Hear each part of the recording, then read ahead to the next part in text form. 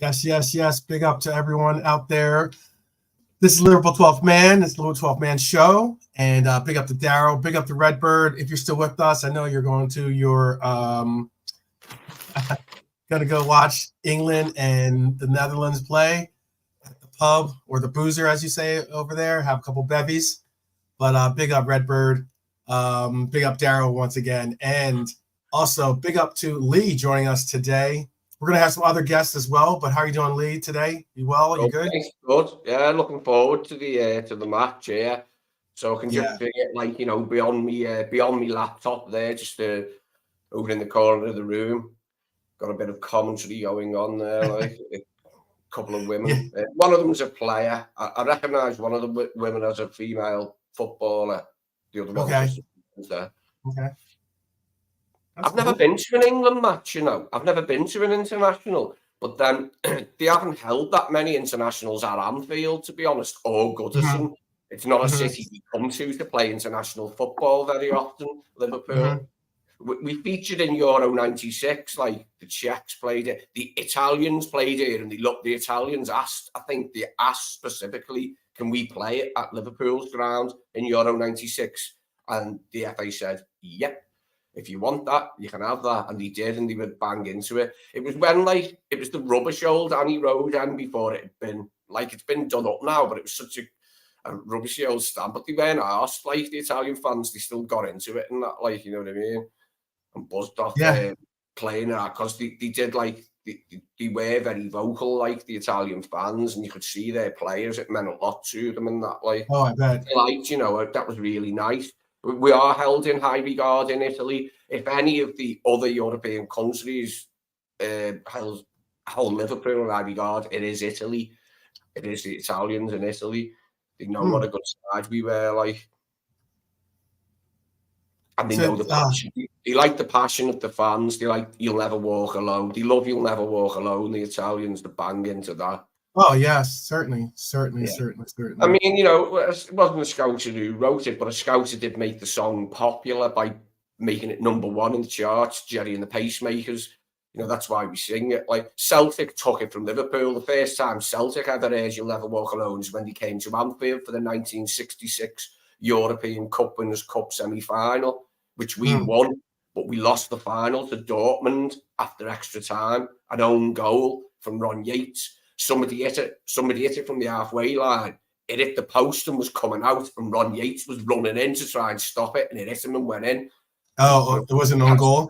That was Liverpool's first ever European final, 1966. Yeah. OG, huh? Yeah. Own goal. Yeah, we got some. One, I thought that I did think that we had some interesting own goals yesterday. We also have a unique setup for today. Let me see if I can pull this up for us right now, real quick.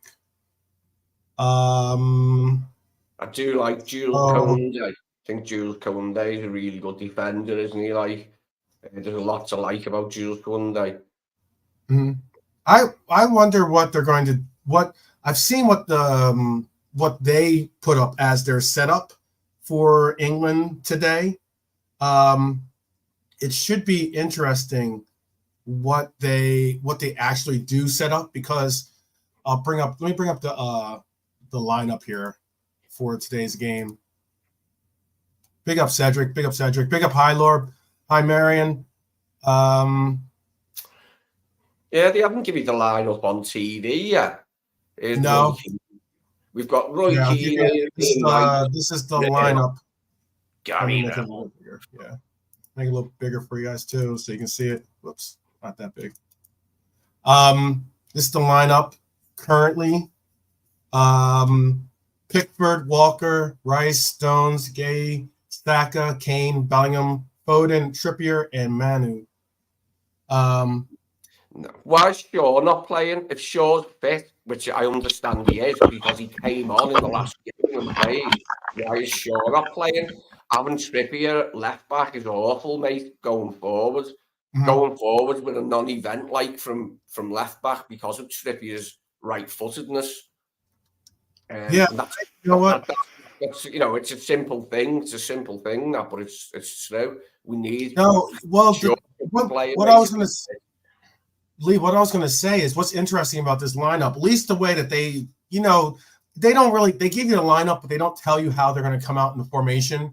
There's someone in studio normally that does that. And I'm going to bring in the Irishman too. He's with us right now. Big up, Brian. How are you doing? How are you doing? Good. Yeah, All right, Lee. How are you, mate? Big up. Yes, Marion and I are are rooting for the same team this time.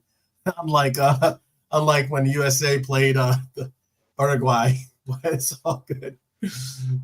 But yes, I was saying to Lee, Brian, also the setup that they brought up. Again, this is like their conception, because normally they get the lineups and then one of the pundits normally figures out what they believe will be the lineup, or formation that they use in the lineup. So there's no guarantee that this would be it. But one of the lineups that they put out there was somewhat of a three-man back, three center backs, basically. It was like a 3-4-2-1 they went with, which is kind of interesting. I don't know if they're going to necessarily do that or not. I mean, that's what they showed on Fox Sports, at least. And I was like kind of taken back. I was like, that should be an interesting lineup or a formation if they try to do that. But basically, they were taking Foden and Bellingham and playing them as like two, like a right and a left advanced midfielders, and then having Kane as the single striker. I don't know if you've seen other lineup setups or anything like that. I've been laying into Foden chat boxes. Any chat boxes I've found in the last week since it's been going on, I've been laying into Foden because I think he's been pretty anonymous, and Palmer should be playing in his place, or even Ivan Toney. I'm not having Foden's contribution so far. It's negligible. He's done nothing. Go ahead. You wanted to say just something? Quickly? Yeah, before Lee, just quickly. If I look at that, that's a 4-3-3. You've got Walker on the right. You've got Gahey and Stones in the middle. You've got Trippier at left back. You've got a midfield tree of Rice, Mainu, and Bellingham pushed forward. And then you've got Saka on the right. You've got Foden on the left, and Harry Kane up front. I'd have a tenor and say that's what he does. That's what they probably do. I'm not disputing that. I was looking at.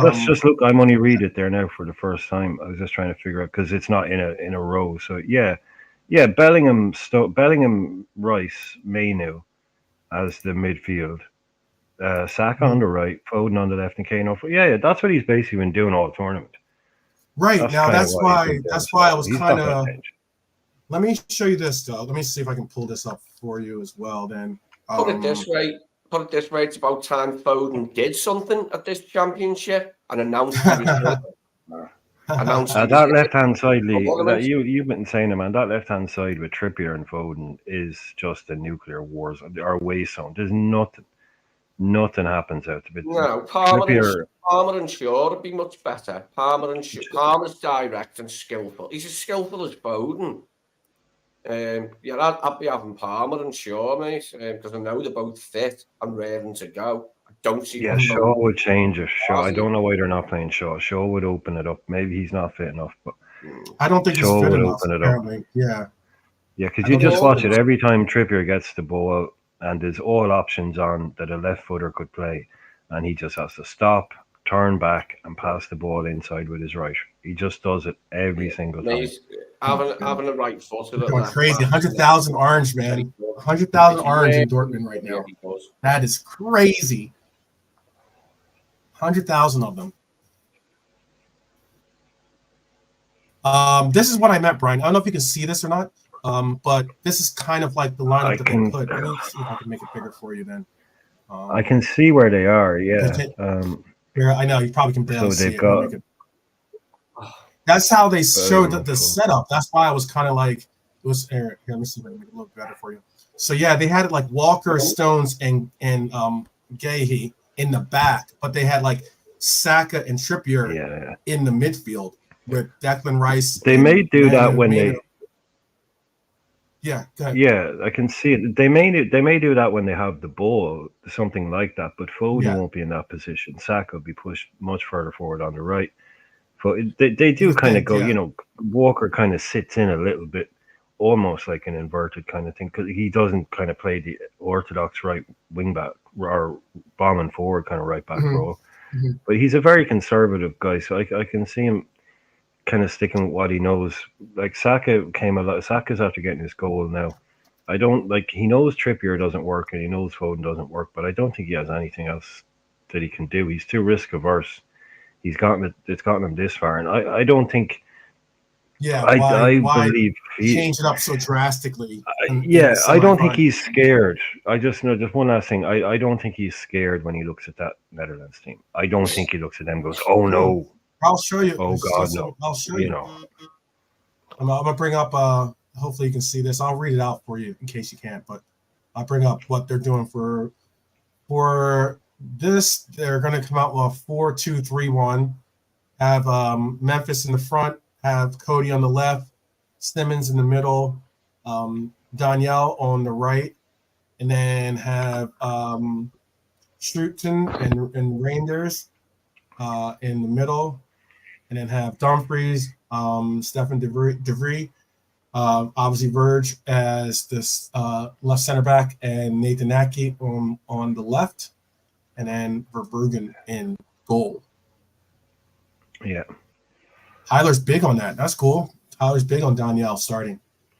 That's interesting. So hopefully he can do it. Yes.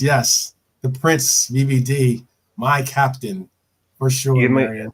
On paper it goes well. You know, on paper it goes well. I think Memphis has been unlucky not to have gotten a couple of goals this tournament. Simons, Daniel Mallon has worked his way into the team, but he's a goal scorer. He can put the ball away. Like, you've got three guys there: Memphis, Gakpo, and Mallon. Gakpo and Mallon have already scored in the tournament.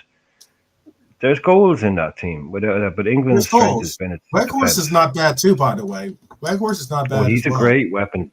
He's a great weapon to bring off the bench. Yeah, you bring him on for 20 minutes and everything.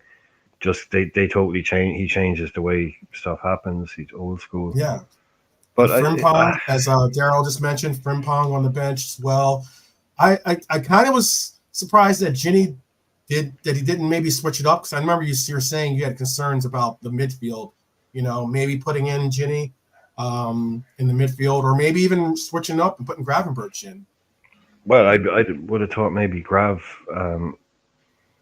over Ginny's been playing in Saudi, so you know, maybe that. I know he made the squad, so if he made the squad, he obviously rates him. So again, weird. No minutes for Gini, no minutes for Grav. Nope. So no minutes so far, at least. And I would have thought Frimpong. Geertruida, I guess is how you pronounce it. Yeah, off the bench at least. Yeah. Are you scared of? Are you not scared? But are you? Does this lineup put any bit of fear in you, Lee, or do you think that England should be able to, you know, contain and maintain their? Yeah, I think England have got as good a side as Holland, so we wait and see. But I think England have got as you know, their players are every bit as good. So I don't see why we shouldn't. We shouldn't be scared of them. Like, you know, they're not. It's not like I'd be slightly scared to play in Spain or France, but exactly, not this Netherlands side. No. I don't see any reason why we should be like feeling in this shadow or anything ridiculous like that. And I hope we're not, because our players are every bit as good. To see that there was an interesting. They put up an interesting statistic as they were doing the games, and shout out to Daniel Sturridge. He was he does the commentary or does the punditry for over here on this side of the pond for the games, and along with Peter Schmeichel, and I believe they have Alexi Lawless on today. I'm not sure, but it was kind of interesting statistic that they showed. They said that from 1970. Let me make sure I get this right, because I wrote it down. From 1970 to 2016, England has been to 2 semifinals. Since Southgate has taken over, this is his third semifinal. Yeah. I don't want to speak up for him because anytime you do, I'm not an England fan, but on paper he has a great record. It's a great On record. paper he has a great record, but the record, football is awful. Yeah, that means little. Like when people don't enjoy the way he plays football and what comes out of his mouth. Yeah. Oh, his record is better than anybody's. Well. But yeah. He's been in the job for a long time, but his record is up there, and it probably will be, just on paper. But what you have is the issue. This is 8th year, Brian, right? 8th year. Yeah. Now? The main issue that the English people have is that they look at these players, and this is what they do all the time, by the way, but they look at these players on paper and they see Saka, Foden, Bellingham, Kane, Declan Rice, Kyle Walker, Trent Alexander-Arnold, and they see these boys playing for the best teams in the world, Chelsea, with Palmer and people like that, and they just see turgid football. It drives them completely insane. They won't come out and say that they'd rather lose and play good football, but they think that this is a golden generation that's been wasted. But I guarantee you, the next guy that comes in won't be playing like Brazil in '82. It's just the nature of international football. You look at the way Greece won the Euros that time. Like it was with a lot of 1-0 victories, wasn't it? Like even the much fancied Czechs in the final. I think they beat the Portuguese on the way, a much fancied Portuguese team. Then the Czechs they beat in the final with Nedved and all them brilliant players. But yeah, 1-0 victories. Haristaias, the target man, scored most of the goals, didn't he? Angelos Haristaias, remember him? But just look who's gone home, Lee. Look who's gone home. France have gone. Germany have gone. Big teams have gone. England are still in it, but mate, that equaliser for Spain from that young lad, that was something else, wasn't it? When Spanish players are good, they're very, very good. Dani Olmo's brilliant as well, and Dani Olmo's so talented. He's no right to be doing what he's doing at 16. Absolutely no right whatsoever to be doing that at 16. It's lovely, isn't it? Like when you see that from a boy that young, like 16, to do huge goal. That huge goal, yeah, in that setting. It's just like it was unreal, wasn't it? I think that's goal of the tournament for me so far, and even just because of the game, but also aesthetically, it's up there. The way it wasn't just like a shot. Aesthetically, in and out. The actual shot. I got you. Understood. He tried it again, didn't he? It wasn't far off. But the second one, he overhit it a bit, like, and it rose a little bit too much and went just over the bar. But he was on that jazz again, like when he got the chance. Can you imagine what he does against bad teams? His right foot, Mbappe tried it the other way round, didn't he? But couldn't pull it off. Like, so yeah, it was quality. Olmo's goal was quality as well. That was just oozing class. That finish, wasn't it? Like from Olmo, so controlled, like a massive fact. The way he just dispatched it, controlled it, and dispatched it. Shame we didn't get him a couple of years ago. We're after him, weren't we? Lots of stories saying we're after Dani Olmo. After Yamal? No, Dani Olmo. I was saying a couple of years. Yes. I was saying it was a shame a couple of years ago we didn't get him. There was lots of stories. Yeah, we've been on and off. It's been on and off for him for a while, actually. I agree.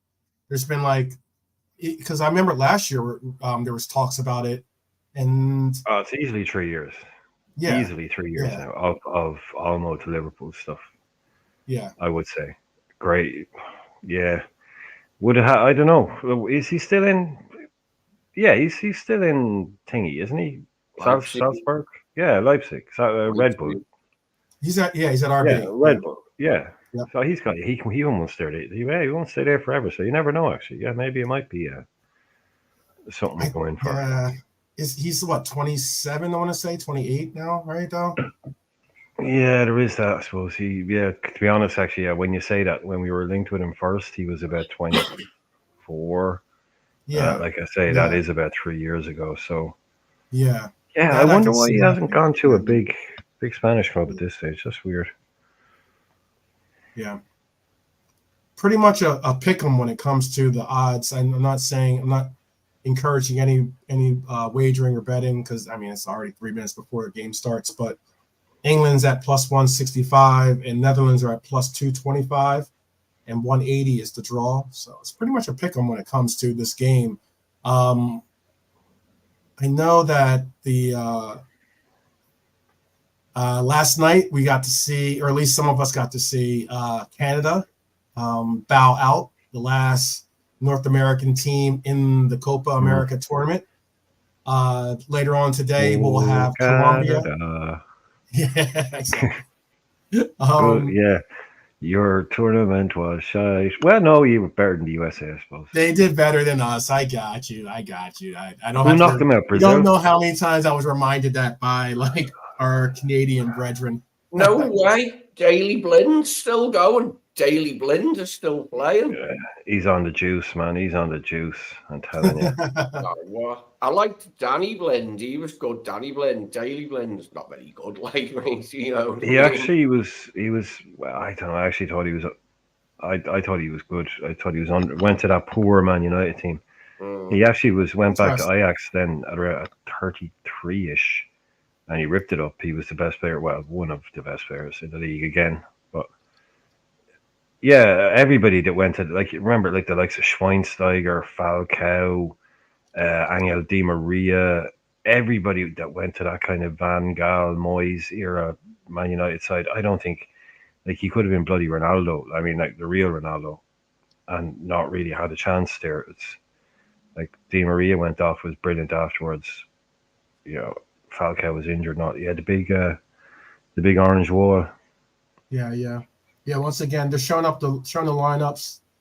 They're still sticking with that 3-4-2-1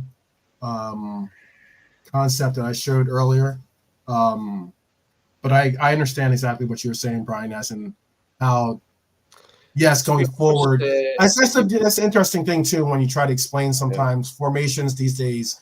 We get into conversations. This is something I got into quite often. People are like, "Oh, Klopp needs to try something different in a 4-3-3," and I'm like, "Well, we're not in a 4-3-3 the entire game.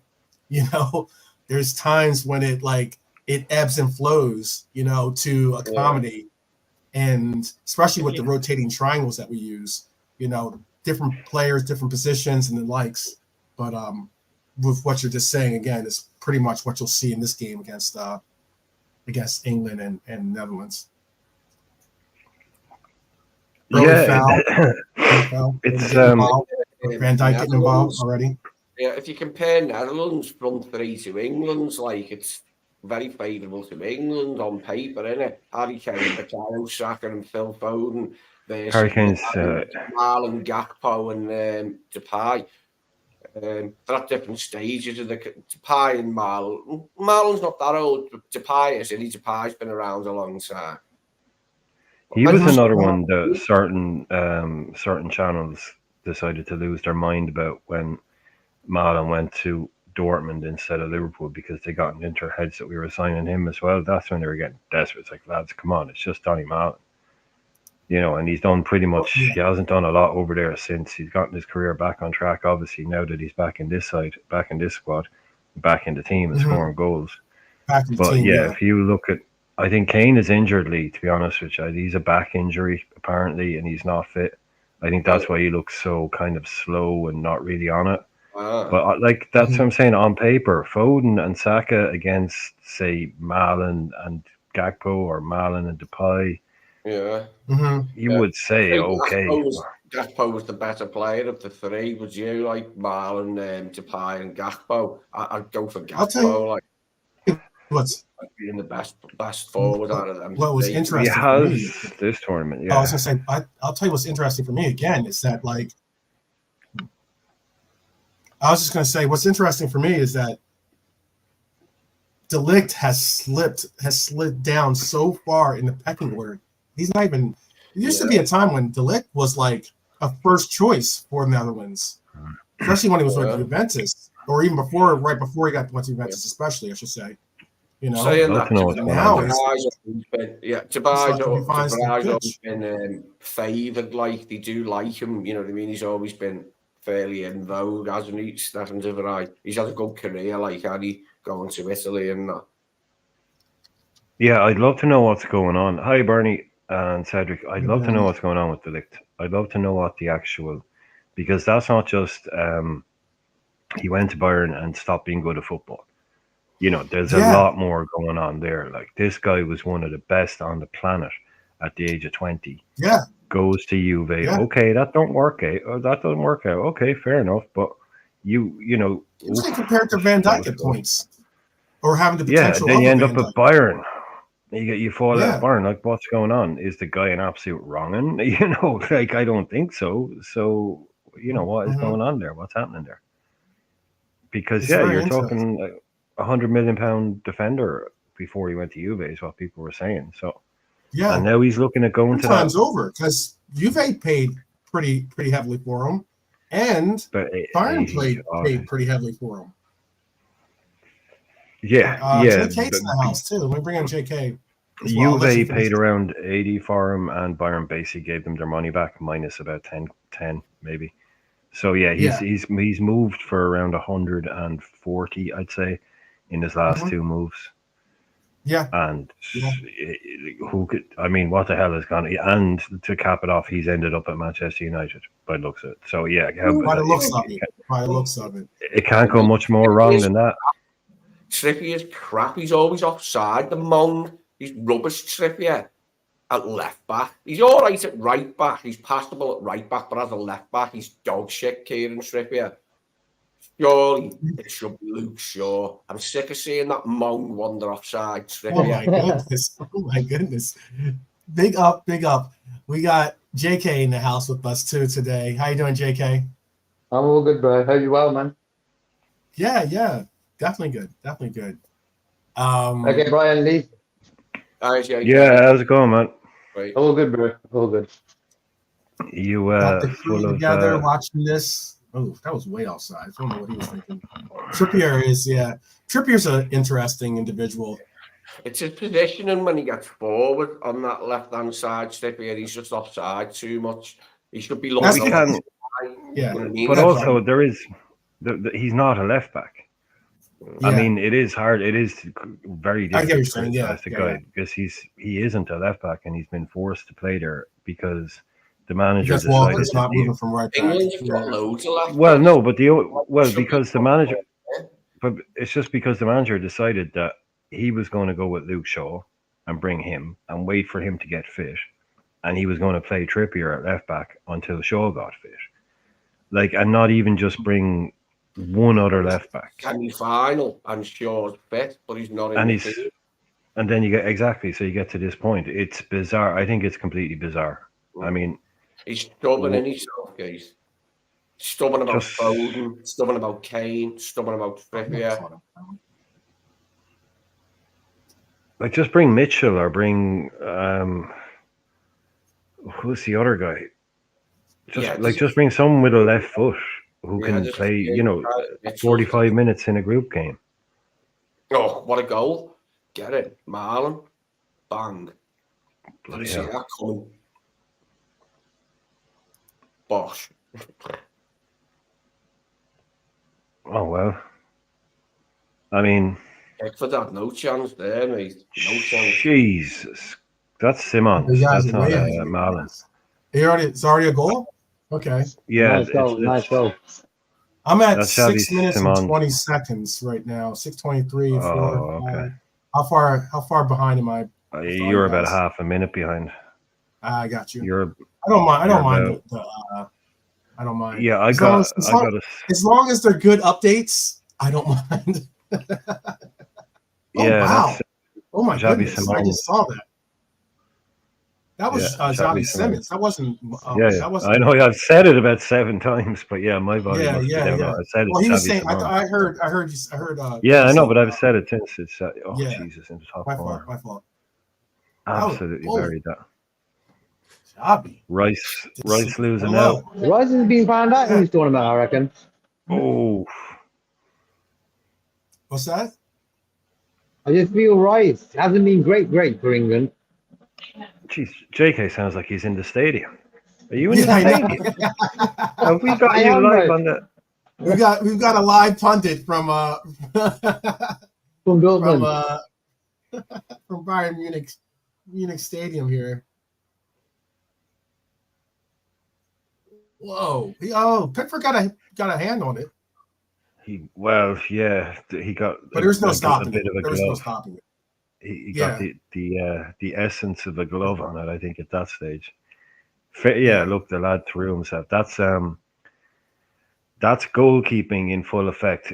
Pickford didn't even know he was jumping for that ball. His body just reacted like that. If you've ever played in goal, his body just reacted to that. It was just like, ugh. Just Yeah. like and You can Simmons is see he falling kind of as he like hits didn't it. have Oh, his footing. yeah, Yeah. that's pure muscle memory. His body just flew into the air, and fair play to him Yeah. for almost getting to that. But that's how you open up a game. We said it last night that that game could have ended up being a really dull game. You know, like a lot of them when they stay in 0-0 for too long, and it needed an early goal, and we got the early goal. Mhm. And next thing you know, we had 3 goals in a half an hour. So this has an early goal. England can't sit there now. They have to go and do something. It's going to open up. Yeah, you're right about that. At least I hope Yeah. that's what you're going to see, because it's going to force them out of their shell. They need 2 goals to win. About that move right there, but that Jude did, that's technically, you're not allowed to do that, really. You can't like just continue to juggle the ball. You know what I mean? Like if that was the case, Brazil would like have probably like 4 or 5 extra World Cups. You know? No, there's no rule against that. I think there is. I'm pretty No. positive. There's no rule against juggling the ball in your head. My own personal record for keepy ups with my feet, like going right foot, left foot, and then on your right for a while because I am right footed, was about 230 or something I did in the park down the road when I was about 15. I remember getting to 230 with my keepy ups, and then my legs were getting tired, and my interest was in keeping the keepy ups going. Yeah, it's considered disrespectful to do it. Even in Brazil, that's why Carrison, he was famous for doing the seal dribble where he'd run past you on his head and he used to get kicked for doing it. But you're not breaking any rules of the game by juggling the ball on your head and running with it. It doesn't break any law of the game, but it's seen as massively disrespectful. I don't see why. It's very no one's going to ever score a goal by dribbling the length of the pitch, juggling on their head. But a bit of meat for Saka there. There you go. The best keepy up goals where Suarez kept it up and then laced it past the Norwich or Anfield? Norwich. Yeah, when he brought it over your man's head, took it down. He brought it over. What was his name? The Norwich player. I remember his name, but the midfielder, and he just whipped it over his head. That was come on. Foden's got to do something in this match for me. I'm sick of seeing him floating about and not doing anything, not doing any damage. He's getting it. Harry Kane. He's not doing any damage, Foden. Hang on. He's been a blunt tool so far in this tournament as Phil Foden for England. I think Cole Palmer would be much more dangerous. Like Foden's doing zip for me. Same with Trippier. He won't drop them. I think he's shown now he won't drop these guys. You see, you've got enough. This is because England need games to be 0-0 most of the time. Yeah, they are from your own throw in. Offside from your own throw in. Well done. Well done.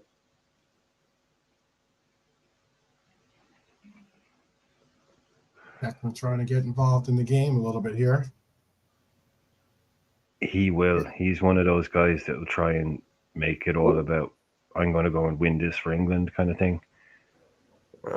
Well, I'm glad Kane had a shot there. We've got to have some shots. He's telling the others, try and score. We need a goal. Yeah. Ambitious to say the least. Yeah, but Ambitious. You got the old saying, haven't you, about buying a ticket to win the raffle? And we didn't have any shots against bloody who was it last? Switzerland. We didn't have any shots for ages, did we? There was no shots for ages. It was only right at the end, wasn't it? If that Shaqiri Olympico goes in, man, you are sitting at home right now watching them play Holland. That's how close he came. Him nearly scoring from the corner. That would have been it. One. Typical Shaqiri. Oh, unlucky. Oh. Nice run from Bukayo Saka. Shame for Kane there. What's happened to Kane? Someone caught him. Nice run from Saka. Yeah. Oh. Yeah, he's ended up kicking someone. Has been entertained by Holland. Oh, he was close there, Kane. He nearly caught that right to put it away. Yeah, just a little bit too much on top of it. The last one. I think Hyler, you'd be seeing a different Holland in this tournament. Maybe you would, maybe you wouldn't. But if Coop Miners and De Jong, whoa.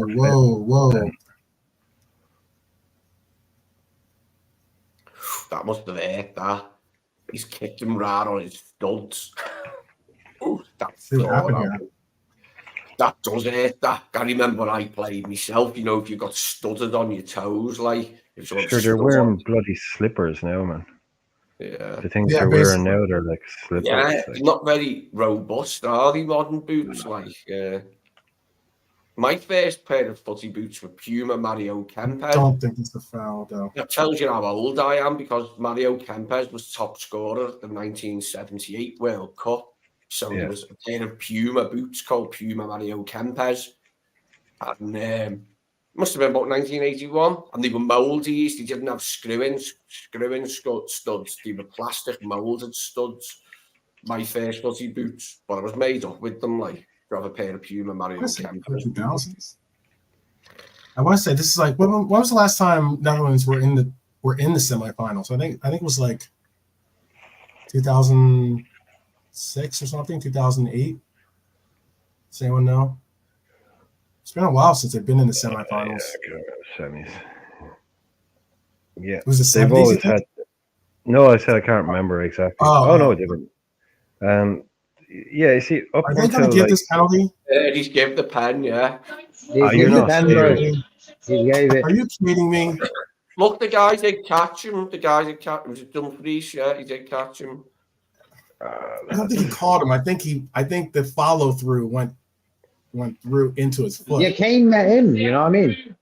What are you not allowed to put your foot up? And now Well, look, if that's a penalty, it'd be a different story if he went in and hit his If that's given as a pen, I don't see how the one on McAllister against Man City at Anfield wasn't then. Because the follow through there on McAllister was brutal, wasn't it? He caught him right under the arm, mate. He caught him there, right on the tip. Yeah, come on, Lee. It was about a year ago, dude. Come on, move on. Come on, please. That's not. Yeah, what do you want to do? Go back and play the game and get the penalty? It ain't going to happen. I was in the pub up the road on the corner. Game's over. Yeah, I was screaming and bawling, and this Man City fan had a sort of a go at me. I was like, "Shut up!" Shut up, what I was saying. Look, mate, that was a pen. Harry Kane, huh? I mistook him for an Evertonian, but he wasn't. He was a Man City fan, undercover in Tylor, MK Toe, Cedric, Penn. I know, and getting a yellow card for it too. Okay. Yeah, he got yellow. I mean, yeah. No need to pick your nose there, but yeah.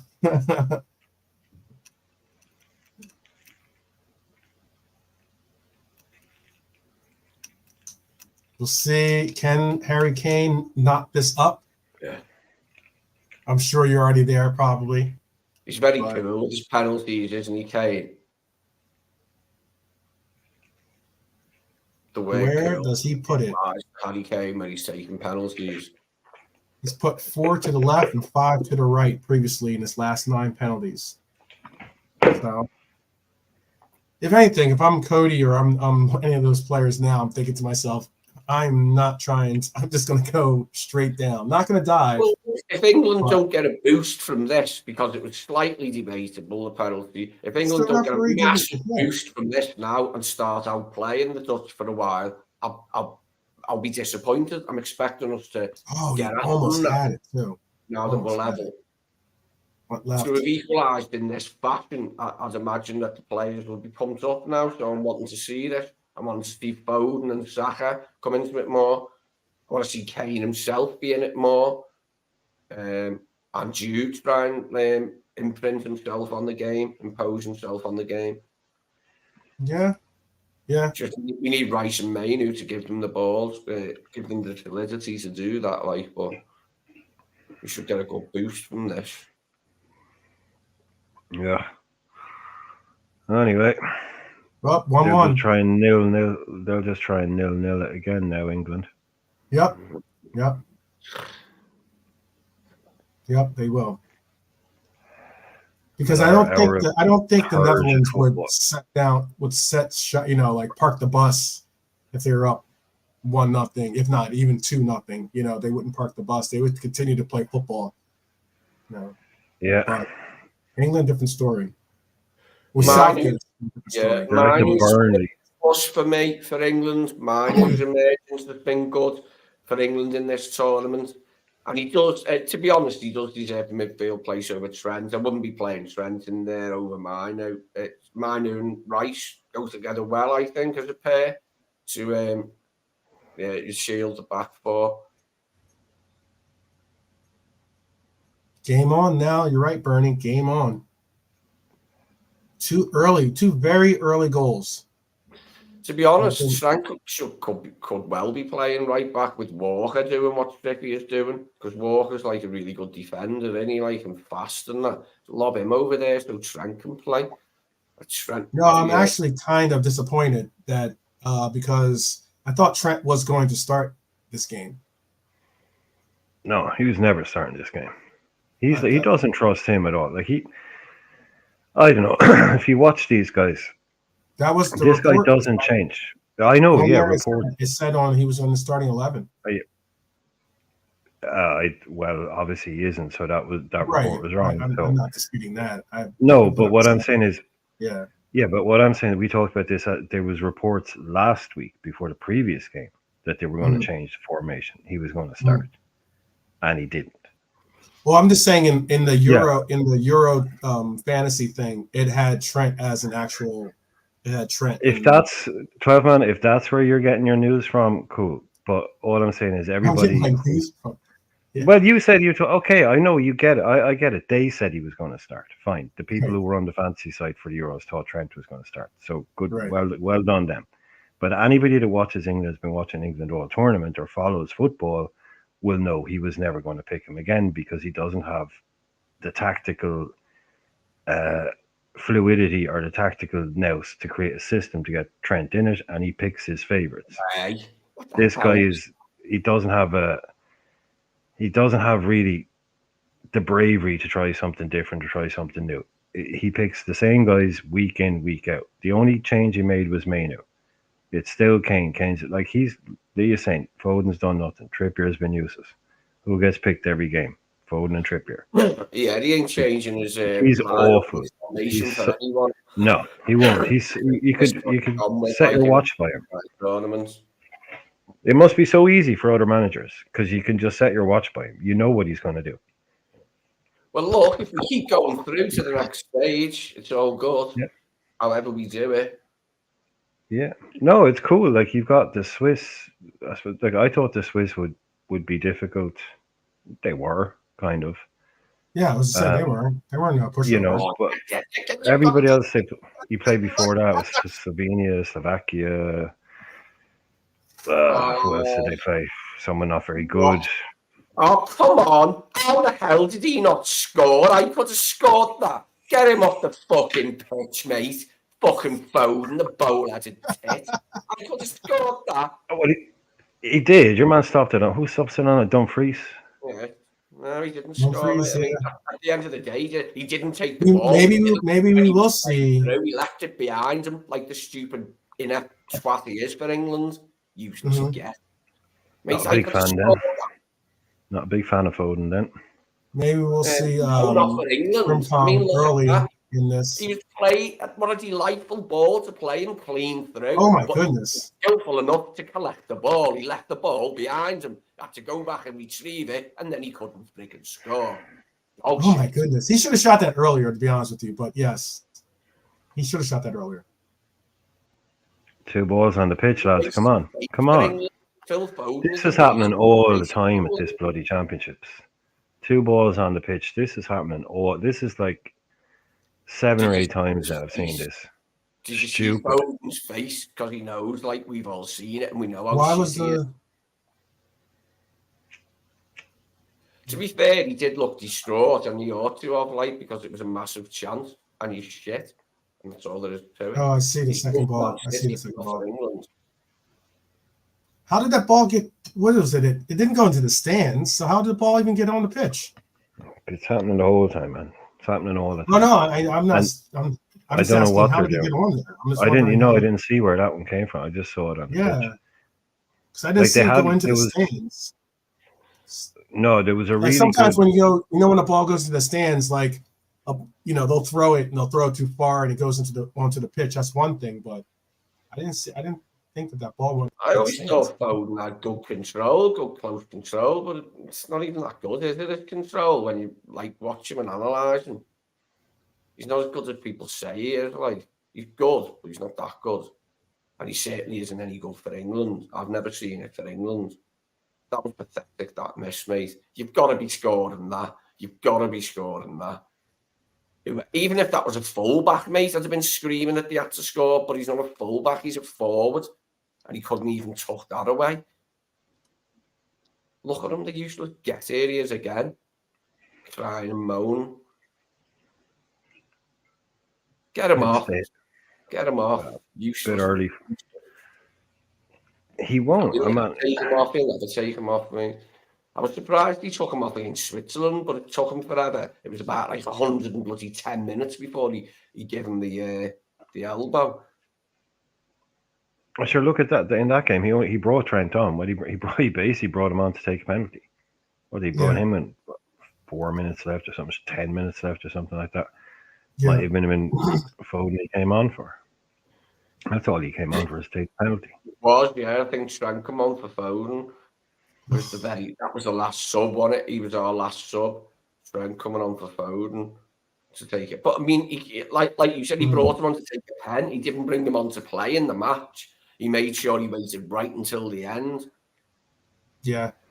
I think these players are currently looking for bailouts from the referee a little bit too much. Just play football, Both teams, that is. Both teams. What annoyed me about, they keep showing the replay of Foden, like it being stopped on the line, but they're not showing the replay of him spazzing up, getting control of the ball, which is what ruined the chance. He spazzed up the chance by not controlling the ball when it was played into him in front of bloody goal. He should have taken it earlier. Definitely should have taken it earlier. All he had to do was control it, and he was in. He could have controlled it. I guess he couldn't. Yeah. You know what I mean? But he had to do all that crap then because he didn't get control of the ball. Yeah. That's spot on the line too. I mean, that's not like even remotely. Yeah. They don't need to show that stuff because he has the watch. Yeah. We know the watch works. They don't need to show that stuff anymore. Like, no one's wondering, because if it was in, it would have been a goal. It would have been given. Mm-hmm. So, yeah, they're just, that's kind of pointless, old school kind of like showing things. On the outside. Mm-hmm.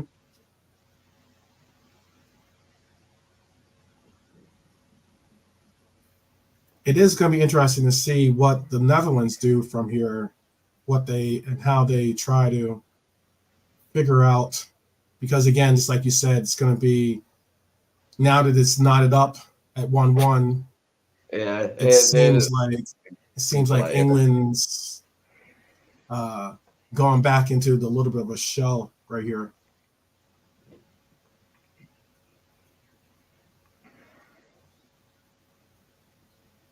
But I think so far, I would say Saka has been really good for them, really good for England. Looking at that chance again, he was already planning a celebration in his headphone, and he forgot. He lost concentration and forgot to control the ball before he scored. And the chance was gone before he even. Oh, big up trigger. All that stuff, it was not going to go in once he balled up the control. Big up trigger. What are you gonna say, Brian? No, I'm not sure what. If Healer was talking about how they're playing tonight, like they're defending with a back four. That's what they're doing. I think he's saying that they're playing with wing backs, as in like that. Saka's dropping deep. Saka is coming deep, but he's been forced to fit. But they've just got two centre halves, and they've got Walker sitting in, and that's about it. But Saka is being very defensive minded for some reason. He is sitting deep, and it is kind of. I mean, look, there's nothing wrong with having a defensive plan, but if it becomes too defensive, that's the problem. Mm-hmm. If it becomes Saka gets back and someone else gets back when you need to, that's fine. But when it becomes they're sitting there the whole time, that's when it's a problem. Yeah. Saka's going forward. He's not going to be playing deep. Yeah, I can say he's not going to be trying to play a right back or a right wing back position thoroughly. But he's unlucky there. Could have opened it up big time. Oh, it could have. And it would have helped Dumfries. It would have been nice. It would have been nice to see Dumfries get that back, considering that was a good header, by the way, off the bar. Pickford beaten. Yeah. He was beat on that too. Again.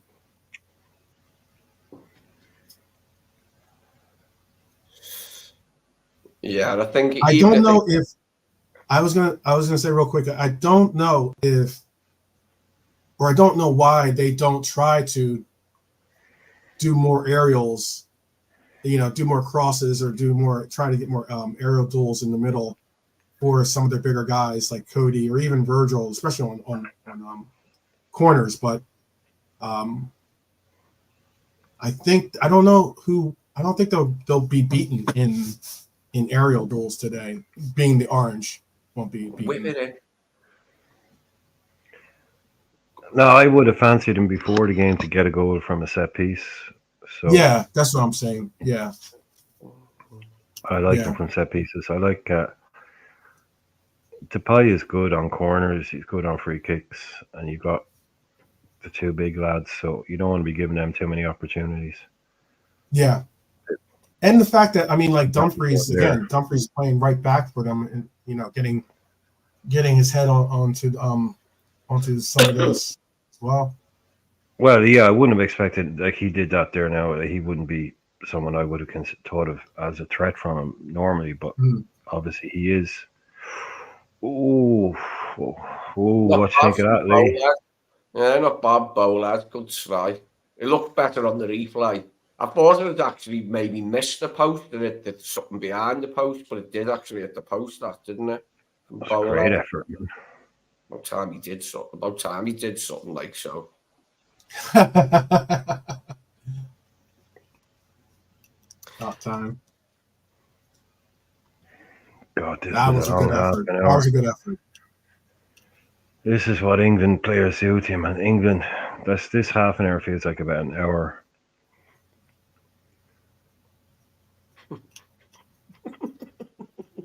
That's true, I'm laughing about what you said the other night, Brian, about Foden's haircut and being one of those 50p haircuts, like, because you know there used to be barbers like everywhere. You find that in any town, but in Liverpool there'd be like these cheap 50p barbers that done you a bowl ad for 50p, like, you know what I mean? There was like no frills. It was just like, Yeah, and it's like he's got that hair for a bet. It's like it's a bet. Foden's haircut is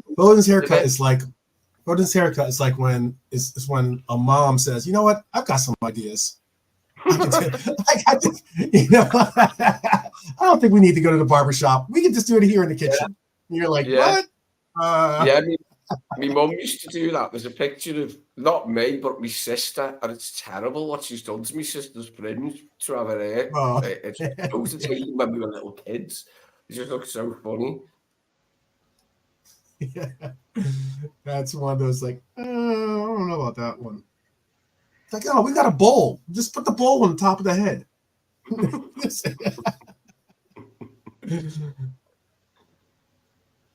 Oh man.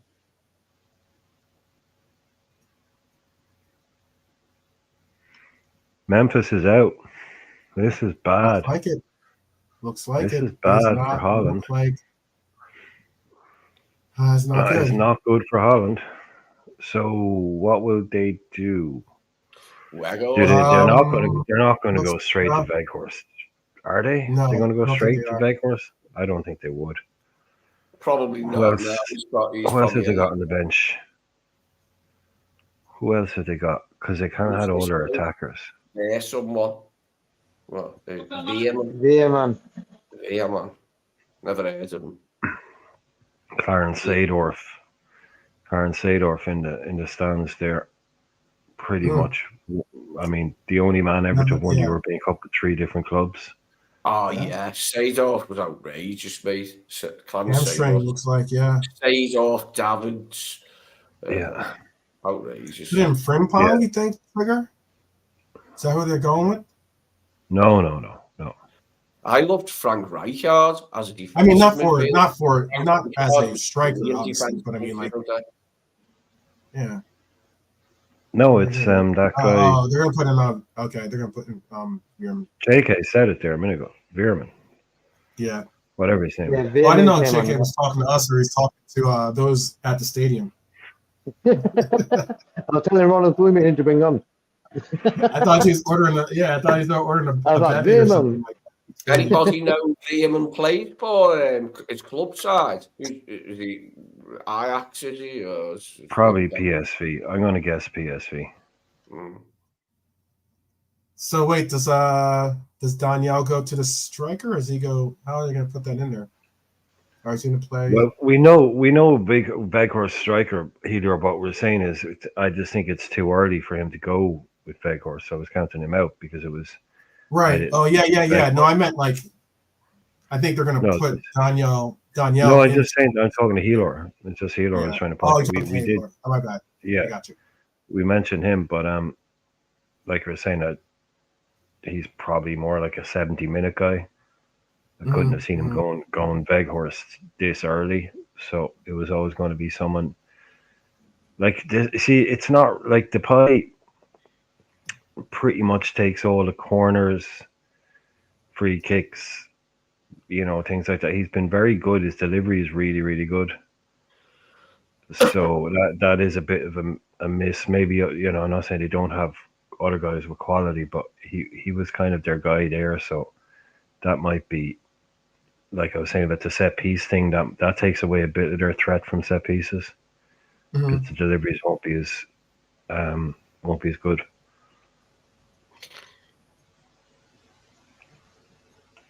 Yeah, I imagine they're just going to put Donny Mallon up front.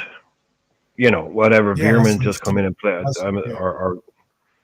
or Gakpo. I don't know, but Leadery, they can then do something different at halftime. But Mallon can play up front. He's a striker, so he's a striker. Yeah, that's why I was thinking that it would just be he would just move over to the striker spot, and then they can bring in rather than bring in, as you said, Veghorst. Excuse me. To be fair to England and Southgate, they've done all right since they equalised. We've had some good moments. Like Foden should have put us 2-1 up, unquestionably. But I'm pleased that there's been a bit more of a performance since we equalised. I've seen a little bit more from Foden Cody as needs to well. look for his shot. He needs to look for his shot. Cody has not been engaged in this game so far. Not the way I would like to see him engaged. To be honest, I'm looking for Foden to create something. But if he scores, great. But I'm looking for him to slide someone in to get I into was his just going to say, Lee, you got to back down because if he scores twice, you're going to. But now it's like, oh, but even if he scores, that's not enough. He has to create as well. Okay. You're going. Come on, give the allow for some allow room for some humble pie because you've been going in tough on him, man. If he scores twice, Yeah, no, what he could have scored twice. He hit the post He and he could have had a scored shot cleared twice off the already. line. What to say? I mean, The that's one another hit way of looking at it. He hit the the post and the crossbar shot cleared off the line. Yeah, or hit the post actually, and then the other one that he dribbled in practically put it through the into the keeper's goal. legs. Got it. You know, he beat the keeper through his legs. Okay, man gets back. I mean, the guy could. I haven't. Yeah, I know you want him to do something, but I haven't seen any other England player do anything else. Yeah, Close to he's that. alive a bit like Annie Foden. He must have heard me. He must have heard me belly aching like from a distance. Yeah, because he stepped up his game since. He's stepped up his game since he said that. The old Carlson fella moaning.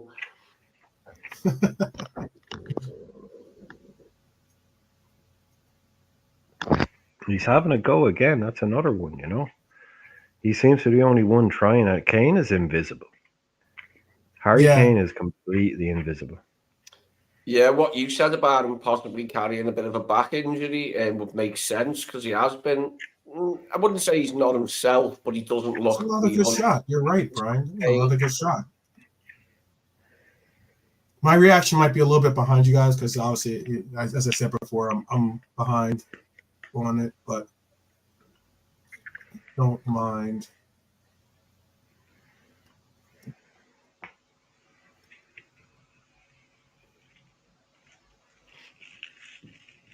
Yeah, it is interesting. Wonder how they are set up. It looks like they're going with two up front, basically. Maybe they're going with 4-4-2, maybe?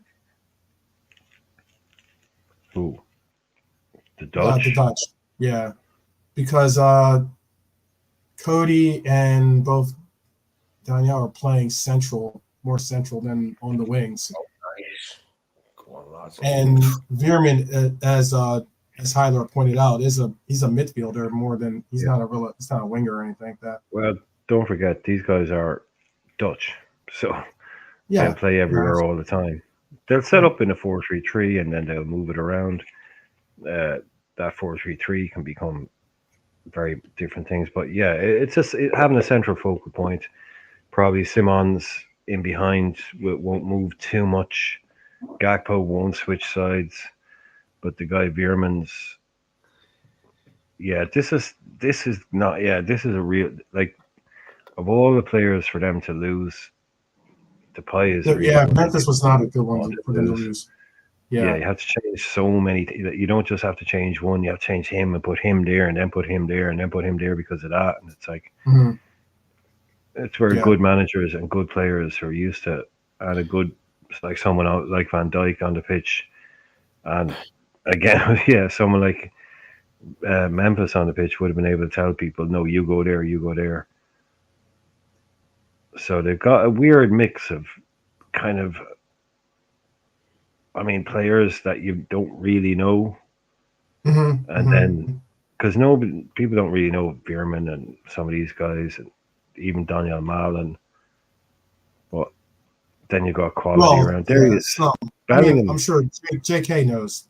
JK. But I just mean the average football fan, you wouldn't really know much about half of these Dutch guys. There's only a few household names, as they say. Van Dijk and Gakpo, whatever. Yeah, Depay. Yep. Yeah.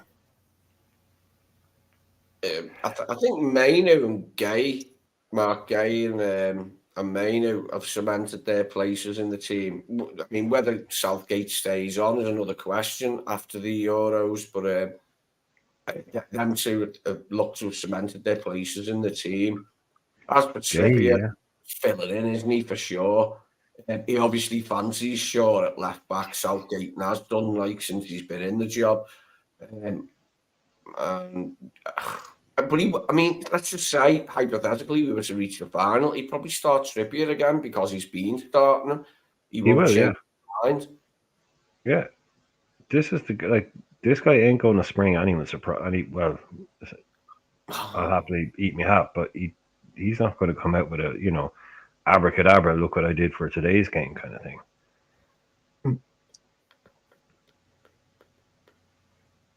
You see Trippier there trying to play in Bellingham. He's having to turn and then play a ball down the line with his right foot, which just takes about a half a second longer than it needs to. It just doesn't work. It's just, you can see what he's trying to do, but Shaw with a left foot, that's the first time pass. Trippier has to take it, turn, play it. That's 3 touches instead of 1. Yeah, it's always a downgrade, isn't it? Having to play a fullback on his wrong foot. Fullbacks should always go on their right foot or their left foot. You know what I mean by their right foot. Gives them nowhere to go. So it doesn't. Gives you nowhere to go. And as a fullback as well, you're less likely to be comfortable on both feet. Like a forward might be a little bit more. Not that many are, but as a fullback, you're definitely not going to be. Yeah, because you play.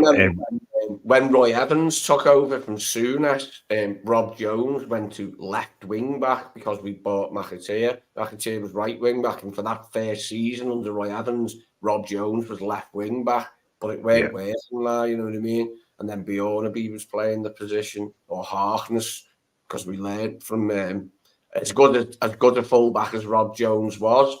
He was a fullback. He was a very good defender. He was decent going forward, but he was a defender. Rob Jones, that was his specialty as a fullback, was to defend well.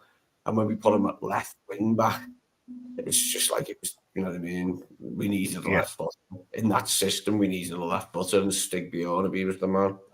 It's almost like putting a goalkeeper outfield. It's that different a position. Harkness used to play left wing back and left centre back. After a while, he started being fancied as a standing at left centre back. The left of the 3. You'd have like Ruddock, Scales, and sometimes you'd have Bab, sometimes you'd have Harkness if Bab was on. Sometimes Bab would be in the middle and Harkness would be on the left, and it'd be like Scales or Mark Wright. Yeah, well, if you look at it, you've also modern day footballer. You should be able to use both feet. No, you should be comfortable, but being able to use both feet is asking someone to be ambidextrous, and that's not something. That's something some people can do. It's not something all people can do. It's just not. You hear stories. Oh, he was so good that his dad only ever let him use his left foot, even though he's right-footed. Yeah, look, I mean, to be as good with both feet is impossible. It's other than for some elite people. To be able to use both, but you'll always have a stronger foot. You'll always be stronger on your right. Saying, I think. I think all he's saying is he should be able. Like you get Dennis Irwin. Dennis Irwin was a right-footed left back. Some of them are, but that's the problem. This purely comes down to the fact that being left-footed. Yeah, but being left-footed is incredibly rare. Yeah, most people are right-handed. Most people are right-footed. It's just most people are right. So finding someone that's a good left back that's also left-footed, it's just that's just the problem. Finding left-footers is always rare because there's much fewer. I wasn't bad with my left foot, but I couldn't really shoot that way. I could score with my left foot, but I couldn't hit hard shots with my left foot. You know what I mean? If I wanted to whack the ball, it was with my right foot. This is going to be it. They've got 3 minutes of extra time. Something. They've come back into it, haven't they, Holland? Since England had that spell where Foden did better, and now Holland have come back into it, to go into half time. and that'll probably bring them out for the second half, like on the up. So we're gonna have to be careful here. Oh, what the hell? Come on, don't.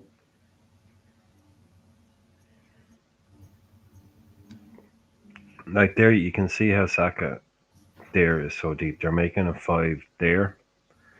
In that scenario, that's where Saka is basically playing the right fullback position. You see there's a line of 5.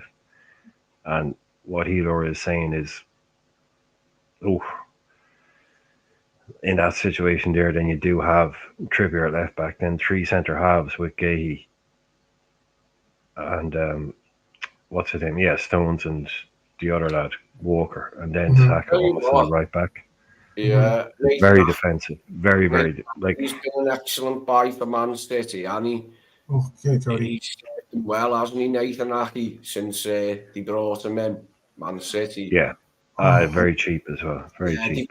They've got Guardiola now, but like from what I could see last season, Ake was very much in favour still with Pep, wasn't he? Yeah. Another Chelsea. Chelsea probably try to bring that down rather than try to head it on. I don't know what he's trying to head it on to, but that was a good effort on the line to keep it in. Yeah, you see all the money that Chelsea have been spending on centre halves over the last 4 or 5 years. They sold Nathan Ake to Bournemouth for 20 million. Mm-hmm. You know, just a little bit of patience. Yeah, and a bit of foresight. They sold Mohamed Salah. Yeah, but it's, I mean, Ake is right there right now doing it in front of them, you know, and they've gone through Fofana, Badiashile, this other new guy they brought in, Thiago Silva. Oh, yeah. The other guy that was a car crash. They could have just kept Ake, developed them, had a bit of patience, and you'd have someone like that. Now, no. Turn a profit on him, get him off to Bournemouth. And within 2 years, he's playing for City for 40 million. Getting in their team, winning everything, and Chelsea are down in 12th. Like, a little bit of patience, you know, a bit of development time.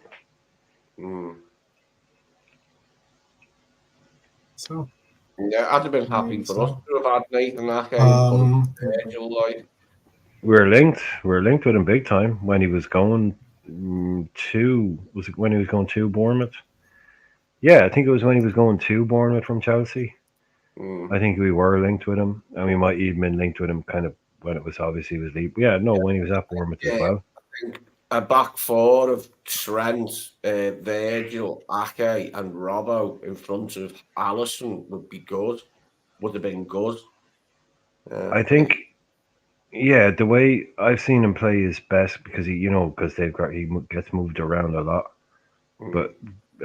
Pep used to like him as that kind of, you know, left-sided centre half playing as a left back. That's right. Yeah.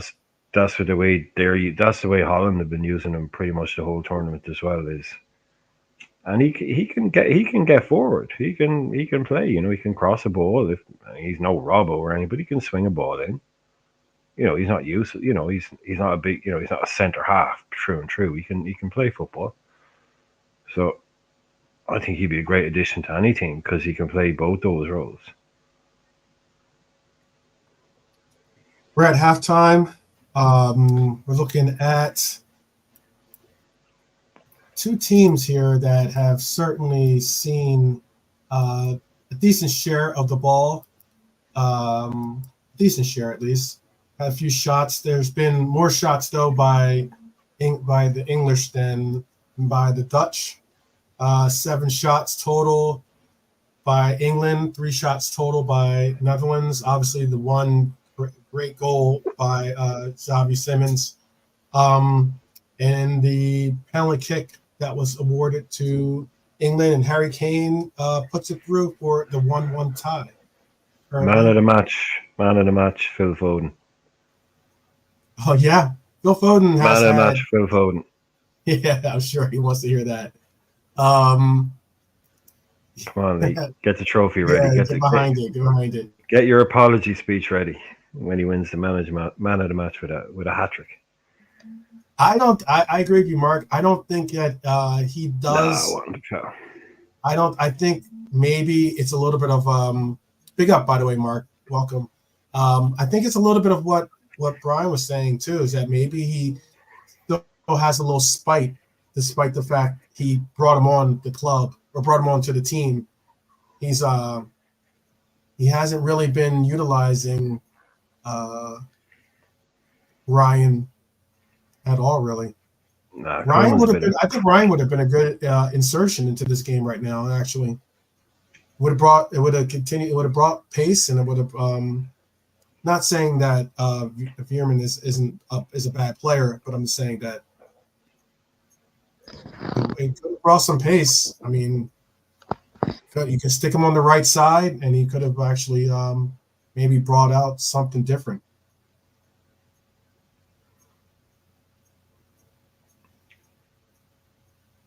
But again, some of his other statistics: 2 saves by Pickford. We only have one corner kick. 4 fouls by the Netherlands, 1 foul by England. England has definitely almost doubled the passing, but right now it's just from what looked like it was going to be similar as in the pace and everything, similar to that France matchup. It has slowed a little bit. What do you think about what are your thoughts on the game so far? I'll go around the horn here. JK, what are your thoughts on the game so far? Sort of started off fast like yesterday's game.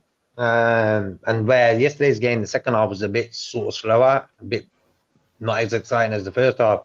So I hope they don't go into that sort of mode where they just want to be secure, like not lose the game. Right. I hope they go for it straight away, Gakpo not really involved in the game as much yet.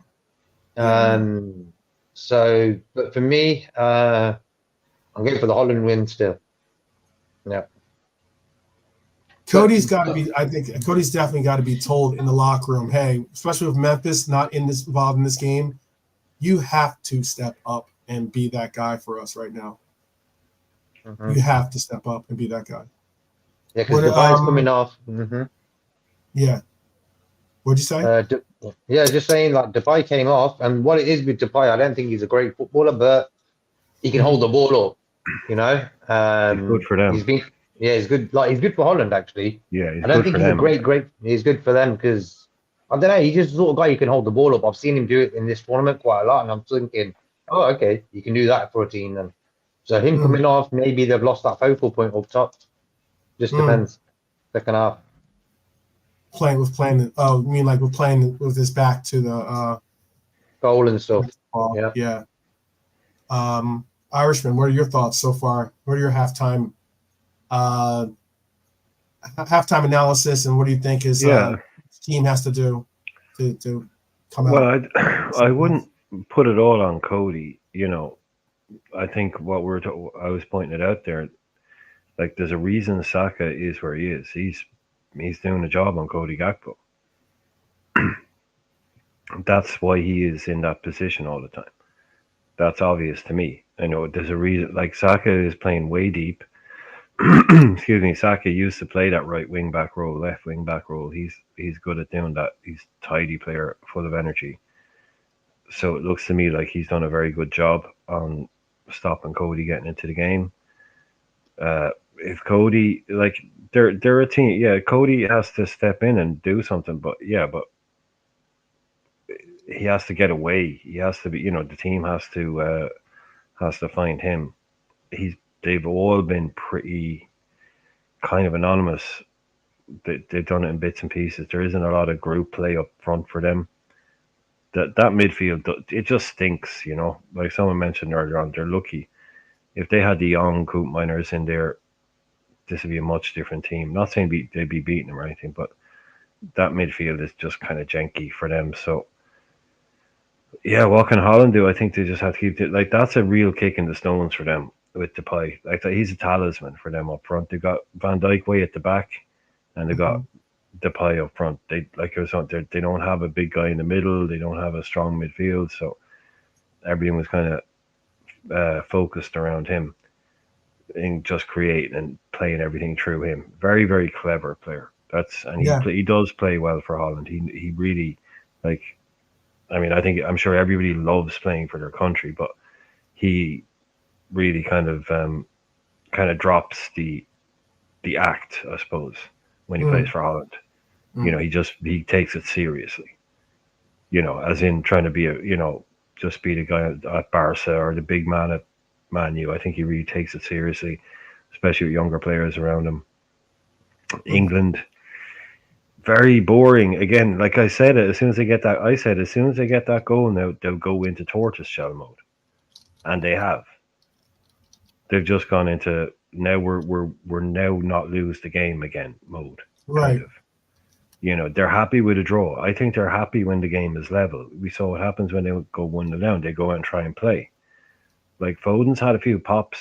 You know, he's not happy. You know, but I think as soon as they're level, he's like, no, just sit, just take it easy. That's why I don't like them. That's why I don't like watching them in this one, because they're just a poor watch. They are. They're not. They're not entertaining to watch. And I think they're just going to sit there now and go.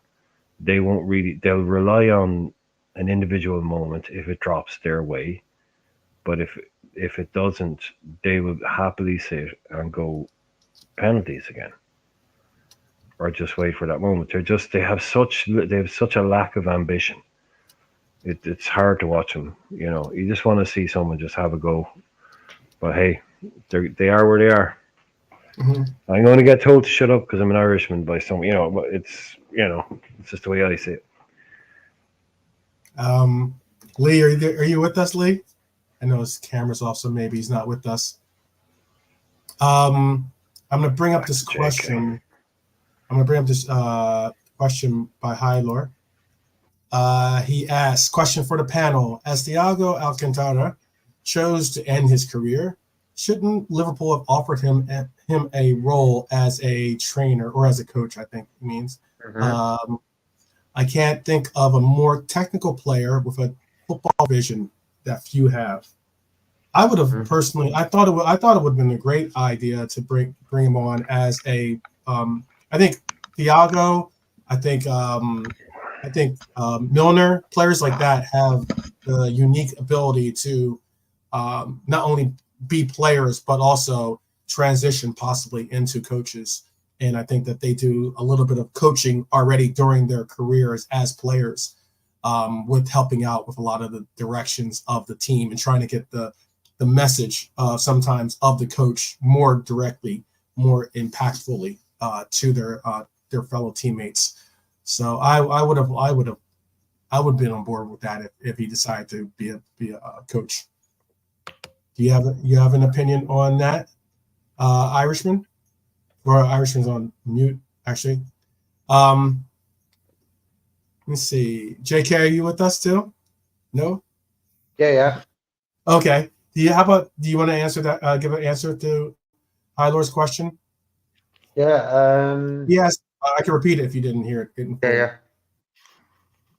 Yeah. Basically, he says, as Thiago Alcantara chose to end his career, shouldn't Liverpool have offered him a role as a trainer? Yeah. And also, I don't think that they knew. Liverpool, I don't think knew that he was going to retire. I don't think. Yeah, I don't get it.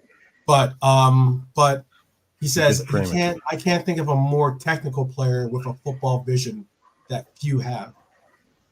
Do you think for maybe? I'll twist it a little bit too. Maybe saying, do you think they should? Maybe that they should offer him a position to come back to Liverpool? Yeah, he's worded it wrongly. Yeah. For me, because Bajcetic, I was saying a while back, a lot of people were moaning about why is Thiago getting paid so much money and he's not playing. And I was like, he's under contract, so he's going to get paid even if he plays or not. And I was saying he's going to spend a lot of time on the training ground talking to other midfielders, Harvey Elliott, Bajcetic, the young guys, and tell them about football. He did it for Darwin Núñez one time when Darwin was going to come on as sub. Thiago was there. Remember that? And Klopp was like, Klopp gave him a funny look. So for me, Thiago's got it in him to do that. And that's why I said, okay, Thiago, we don't see Thiago talking to these players, but I know that I think Bajcetic yesterday made a post about Thiago retiring, saying thank you for his tips and stuff like this. And I said, there you go. I just had a funny feeling that's what he does behind the scenes, but since he's been injured and hip injuries it's pretty hard to come back from, you know. Yeah, yeah. Especially for a football player, for sure. Yeah. Well, I'll do Heiler, and I'll word it differently. Now that Thiago Alcantara has retired, right, and said that he wants to be a coach and wanted to stay coaching in Liverpool, shouldn't we have offered him a job? Yes, we should have. Did he ever suggest that he wanted to stay in Liverpool, that he wanted to be a coach? He's not from Liverpool. Why would he not want to be a coach at Barcelona or be a coach at Bayern Munich? You know, it's the way that it's worded is like, oh well, shouldn't we have offered him a job? Did he ever suggest that he wanted to stay as a coach? You know, this is a really negative. It's a negative. It's creating a negative thing that doesn't exist. Thiago retired and he's going back to live with his family in Spain. Like, why bring up? I thought he was going to Brazil. To tell you the truth. Well, wherever he's going, yeah. Yeah. But you know, it's like, oh, but why didn't we offer him a job to stay? It's because he probably would have turned it down and said, "Cheers, I'm going." Yeah, I might come back in a few years as a coach or something, but you know, no, I mean, I'm not from Liverpool. I'm going back to live with I've retired. I'm going back to spend some time in probably somewhere a little bit sunnier than Speak, you know, than Liverpool. Probably a few years. I just think it's an unnecessarily negative way of phrasing. Why shouldn't we have offered him a job? You know, well, did he? If he had said, "I'd like to stay as a coach," then yes, we should have offered him a job. But if he said, "I'm retiring now and I'm going back to live in Brazil," and yeah, hopefully, maybe one day you see him back at Liverpool in that aspect. Hopefully, but I'm sure he just wants to go off and maybe spend a couple of years in the sun. And as someone, we have a substitution, by the way. Luke Shaw apparently is good enough for a half at least. He is in. Luke Shaw is now in, by the way. I didn't mean to cut you off, Brian. I just wanted to... No, that should make a big difference to the way they play. That really should. Now you'll see a big difference now in the way they play with Luke Shaw on the pitch. It's like there'll be none of this stopping on the touchline and passing it in and passing it back. You know, Shaw will just get it and run, and you at least see them. At least it's an attacking sub. Very much. It is just a defender, but that's actually a very attacking move. We have another sub for also Veghorst is now in as well, by the way. Yeah, he's on the old Becky. Who do you take off for Veghorst? Daniel Malone. Took off Malone. No, you went straight swap up front. Yeah, he's going for it. That's I like that. That's an early move from Koeman. I don't mind that at all because I was thinking get the rhythm, get into the flow of the game, you know, and try. But I was thinking that the Pai one is such a big, like I'm overemphasizing it a bit how big a blow that is to them. But for a guy like Koeman, who's you gonna give him a card? He's not gonna give him a card. But for a manager like Koeman who's so system based and the whole thing, like that will be a big right. We got to do this, and this. So for him to bring on Veghorst early, I like that play. Like he's making a play early. He's like, no, we're going to change it big time. So I'm expecting just from those two changes alone, I'm expecting a much better second half. Yeah, thank God Kieran Trippier has been yanked off anyway for the score, and we've got a left footer on. I'm not even. So, do you have a question, Lee, for you? MK Pro wants to know if you're eating left footed. Yeah, Lee. There's a question. Someone wants to know about your cuisine that you just had. Is that pasta? That's a big question. Yeah, it was just some noodles. Noodles? Was it ramen or something? No, I don't know what ones they were. I've not had them before. They were from a different supermarket. A German. Okay. I think it's a German supermarket. Oh, really? Yeah, Lidl. It's Lidl. No, Aldi is German. Aldi is a German supermarket, but we've got Lidl as well, Lidl. It always makes me laugh, the name of that one, because there was a Liverpool player called Billy Lidl. Actually. Isn't Lidl like rice, though, I thought? Isn't it like kind of like rice? Isn't it? Or no? Am I wrong on that? Brian would be Brian, or even our Lidl rice. No, Lidl is a supermarket chain, and Aldi's they're two German based. I'm thinking of like Lidl or I thought that's what I thought he was trying to say. Oh, my fault. Yeah, they're like a Yeah, German German, based, yeah. kind of cheaper, like a budget. What would Shops. you call it? Yeah, they're cool. They Aldi's like is you can pretty. Aldi's is pretty budget too. I get you. I know what you mean. Doug. yeah, Aldi and Lidl, they're the same thing basically. Yeah. But You have some yeah. nice meat. You have Lentil. some- yeah, That's you what- get different I'm stuff. thinking You get all lentil. those I'm nice sorry. I'm thinking German lentil. cuts. That's what I'm thinking of. That's Yeah. fine. I'm sorry about that. Isn't lentil rice or something, right? Isn't it called lentil? No, it's a pulse. Lentil is a pulse. Pulse? It's like a bean. Yeah, it's like a bean. But that's what they make dal out of Indian food. That's beautiful. Dal is really good. It's like a creamed. If you've had creamed corn, it'd be like lentils is like very like a sweet corn, but not sweet. Mm. But dal is, I mean, JK, I'll tell you, dal that's made properly. Oh wow. Mm-hmm. Yeah, you need a whole day to make it. Don't Yeah. vegans and like all vegetarians, both of them, eat a lot of lentils. Lentils Yeah. is a thing in it for them. People who were like vegetarians in the 80s and the 90s before like they started, all these new foods that they can fake meats, they used to eat lots of lentils because it was a big substitute for meat. Basically.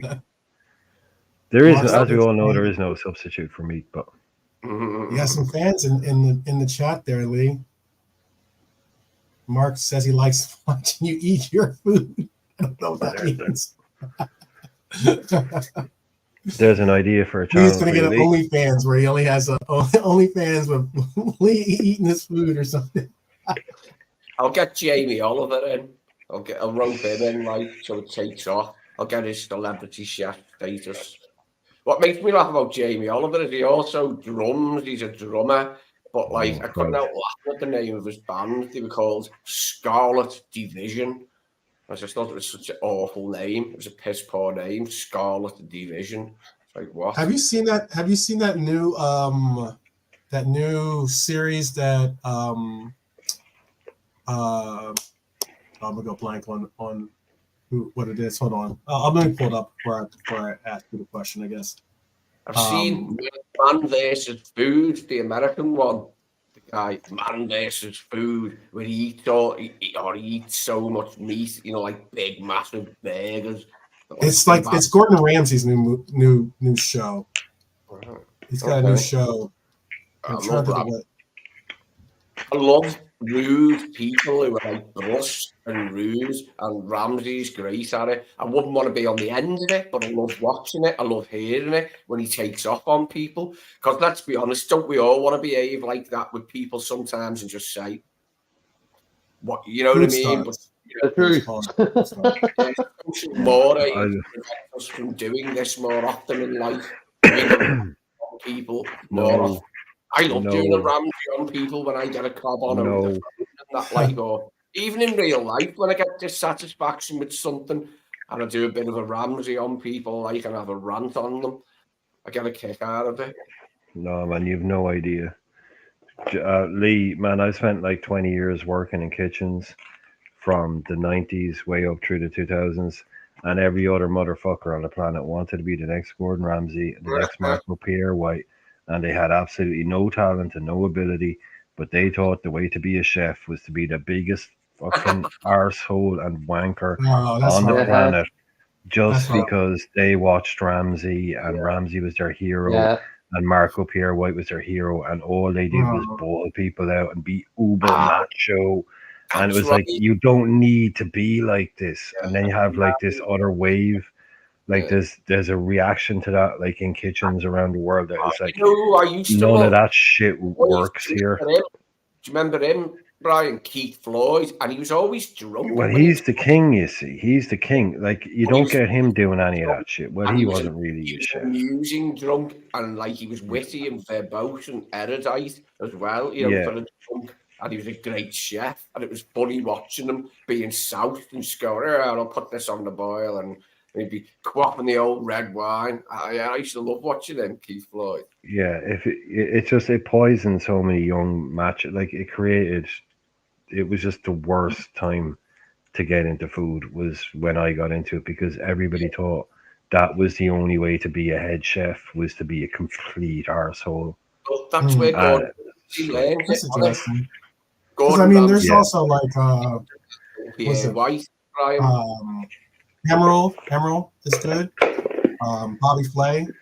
I know these are Americans. Oh but no, like I'm just Emerald. saying in your I'm just saying when the culture that I grew up in and in England and Ireland, the two main guys were Ramsey and Marco Pierre White. They were everybody's heroes, and everybody thought that was how. So I know there's other chefs. Don't get me wrong. I know there are other chefs, but what I'm saying is the number one, the Beatles and Rolling Stones in my era in chefing was Marco Pierre White and Ramsey, and that's who everybody tried to be like. I know there's nice chefs. That's what I was about to say earlier on. There was a counter movement to that of people who hate that and who open up kitchens and go, if you even try that shit here, you're out the door. There's because basically if you come in and you're an unbelievable chef and you're a little bit of a dickhead, okay. But if you come in and you think I'm going to be a massive dickhead first, it's like, no, that doesn't work. But it took a long, long time for, I mean, at least 20 years for people in college not to think that that was how you had to be to succeed. You had to flay people. You had to sack people for making one mistake. That's the only way to get to the top. Yada, yada, yada. It's just like, it was boring as fuck, man. So boring. Marco Pierre White even looked like a bastard, didn't he? You know, he just looked like the type of man that you wouldn't want to mess with. Yeah. You know, for what he'd say to you, not that he's going to beat you up, but I mean, for what he'd say to you, like, that's where Gordon Ramsay he trained under Marco Pierre White, didn't he, Gordon? He did, yeah. Yeah, they were the first people.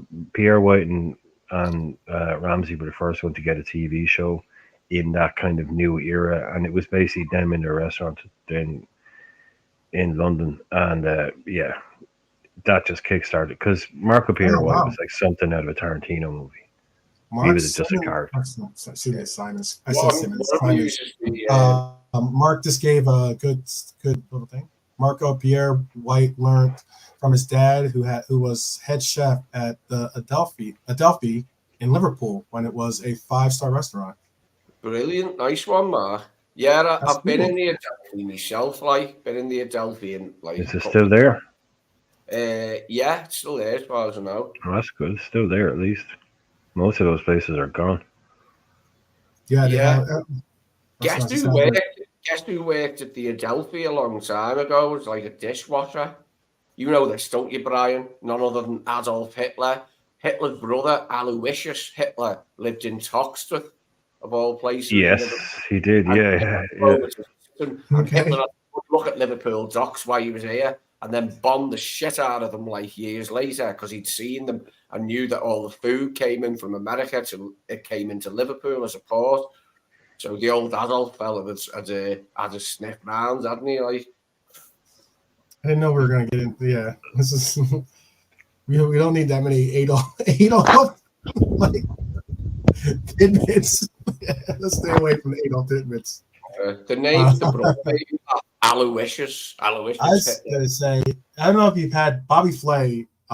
He's pretty incredible. I know he makes this because he used to have like restaurants. Because I remember because my parents used to bring home food from one of his restaurants, and like, oh man, he has like crab. I don't know if you're into. I don't really like crab, for instance.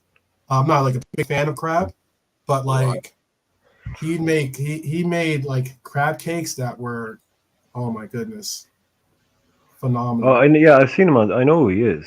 I know who the guy is. Yeah. It is quite rare that I've had crab because it is quite expensive. But when I've had it, I love it. I mean, I couldn't get enough of it. It's one of those type of things that if you do like it, you can eat so much of it. Yeah. He likes Well, soft shell. Mark's saying Mark's saying it's the worst hotel in the city. You know, okay. Oh well, at least it's still going. Yeah, at least it's still going now. Yeah. Okay. Well, maybe Gordon will come and do like one of those like restaurant takeovers or something like that. Or well, apparently the some Manchester firm took it over. So, what do you expect?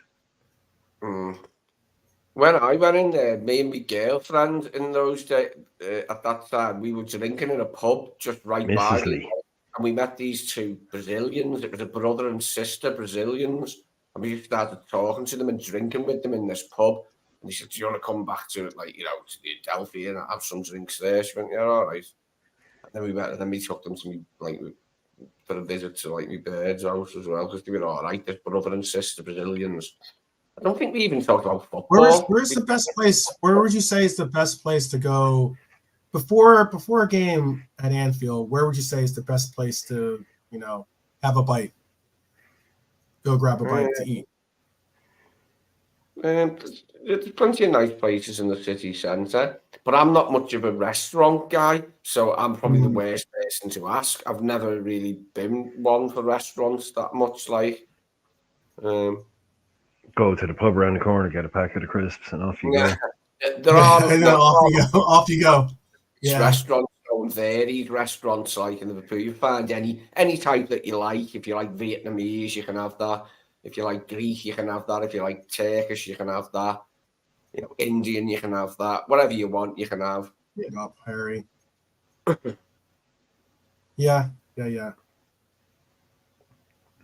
I'm quite traditional with my food. I suppose in many ways I am very working class with my tastes. Like, I'm not that sophisticated a man, like, in terms of my culinary pursuits, like, not very sophisticated, like. I don't mind that. Basic with my food is what I'm telling you. As long as it fills me up, like, I'm happy. My mum always said I was a good. She said my sister was a picky eater when we were children, but I wasn't. I'd eat anything. A literal dustbin. You're like Just Mikey. keep it simple. Remember those Did you guys get those commercials too? What was it? Was for a cereal. Mikey. No, if it's a cereal, no, we're not an American cereal. No, we wouldn't have got. No. Yeah, there used to be there was a cereal that says, "Give it to Mikey. He likes anything." Yeah. Yeah. But Cheerios are American, aren't they? Cheerios. Yeah. I'm not sure you can get Fruit You Loops. get those weird Swiss kind of ads when we get Cheerios ads. You get those ones that they play in like all the European. Like you can tell like that they'll make one ad that has to be played in all the European countries. So it has like real basic dialogue in it, so it can be dubbed over in like French, Swiss, German, all that. It's like Cross. Yeah. Cross. Come on.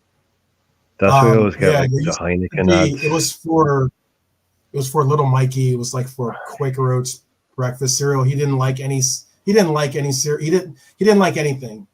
And like they're like, give it to Mikey, see if he likes it. And you're like, oh my gosh, Mikey likes it. And that was like a big thing. It won like awards and stuff. The commercial. I've never tasted. It was back in the 70s though. It was back in the 70s, by the way. There's not a cereal I've tried that I have not liked. All cereals nice in it. There's no such thing as like a rubbish cereal. Really, they're all nice. I don't know about that. There's some cereals that you're just like. Even the milk doesn't make it. Like but there are a couple of like cheap ones that are like cheap imitations of no. Yeah, I know what you're saying. No, it's hard. Yeah, if you put milk and sugar on it, that's all you need. I know. Like shreddies and stuff. No, I don't understand how anyone could eat like. They're not great. Shreddies aren't great. Involved in there, you can't eat Cheerios straight. I'm sorry, but that is no. Shreddies aren't great. The shredded wheat, the original. But even then, I like them. I like the multi flavor it gives the milk, so I could get it. Yeah. I'd rather have a bowl of Cocoa Pops. Not mad about them. I like them. I can eat them. I wouldn't eat 2 bowls. I'm not mad about chocolate cereals, to be honest. No, exactly. I'm not. I like it when like the milk has to be ice cold if you're eating a chocolate cereal. Oh yeah. But even then, they can be a bit much. I like anything those cluster things. Yeah. Are cool. I like them, but they're always like $6 for like a tiny little box of expensive muesli, basically. Yeah, muesli is shit. But is that cereal? Is muesli cereal? Yeah. I don't think it is. I think it's a breakfast food. Yeah. Fruit and fiber. You know, you have to take out the raisins. That sucks. Oof. Did you ever get that one in Ireland? It was called Hawaiian Crunch. And it was like Don't tell me there's pineapples in my cereal. Don't tell me there's pineapples in my cereal. If Hawaiian Crunch, that to me just says the potential for pineapple in Hawaiian that. Crunch had like these hard. It was like banana, but it was hard, like hard. Oh yeah, the hard, the super hard bits of banana, dried banana, Yeah, dried banana. Yeah. Oh It man. was good though. It was nice. And Hawaiian Crunch, you could get like a chocolate one with like chocolate cubes in it and that. But I preferred the normal one, Oh, which is honey in that. Those banana slices, like if you left them, like if you forgot to eat your cereal and you came back the next day, they might be soft. You know, you could, but like you could leave them in milk for an hour and they're still like eating kind of like hard candy as you know, like eating like a rock. It's like, oh yeah, you got to trust your teeth to eat those ones, man.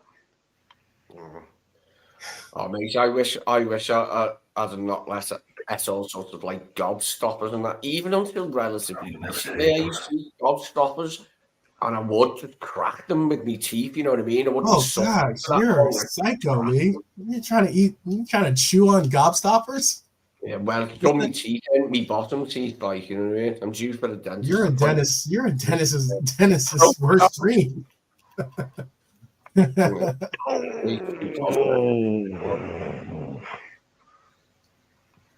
That was close.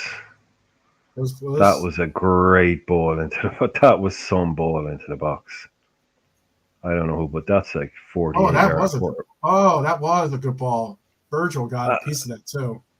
3 of them could have got a piece of it. It ended up with Ake. Yeah. Do you see the that was spin on it? some ball. Yeah. From the way out it was coming low and curled in, that was a great ball. Yeah, that was a great ball. Picked for a good save though. Oh. Reactionary save. Actually been not Dumfries winning the header again. Look at Dumfries winning the first header again up against Bellingham. Yeah. Bellingham is nowhere near, but Dumfries is monstering him. Yep.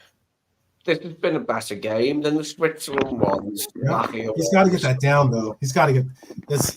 He's got to get that down. He knows he can beat him. He's just got to get that down though. The first header was much better than the second one, obviously there, but serial killers, yes, they are. These guys are serial killers. I would guess what Brian's favorite cereal is, but he'll probably get mad if I do. So why is it going to be? No, I don't. Yeah, fuck off. Yeah.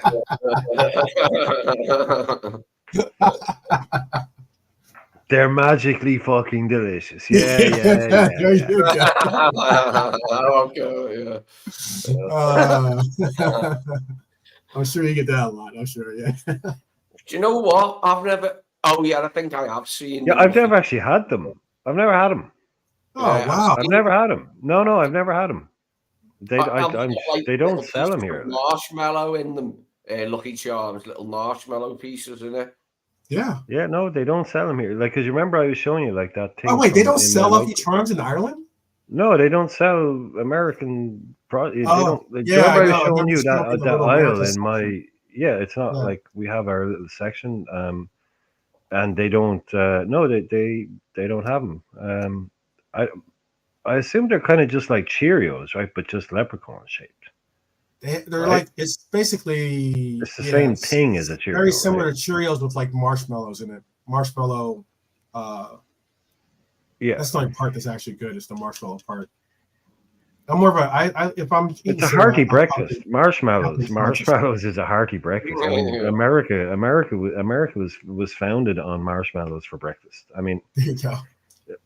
It's I mean, like, you know what it is when it comes to cereals. It's an easy meal.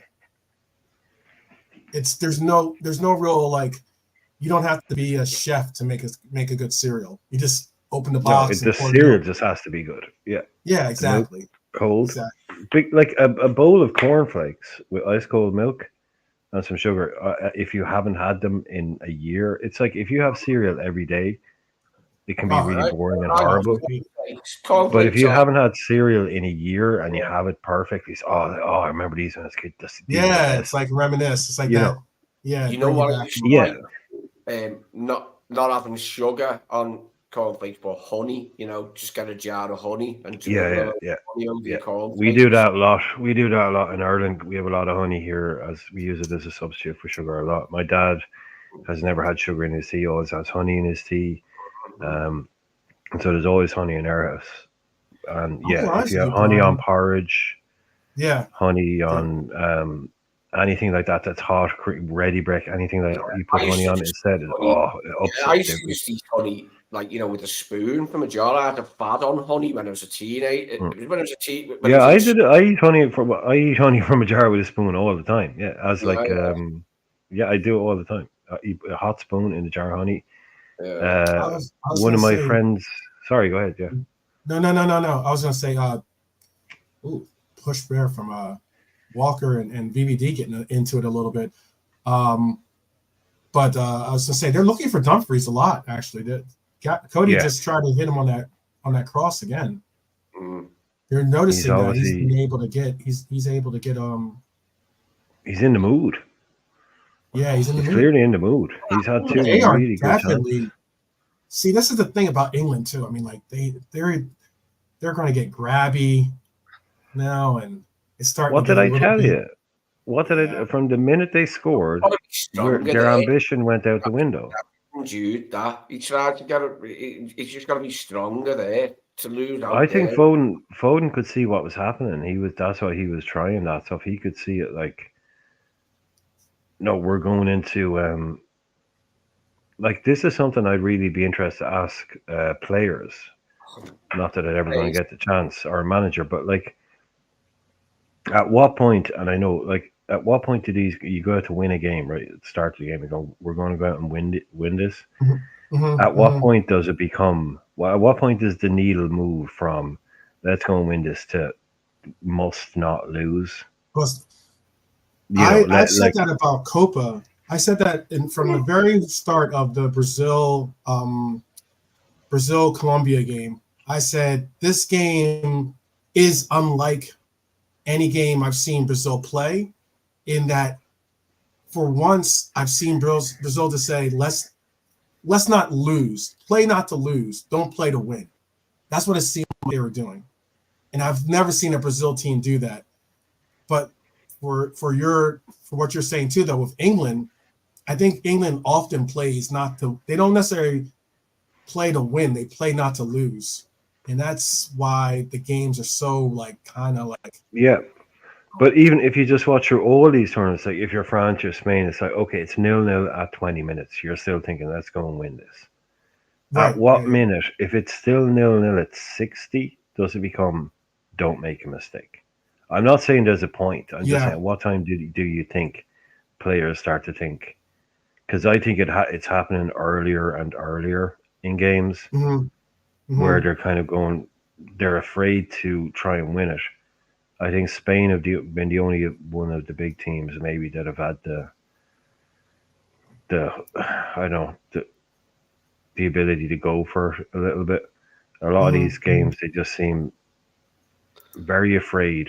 They're playing them like, a semi-final almost all the time.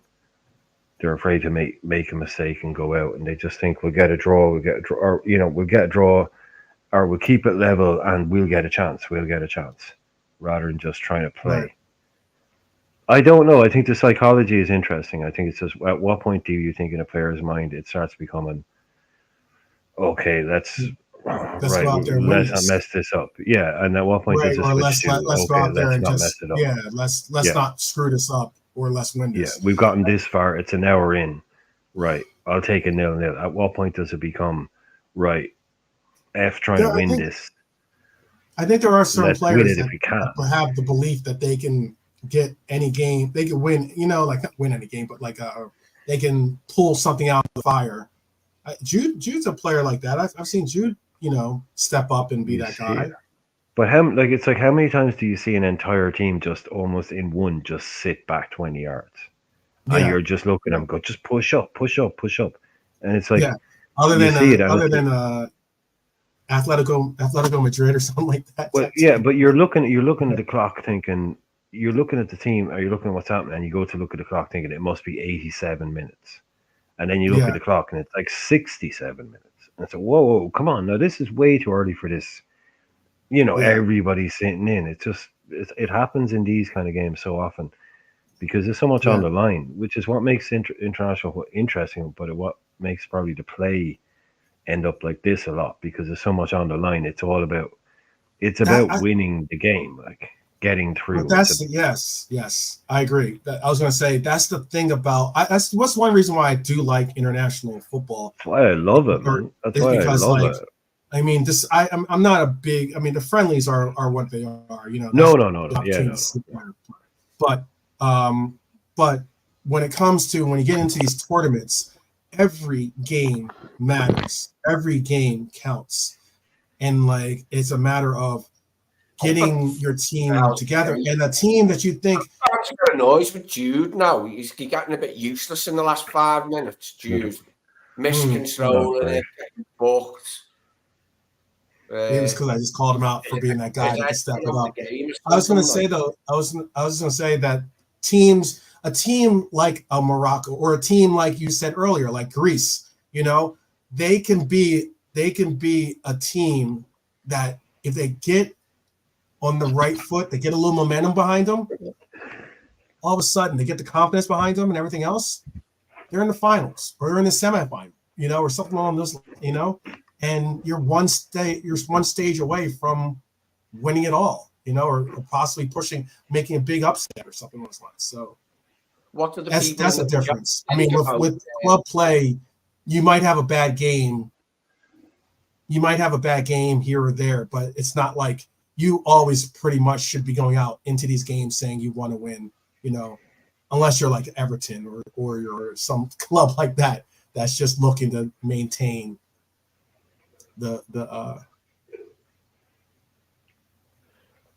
I think England should make changes now because we could conceivably lose this game 2-1. Good luck on that one, man. Don't make changes. I think Lee had a question for the chat, didn't he, Lee?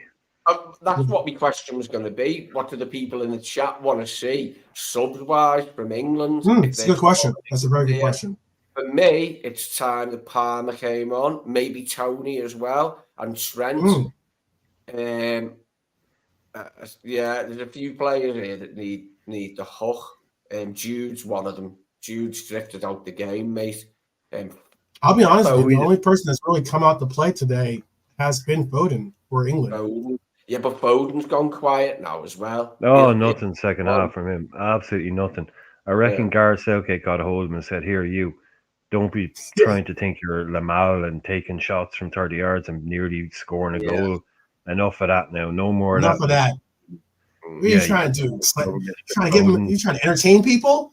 What are you doing? Trying to score a goal in the tournament. Yeah, come on. Yeah, the thing with Southgate though is he doesn't like making changes, does he? So 1966 is the only major tournament win for England. Wow. Well, look, Lee, you're at 76 minutes now, man. I mean, this is way beyond we're going to change something. Like, this is... Yes. This is where he's looking at extra time now. He's looking at, like, if I bring this guy on, if I bring on that guy. He's not trying to win this in the next 14 minutes. He's not losing this. You can see that there, 4-3-3. Welcome back, Mary. Welcome back. The thing is, though, like, it's the attacking players that I'm talking about changing. So he'd still be as solid as he is here. It's just that the attackers would be different. So we're not going to lose. He doesn't trust them, Lee. He doesn't trust these boys. He doesn't trust your boys. He doesn't trust them. He doesn't trust Palmer. He doesn't trust Eze. He'll give him. They'll both be on. If this goes to extra time, they'll both come on. But he won't trust them to bring him on and give him 20 minutes in this match. There's the Watkins fella. Yes, Xavi Simmons. got underneath that, hit it into the ground. Still could have been a difficult shot if he really put something on it. I would like to got see, over it, yeah. I would Yeah. like to see Watkins come on here for an attacking midfielder and knock a handicap. Well, here's Palmer now. Here's Palmer too. Here's Palmer. as well. Yeah, it looks like Palmer's going to get a run. Yeah, Hyler says he thinks you could put Messi on the pitch for England, and the system of Southgate would make him look like a poo-poo. Scheiße. Scheisse. Is that how you say Scheisse? Yeah, for the German audience, you know. There you go. See, there's Luke. Like you got Luke Shaw going down the left. He's got one option, and he puts it in across off his left hand. Yes. Oh, hang on. Excellent. Oh, what? They ruled it out or something? Give the lad a chance. Yeah. What's going on here? Is this ruled out? Oh, mate, he's on side. Surely he's on side there. That's got to be on Ollie side. Watkins coming. No, he's not liking it straight away. No. Wait. I don't know about that one. I don't know if that's going to happen. Yeah, that grapevine is wired up wrong. Hopefully. Hang on. I don't know if that. Oh, mate, it's been ruled out.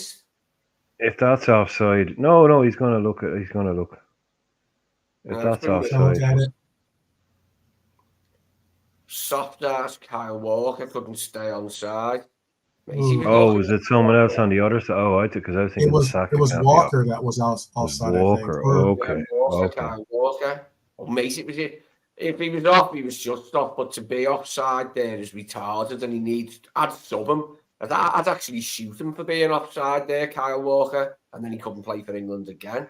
He's bringing Kane. Foden's being taken off. This is your answer. Foden and Kane. And Kane, he's making the big shouts, bringing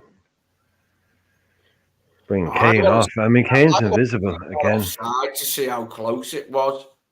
That's bullshit. Yeah, no goal, Cedric. It hasn't showed you the replay of the how close the offside was. That looked mighty close, to be honest with you. It hasn't showed you the That replay of the mighty offside. close. No. I thought they looked onside, to be honest with you. Yeah, it looked onside. I think we've been screwed there. I think we've been screwed. No, they still haven't Mark, shown. about if this is the next Liverpool red here, should be interesting. But Ollie Watkins is on the pitch. Still no Trent. No, Gomez looked like he could care less, actually. There's a cartoon. There's a channel in England called CBeebies, which is like the kids channel for it's like the BBC, the national broadcaster, but it's like their kids channel. Oh, okay. Like Sesame Street. Yeah, PBS. Yeah. No, but like it's a whole channel. It's a whole channel. But or it's like Nickelodeon then. I got you.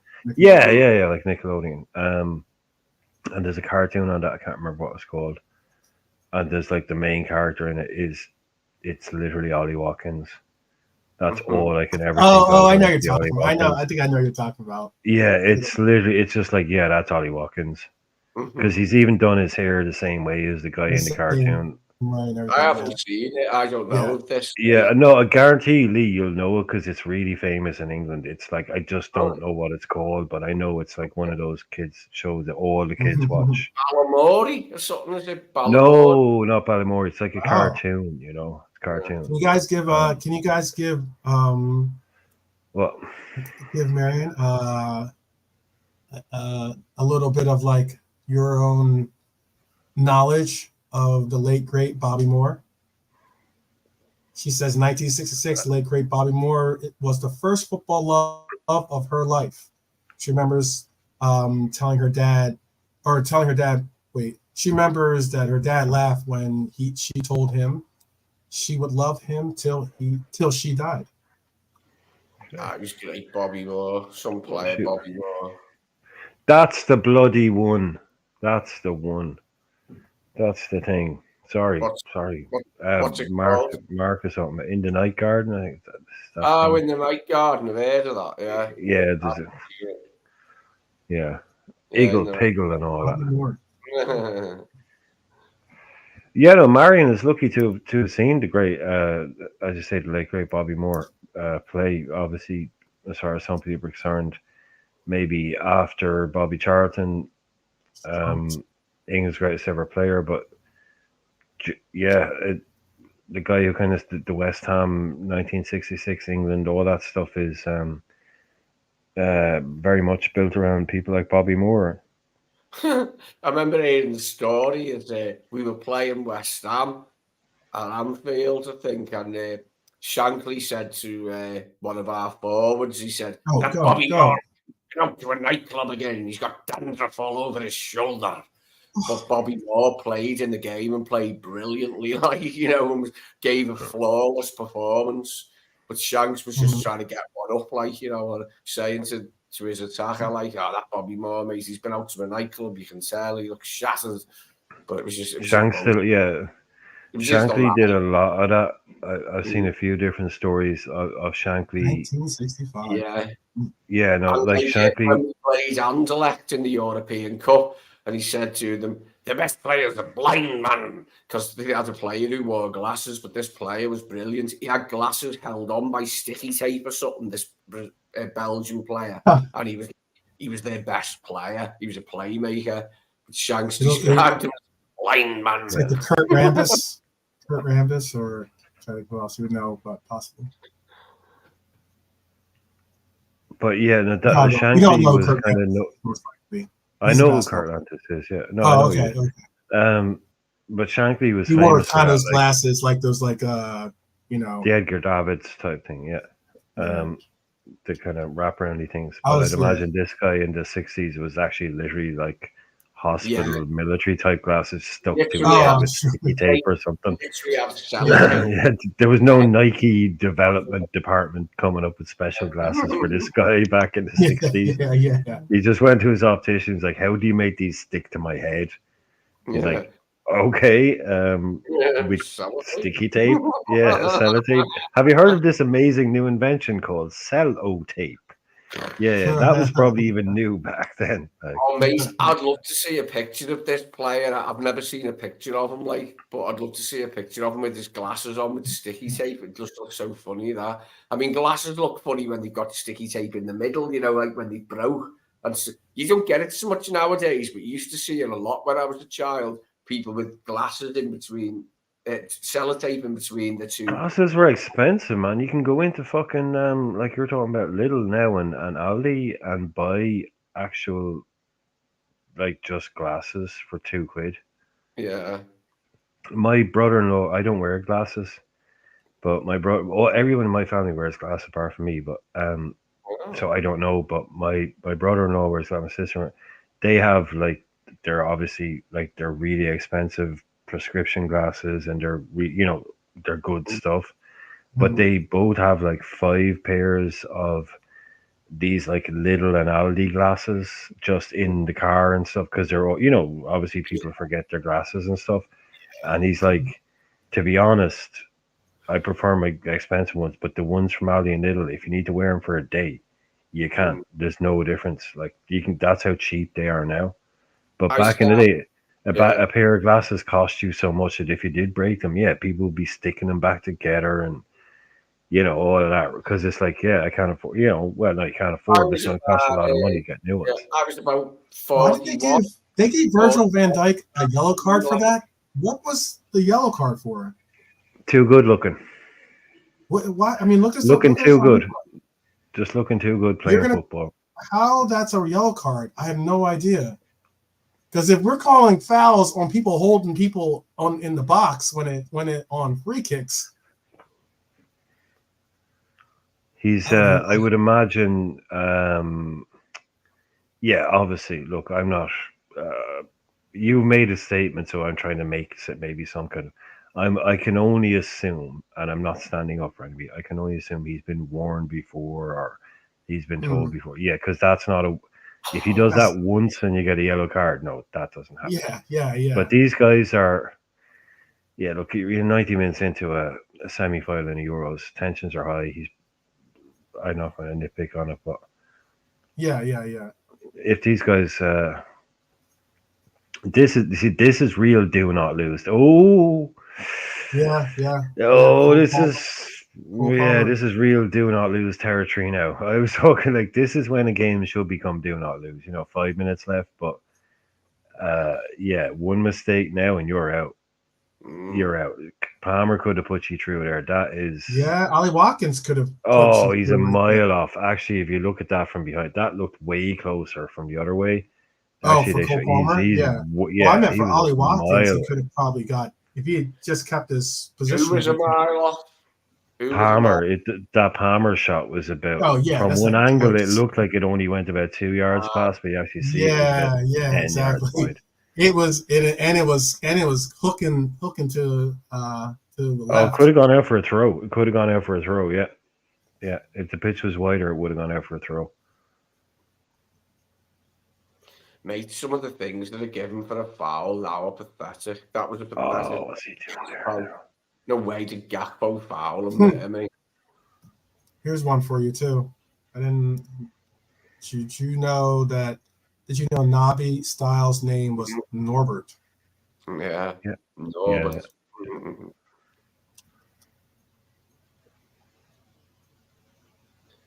Yeah. I don't know if I can. Yeah, no one's gone around actually christening their child Nobby. You don't think? No, it's. Yeah, but no one caught but even you talk about names that go out of fashion and come back into fashion. I think we could be waiting a while for Norbert to come back into fashion. No, David Beckham or Beyonce ain't naming their new child Norbert. I mean, yeah. Oh, yes, Jurgen's middle name is Norbert. Norbert, yeah, Norbert. Bob. Don't rule this one out, please. There you go. Wow. Oh, have they gone and scored? Have they? Oh, that's Ollie Watkins. Now, Ollie freaking Watkins. Yeah. Another last-minute job. Last-minute job. Tony quite a lot because I like these lucky fuckers. Ollie Watkins. Lucky bastards. Ollie Watkins, man. Oh man. I'll tell you the truth though. I mean, that's what they've been hoping to see out of Kane. They just got it out of Watkins. Well, I was going to say it when they brought him on. I didn't want to jinx it because I said he was making the big call by bringing off Kane. Mm-hmm. And I said I wouldn't be surprised if Watkins did score, but I wasn't going to say that out loud. But I think he should have actually maybe a decision now in the next game. Does he actually have the balls to drop Kane completely and start a Watkins or Tony? Yeah, because Kane has been completely just nothing the whole tournament. Watkins comes on, makes a difference immediately. Immediate difference, yeah. So does he? That was a great strike, by the way. Yeah, great strike. What would Kane give you in 60 minutes against Spain that Watkins might not get? Bring on Kane for half. I know he's going out. It's his last tournament. I think he'd give himself a better chance of winning it by starting Watkins. Maybe. I don't know. But yeah. You see a lad there that's. Well, look. Well, they're going to go for it now. They're definitely going to go for it. They have no time. Zerke. This is done. Well, I know, or it's. Well, you never know. I wouldn't say it's done. Well, it's already gone past. Ahead of me. I know you're ahead of me in the. Oh no, sorry. I mean, they're bringing them on with 2 minutes left, and it's 2 minutes maximum. So they're going to get another a minute maybe, because there's 2 subs, 3 subs, but they're doing them all in the same. Yeah. Maybe give another minute and a half. Might get one shot. Might get one shot.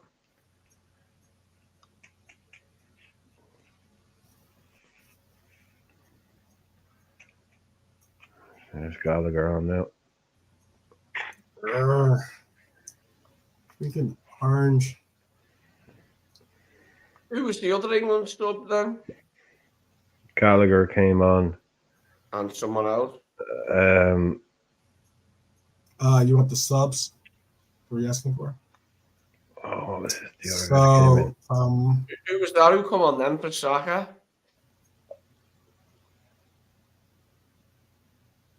I haven't given an update yet. We'll find out in a second. Gallagher's come on for mine. Someone come on for Saka, but I couldn't quite see who it was properly. I didn't get a good look.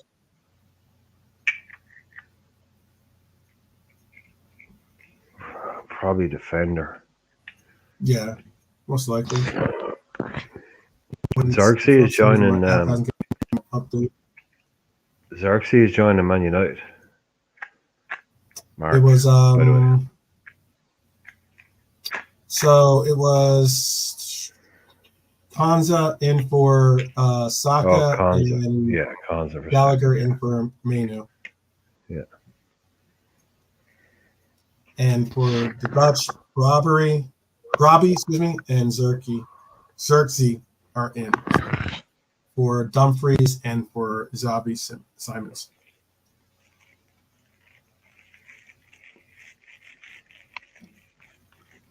Wow. If you had Ollie Watkins on your bingo card as getting the game winner, more credit to you. Well, this has been a long 2 minutes, this injury time. Yeah, they brought on about Well, seven. they brought in, subs. yeah, they brought in like So, 5 yeah. subs. No, but Mark Simons is saying there's Xerxes on our radar. Apparently, he's basically all but joined Man United. I mean, I don't know. Like, that's pretty much a done deal. Yeah. Xerxes, Delict, and there's one other guy that they pretty much got sewn up as well. So they're not announced or anything yet, but that seems to be all but official, especially the Xerxes one. Yep. Well, Yeah, England, there's actually Spain. one.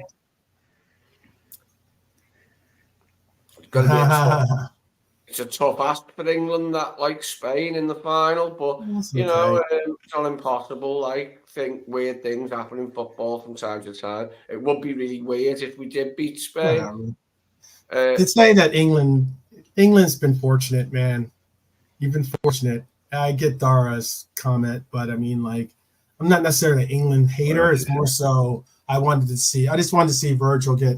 I don't like what England has done with the Liverpool players. I don't like how they've been treated. Not that they've been, harshly treated, just in the sense of they're not really getting opportunities. So it's not like I'm supporting them for those reasons.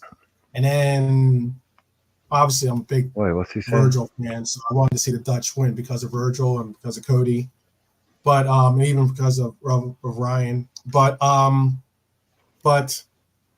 let's be honest, like, as in the Dutch were fortunate to get this far. I don't know if they necessarily would have won it all, but because of a lot of things that Brian pointed out earlier about like their midfield being pretty lackluster. Look, Reinders I thought was poor, to say the least, today.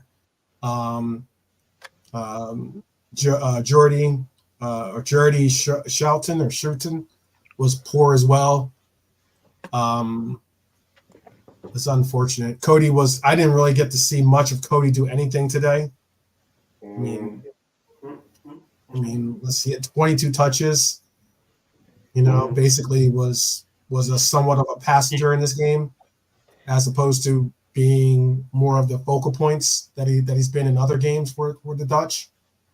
I don't know if that's Coleman or if that was just England shutting him down per se. But yeah, I just think if England was on the other side of this bracket, I don't think England shutting it down per se. I don't think England makes it to the final if they're on the other side of the bracket. But with the level of play that they've shown, I'd say tonight better performance from England. It was a better performance from England. It wasn't as disjointed. There was a lot better possession in that and chances. So maybe England can do it against Spain. I don't know. It'd take a lot though. It's hard to say how we stop Spain scoring. So we're going to have to outscore Spain. Like the way I see it, we're going to have to outscore Spain. I don't think we're going to beat them 1-0. It's going to have to be like 3-2 or 4-2-1. You know what I mean? Mm-hmm. Spain's going to be good though. Spain's going to be one of the first teams that England's had to face though that has pace, has a lot of scoring options. Obviously is defensively talented with Rodri and the likes. Well, look, it's Slovakia. They're going to be a handful. They're not going to be able to. Slovakia and Slovenia could score against England. That I'm not quite sure. I'm not quite sure how England keeps Spain out if they can't keep teams like Slovakia and Slovenia from scoring. But it is the final, and sometimes finals do go that way where there's only like one real chance, and whoever takes it wins the match. So that could always happen. It's not necessarily going to turn out the way we think it will, just because of the qualities Spain have as a side. It might not happen on the day. Spain might have an off day, and we can capitalise. But it will take an embrace in there. Trent giving a holler at Jude right there.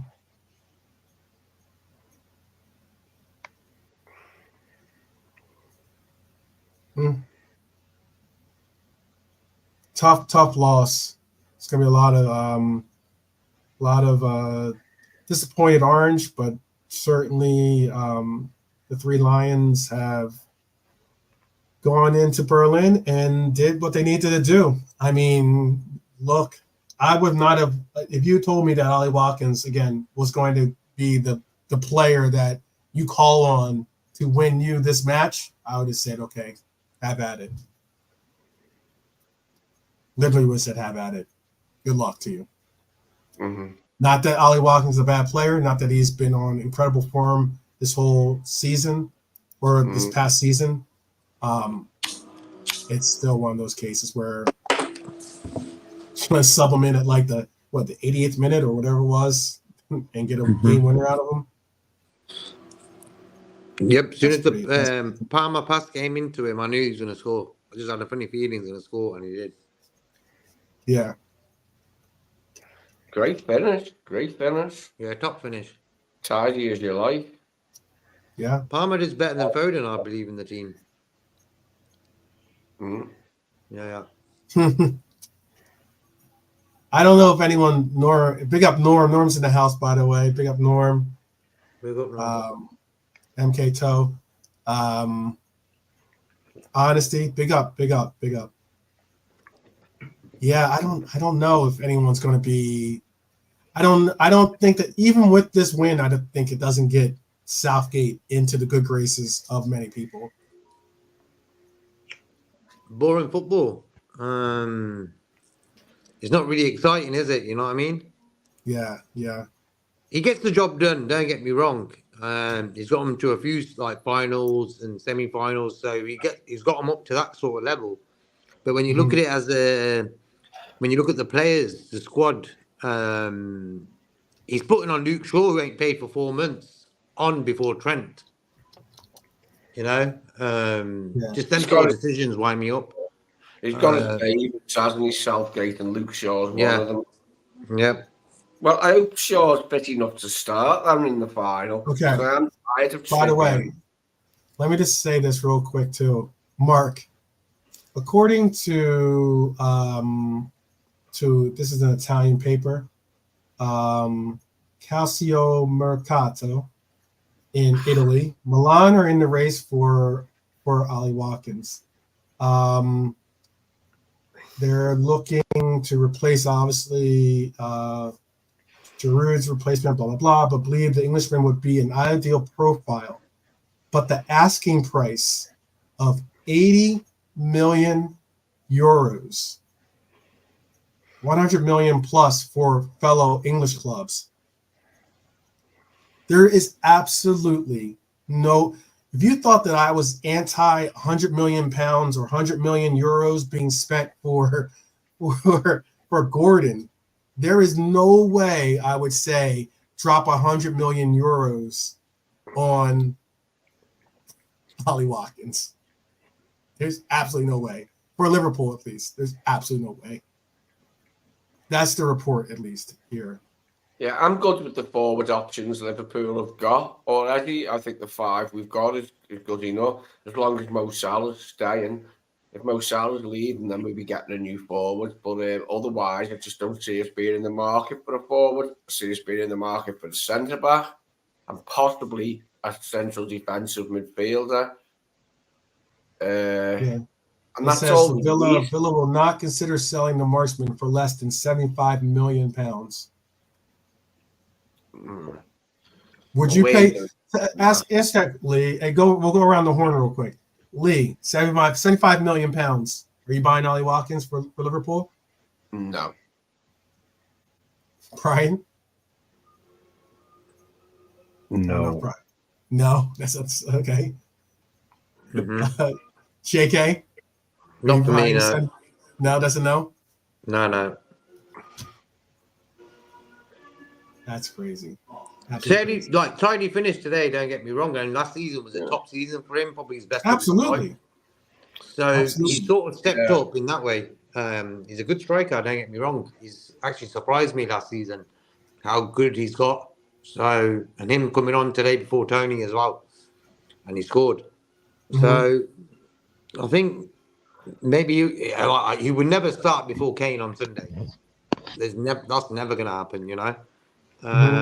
But England sort of look more better when Kane comes off. Miles better. Yeah. I mean, this one, that's what I said, JK. Kane, does he have the stones to do it? Like tonight tells him, put Kane on the bench. If you want a minute, be positive, be progressive. Bring in Watkins. Right, give him an hour. He's going to cause a lot more problems than Kane will, and he's not going to probably offer you less in terms of finishing. Maybe you get a pressure penalty. Okay, you get a pressure penalty there tonight, right? So Harry Kane, perfect guy to take the pressure penalty. Yeah, but this ain't. You've seen the whole tournament. Harry Kane, like I've been saying it to Lee, someone I know knows a lot about football, knows a lot about German football. He said he's carrying a knock-in. He's carrying a back injury. Like it's not a he can't play injury, but he has a back injury. And he might be getting injections. He might be doing whatever. The guy's not fit. The evidence is there on the pitch. He looks like he's about 50. He can't run. He has no acceleration because the back, your hams, the whole thing is linked. He can't get off the mark. Not the whole. Bring the energy in, and then maybe 70 minutes you bring on Kane. And they're looking around going, Harry Kane. Does he have the balls to do it? If you want to go out and win this thing, and I'd be as much as some other people have tried to suggest tonight, I would love nothing more than see Gareth Southgate go and win this tournament.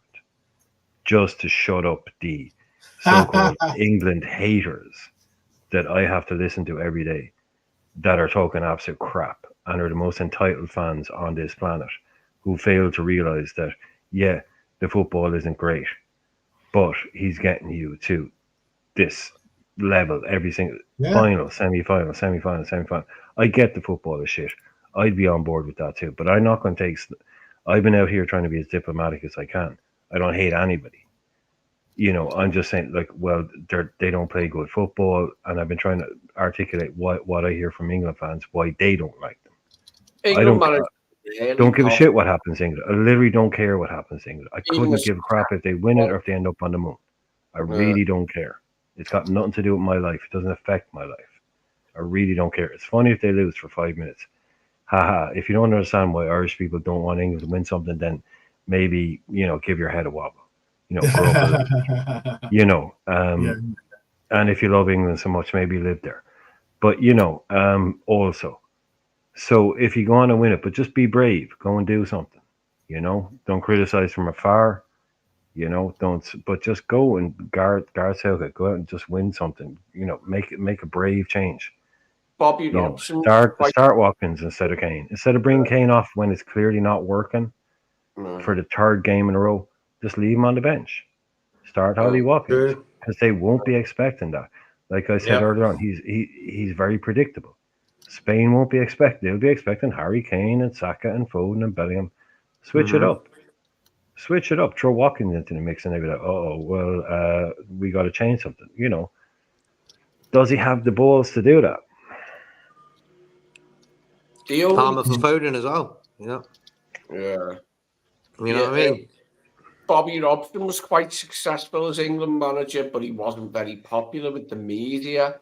He was fairly popular with the fans, a sort of avuncular old Geordie bloke, like. But actually, he wasn't that old at the time when he was England boss. It was much later that he was an old man, like at Newcastle.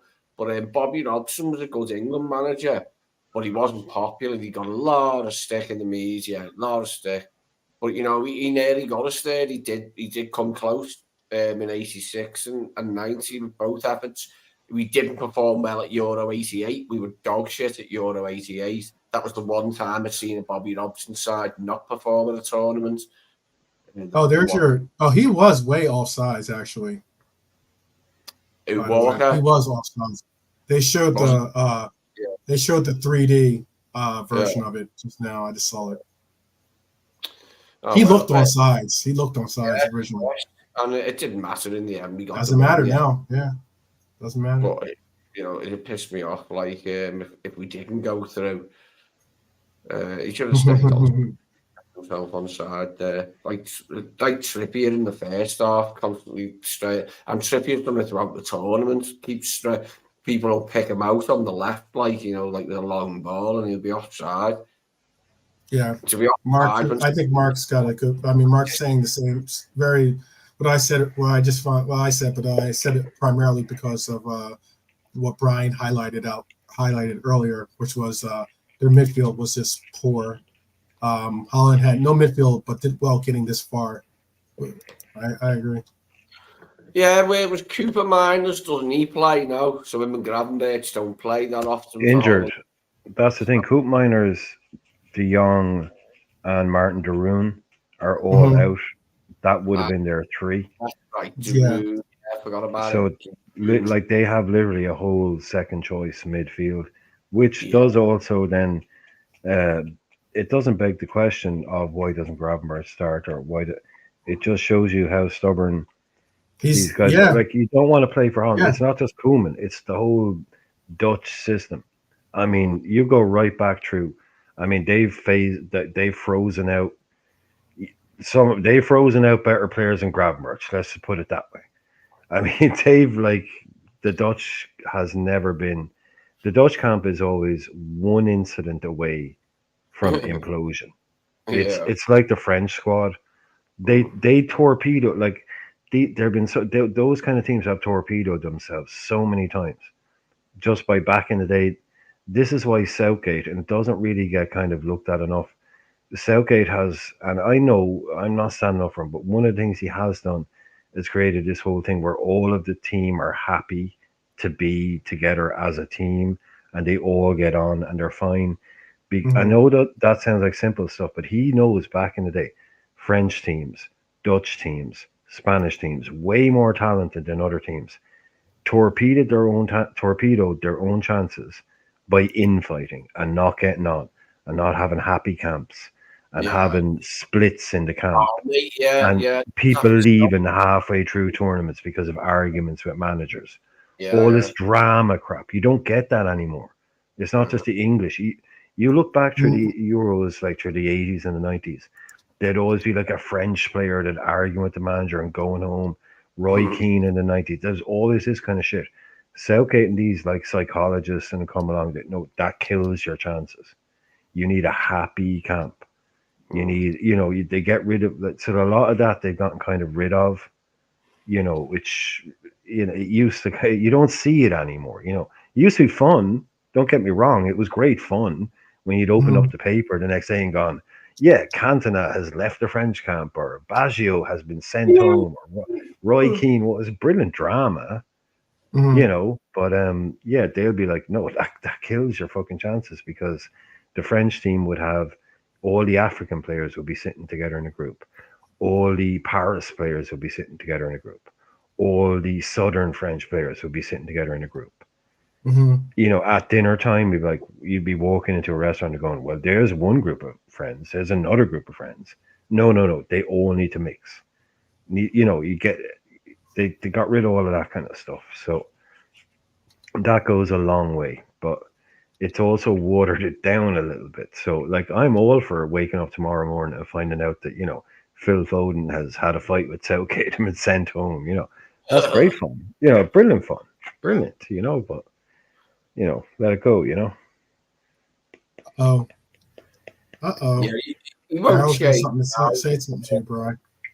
Oh, did you go top tonight? Yeah, man, it's about time someone stepped up. Come on, make a fucking game of it. We can bring it down to the final. Make it interesting. I didn't check the thing. I can't because I've got. You know what? I can bring it up for us real quick. Yeah, I've got the other thing on. I can bring it up for us. Yeah, so at least we've got a final now. We've got a final. So I didn't really watch a lot of Spain, I have to be honest. Who was playing centre forward for Spain? Morata. Oh, Morata again. Yeah. He Yeah. hasn't really done much. Hasn't done much. Yeah, he's not really there to do. He's there as like, do you know what I mean? He's not there as a goal scorer, is he? He's there just like to hang the rest of the play, around. The focal point, exactly, the focal point. The other boys, Who's got player of the game for this one? Do you think? I guess that's obviously stupid. for That's stupid. You can't get player of the match for coming on with. Yeah. Anyway, okay. I'm just saying what. Yeah, I saw it. I know. Yeah, 4 points clear. There you go, man. It took you long enough.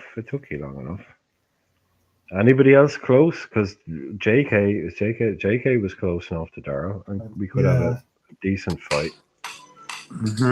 Listen, I'm trying to get to it right here.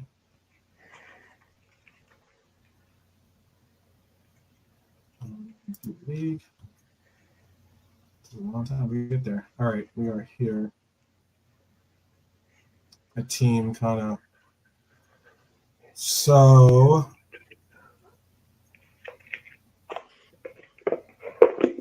And Frimpong will be done signed next week. Why we buy Dara? Why would we buy a right back? Why would we buy a right back?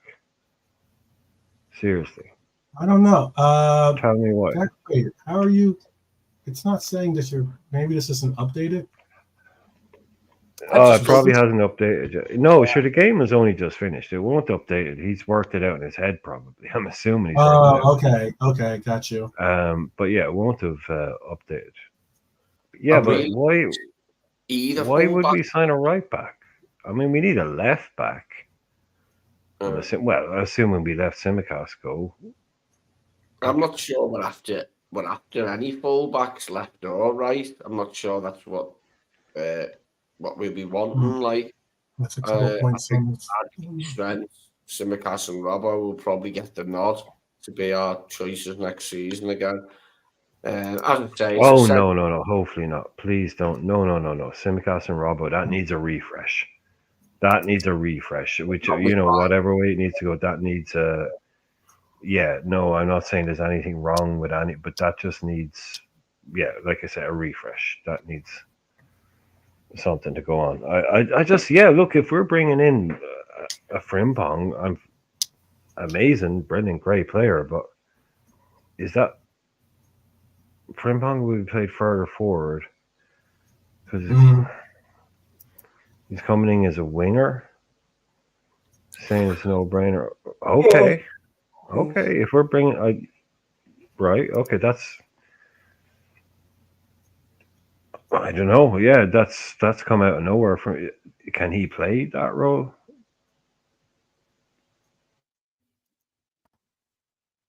That's what I know. 38 million release clause. It's a no-brainer. Bonkers. Okay. Oh yeah, I that's a mad one. I just didn't see that coming. If that happens, great. Defense looking down. Looking at these scores here, these are the scores so far for the Euros challenge. I know that he's possibly worked it out in his head, but from what I'm looking at here, Irishman is at the top with 305 points. Daryl is at 298. Yeah, that's JK at before today. 278. Yeah, that's before today's games. That was 305 before. Yeah. I think. Okay. So I don't know. Yeah, I don't know who's. We'll find out later when Marcus they has calculate 265. the scores. Yeah. What'd you say, JK? Tonight they sort of calculate the scores of each game and then they put the points up. Yeah, Yeah. Daryl, I reckon it just worked out in his head. Oh, well, I ended up dropping points, but We should do a Premier League one for next season for sure as well. 2, 4. I dropped 5 points. No, I dropped 4 points. I dropped 2 points off. 2 points. No, I dropped more than that because I put Trent in as playing. But yeah, not good. Oh, you had Kane. I see. I bring up Daryl's. Yeah, Frimpong, I don't know, man. What do you think, JK? You've seen him play. You're a German correspondent. Yeah, I like him. The thing is, like, I had him and Trent in my team for tonight. Not one of them got a minute. Like, come on, they're the two for me, the best right backs in world football. I did think it was very strange. Dumfries was getting because Dumfries is kind of very. He's not great at club level, but yeah, I thought Frimpong would have been kind of like an obvious shoe-in, but it's been Dumfries all tournament, man. Frimpong has not played. Yeah, I was gonna say it's been him pretty much all tournament. It's the same like with the other guy that we're talking about. He's kind of, you'd be expecting him to, but no, it's just he plays Dumfries. Yeah, because Koeman has his people talk about Southgate, Koeman has his guys. Yeah, and okay, but it's weird that. Yeah, okay, whatever. He's his guy, but Frimpong isn't even getting 15 or 20. Yeah, mad. He got a few minutes in the group stage, but then when you look at Holland, today they didn't have Frimpong, they didn't have De Ligt and De the other guy Jong. from De Jong. So them three quality players. Yeah, Koopmeiners. Yeah, but as well. Koopmeiners and the Rune, like we were talking about it, JK. Their first choice midfield three would be Koopmeiners, De Jong, and Martin de Roon, and they're all out. Yeah, but then you see how stubborn he is. That even though all those three are out, no minutes for Genie, who fair enough, he's in Saudi, and he's old, but no minutes for Gravenberch. Yeah. So he's still, even though he's that short, that shows how stubborn. Yeah, they can be in their choices. It's like, yeah, I don't, any other team in the world, if they didn't have De Jong, Koopmeiners, Roon, then Gravenberch is definitely getting it. Or Genie is definitely getting minutes. It's just he's playing these other guys, and fair enough, it gets him to a set. And MK told us they're saying Kante went to Saudi too, and that's what I was speaking about last night. That's remarkable how good Kante has been. Considering he's playing in Saudi and considering that he's 33 as well. He's been awesome for France. Yeah. Maybe running on fumes a little bit, as we say, the last bit of nitrous in the, in the bottle, but I can't, he probably, that's him done now a little bit, but he put in a hell of a shift for them. Yeah. Probably, I think, one last go. But Genie, why bring him if you're not going to play him? Good around the squad, maybe. I don't know. But Gravenberch as the well. Liverpool lads haven't been doing too well, I suppose, have they? Really, No. I suppose when you look at it, we have, like our boys haven't done brilliantly. Apart from Cody, Dom had a bad one. What would you say? Best Liverpool player at the tournament? Gakpo. Cody Gakpo. Yeah. Yeah. Gackles. I don't know. Gakpo then Virgil. I would have said Cody before this game. Cody was pretty poor today. He he's didn't get pretty- involved. Yeah, he but was- there he was was no one like- else. But no other Liverpool player had a good game today. So if it was Cody up to this point, Like you I think said, it's still gotta be you're Cody. just saying for just Liverpool players. I got no, you. who's the best Liverpool? I think at this point, who are we going to say was the best Liverpool player for the tournament? Yeah, for Because Euros. they've all had, Gravenberch did nothing. If not, I mean, Trent Virgil did. nothing. Virgil did a Virgil okay. He had a pretty good job. Dom nothing. Gakpo Gomez lit and it Trent up earlier on. Mhm. Yeah, Gakpo definitely lit it up. So I think he's probably had of all the Yeah. Liverpool lads, I think Gakpo probably could have said he had the best tournament. Mm-hmm. I think he got. Did he get the share of the Golden Boot in this tournament? Depends on At the who's- moment, yeah. Well, tomorrow could change, or the next game Could could change change it. it all. Yeah, Right. How much is Kane on now? he must be up there because Cody is only on 2 or 3. Like, so it's a low scoring tournament, I think very he is. low scoring Yeah. tournament. I think Cody's on 3. I'll find out. Yeah, it's not going to be like the Golden Boot winner. Ain't going to be on 8 or 9. Like, he's probably going to be on 5. Plus, you'll have a third place playoff. Don't forget, you'll have a third place playoff, and those goals will also count. Oh, okay. Yeah. There is a third Yeah. place. Oh, when is that? Yeah. It's Same usually day. the day before the final or the same Or day. the day before. Yeah. Day before, usually the day before the final. I didn't know. Yeah, unless they scrap third place. I don't know because if they do like to change shit every time. But I'm assuming there still is one. I haven't heard that there isn't, so I'm assuming that there is, even though I'm doubting myself now. The more I say it, Mm-hmm. I don't think there is. But anyway, no, I don't think there is either. Actually, no, that's a world. Yeah, they don't do it. Yeah, no, they don't. No. No. That's a World Cup thing. Yeah, it's a World Cup thing. Yeah. Sorry. Yeah, I'm wrong. Yeah, it is. Yeah, no, there won't be. No, that's just a World Cup. There's no third place playoff in the Euros. Yeah, that's the Olympics. So Cody has 3 goals, by the way. He has 3 goals. Mm-hmm. Danny Olmo has 3 goals. Cody has 3 goals. Musiala has 3 goals. Ivan Schranz has 3 goals. Harry Kane has 3 goals now. Oh, Jesus Christ, Ant. Bloody hell. Ant. My God. Oh my gosh, that's horrible. Jesus George's, Christ. I don't know. Yeah. Well, we're good. Okay, He okay. went out. Just we'll believe he chalk went that out down for the pack of cigarettes. Yeah, He'll be back. that's back. all it is. They didn't have Marlboro, so he's had to go into town, and they didn't have him either, so he had to go out. He'll be back, dude. He'll be back. He has a He'll be particular back. taste in Yeah, they didn't have the Mentos, and you had to go across the place, Oh wow, that's harsh. Yeah, and George's for the Georgian player has 3 also. Oh, Kvaratskhelia. Is he on Mhm. 3? So yeah, really, Mika- there's no, only George's Olmo. The Mika- other guy. Mikatadze? Yeah, Mikatadze? that guy. Yeah, that Yeah. guy. That guy.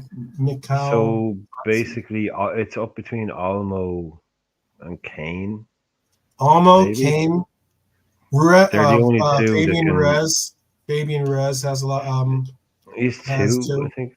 Yeah. So Julian. Jude has 2, and who else could be in the running still? That's it, pretty much. So you could be talking about winning Golden Boot with 4. Yep. That's not good. That's not I'm a. just That's gonna what. put That's I'm the just gonna say level of that the. ain't good. That was the level Yeah. of the Euros this year, I think. To be Yeah. honest with you, That is literally that's a not bad, good. bad look. Yeah, it is. It really is. It's a bad, bad look.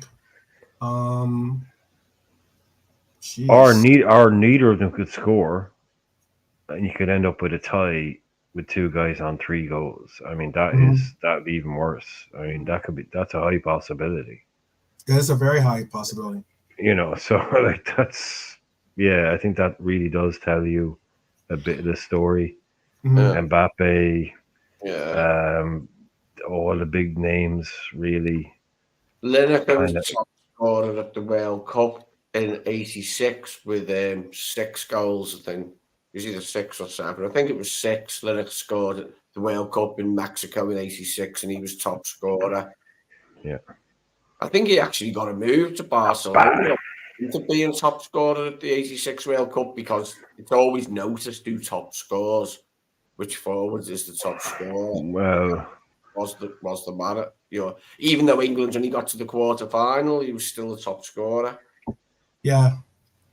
By the way, I don't think that I do know that Al Nassr or some of the teams some of those teams in Saudi Arabia are making some more vested bids or vested interest bids for some players out there. I know that Daryl just put that they're going to make £100 million bid on the books for Ali, but would you take it? I wouldn't take it.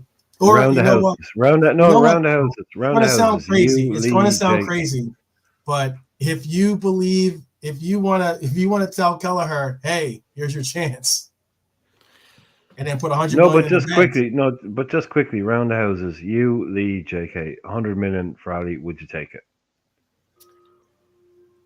JK. No. Lee. Devil's advocate, I'll say yes because 100 million is a lot of money. I'm kind of devil's advocating towards you, Lee, because 100 million quid is a $100 million is hell a of a lot. lot of money. For a It's keeper. a hell of a lot For of a money keeper, for a that's a goalkeeper. lot of money. Yeah. 100 If we've got million. some transfer genie in the background that's going, don't worry, dude. There's a guy in Belgium called Anderson, and he's the next Allison, and he's going to cost us 8 million. We're doing that deal. Okay, but I'm trusting transfer genie on that one.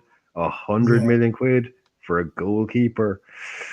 Wow, as good as he's been, if you can tell me that. What do you think? It's a What do you hard. think would be the? What do you think would be the response if bad. LFC did that? For Very £100 million, if it was £100 million and not euros or whatever. Yes, yeah. It's a lot of money, and people would be pissed off, and I'd hate to lose him because we haven't had him long enough yet. He's still got loads in the tank, Allison, as far as I'm concerned, age-wise. 3 years anyway. 3 years, 3 years easily. So I wouldn't like it, but I would like the money. I wouldn't like losing him, but I'd like the £100 million to be spent. As long as we did spend the £100 million and didn't just freaking bank it and spend only 40 of it. We would. Well, yeah, but whenever we do these things, we tend to go with the positive version. And then we do spend the money. Spending a lot. When we do the hypotheticals, we do tend to kind of assume that we will then go and spend it because. Yeah, I think I'd come down on the side of selling them then for £100 million. Like, especially if, like I say, there is that guy there that plays for Anderlecht or PSV or whoever it might be. Because, Allison isn't the only good goalkeeper ever. There will be a new guy.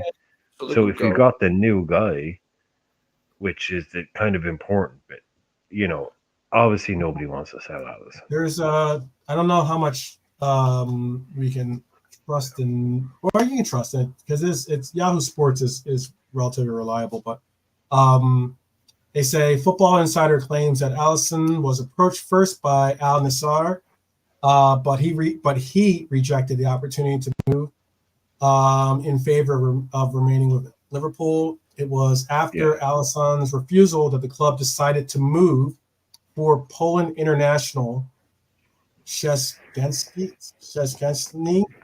who is currently preparing for the Euro 2024. Have you heard anything about that? Goalie. Szczesny.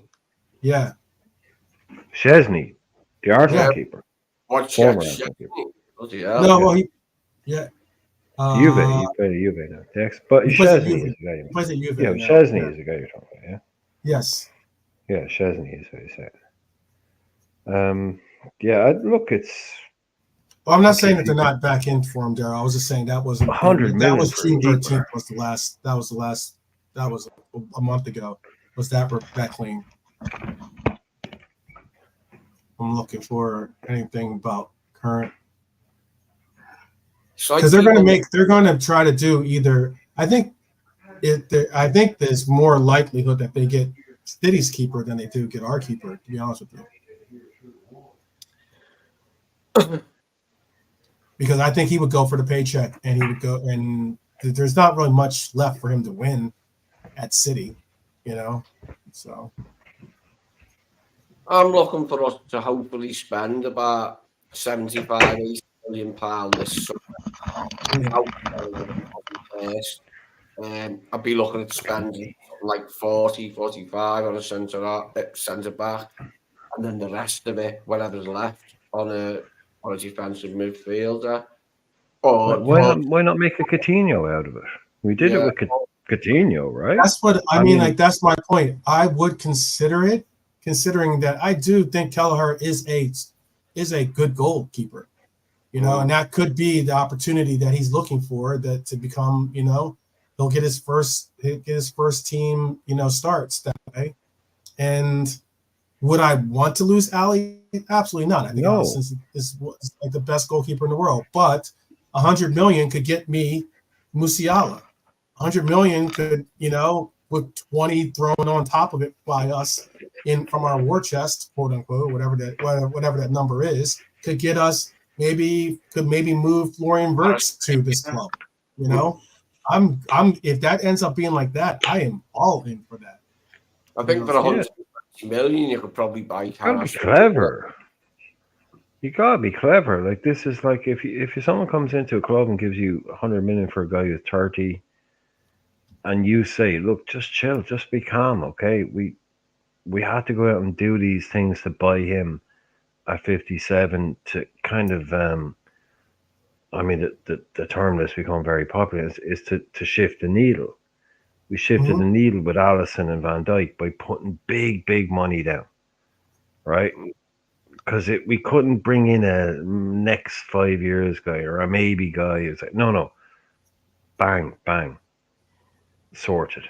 Big money, but sorted. Now maybe we can do that kind of stuff differently when you're looking at only being able to spend what you can earn. If you can throw 100 million quid into what you can earn pile by selling a keeper like Alisson, who none of us want to lose, but if that's something that happens, then I would trust the club to take that 100 million and replace, I'm not going to use the word replace, but hopefully fill that gap by spending far less than 100 million on a keeper. And then, like Lee has been saying, you add that hypothetical 70 million that's left over into your the war chest. So that easily makes a move for something like that, and Musiala more possible. I don't know, but to me it'd be like, well, okay, that's it takes balls to turn that down if you trust your scouting department to say we can absorb that blow, as it were. Right. Yeah. We've got a guy, and it ain't all black for 80 million. It's not, Donnarumma for 80 million. It's this guy. That's how I like to play football. That's how I like to play the game. I like that way of doing it. I don't like that. Well, let's just go and buy Ronaldo and Zidane. I like okay. Let's get the best out of a guy. Convince someone else that he's got 2 more years, 3 more years left. get 100 million and then go in and do the abracadabra where we had the next one waiting. Yeah. You Hey, know, I like that way yeah. of doing it.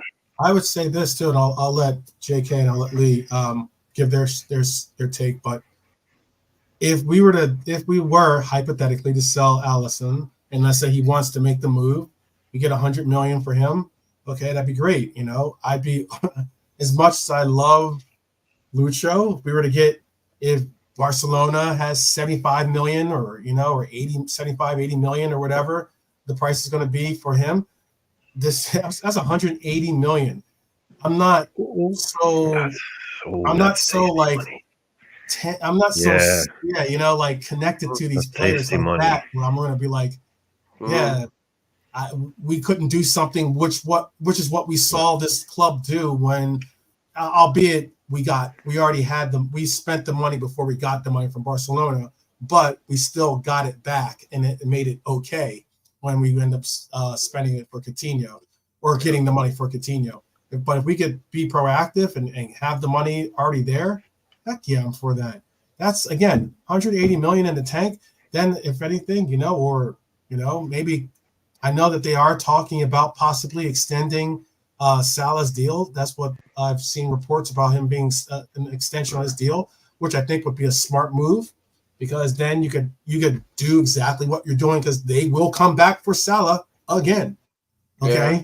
It's not like just because we signed to an extension means that they just walk away and they go for someone else. They will come back for Salah again, and to know that you could possibly get another 100 million, and that's 2-3 phenomenal possible game-changing players that you could bring into this club.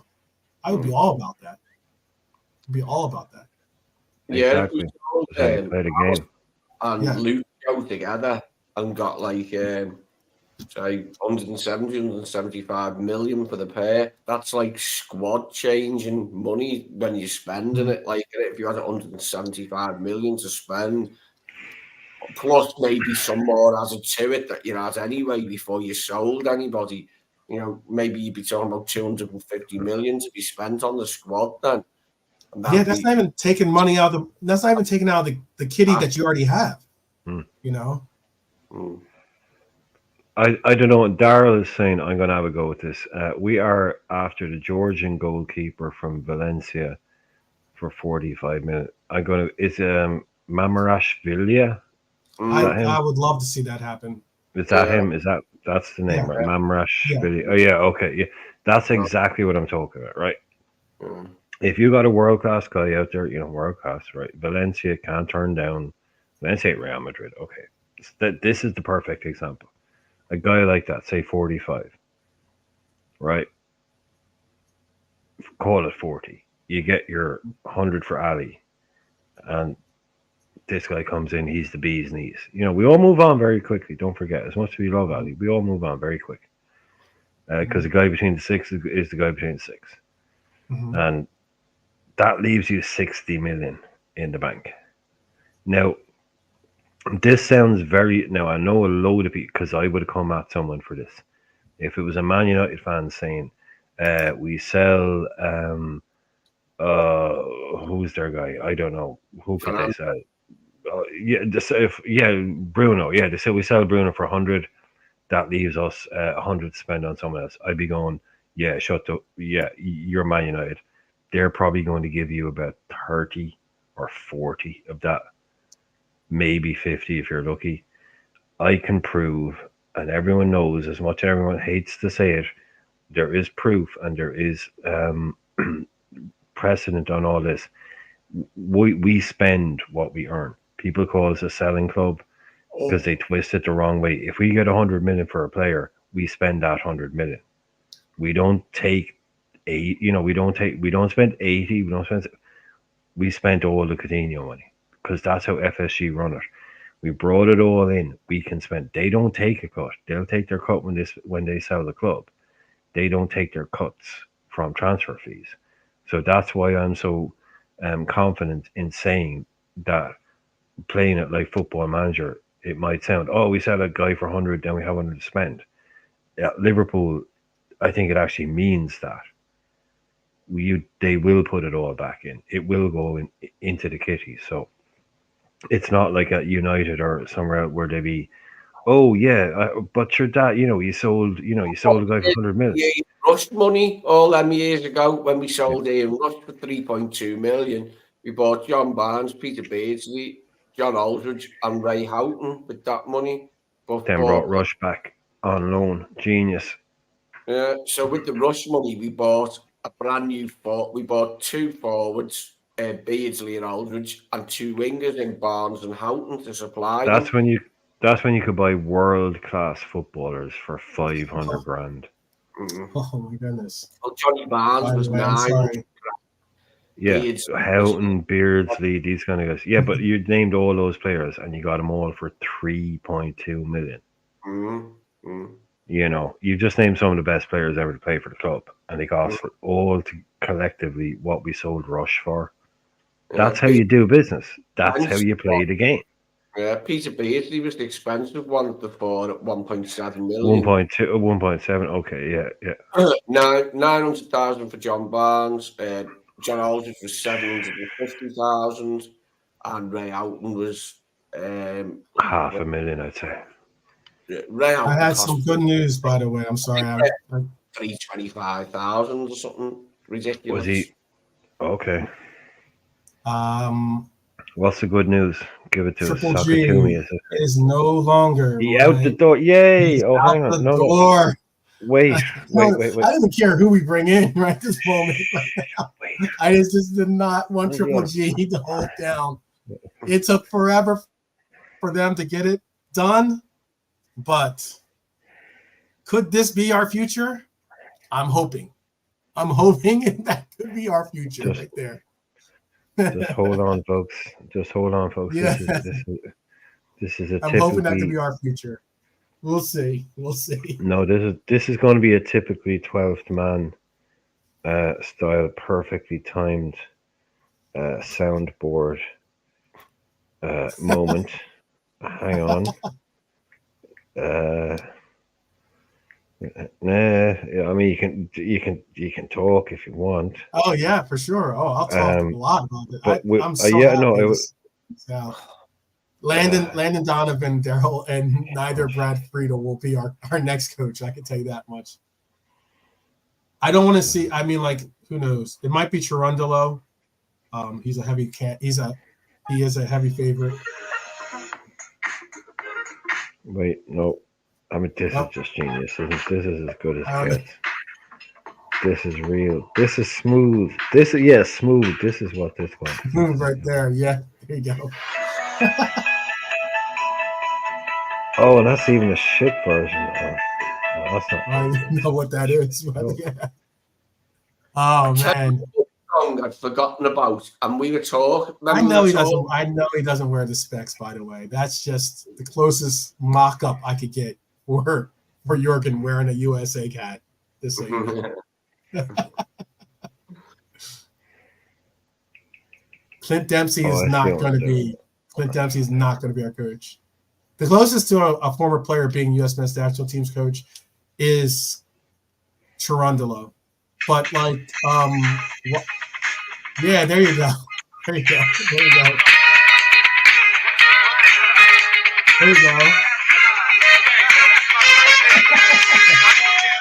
That would certainly be it. It is celebration time. Oh man. Super fun. There is a list of names out there that have been thrown out there. I actually mentioned it too. Smooth, right?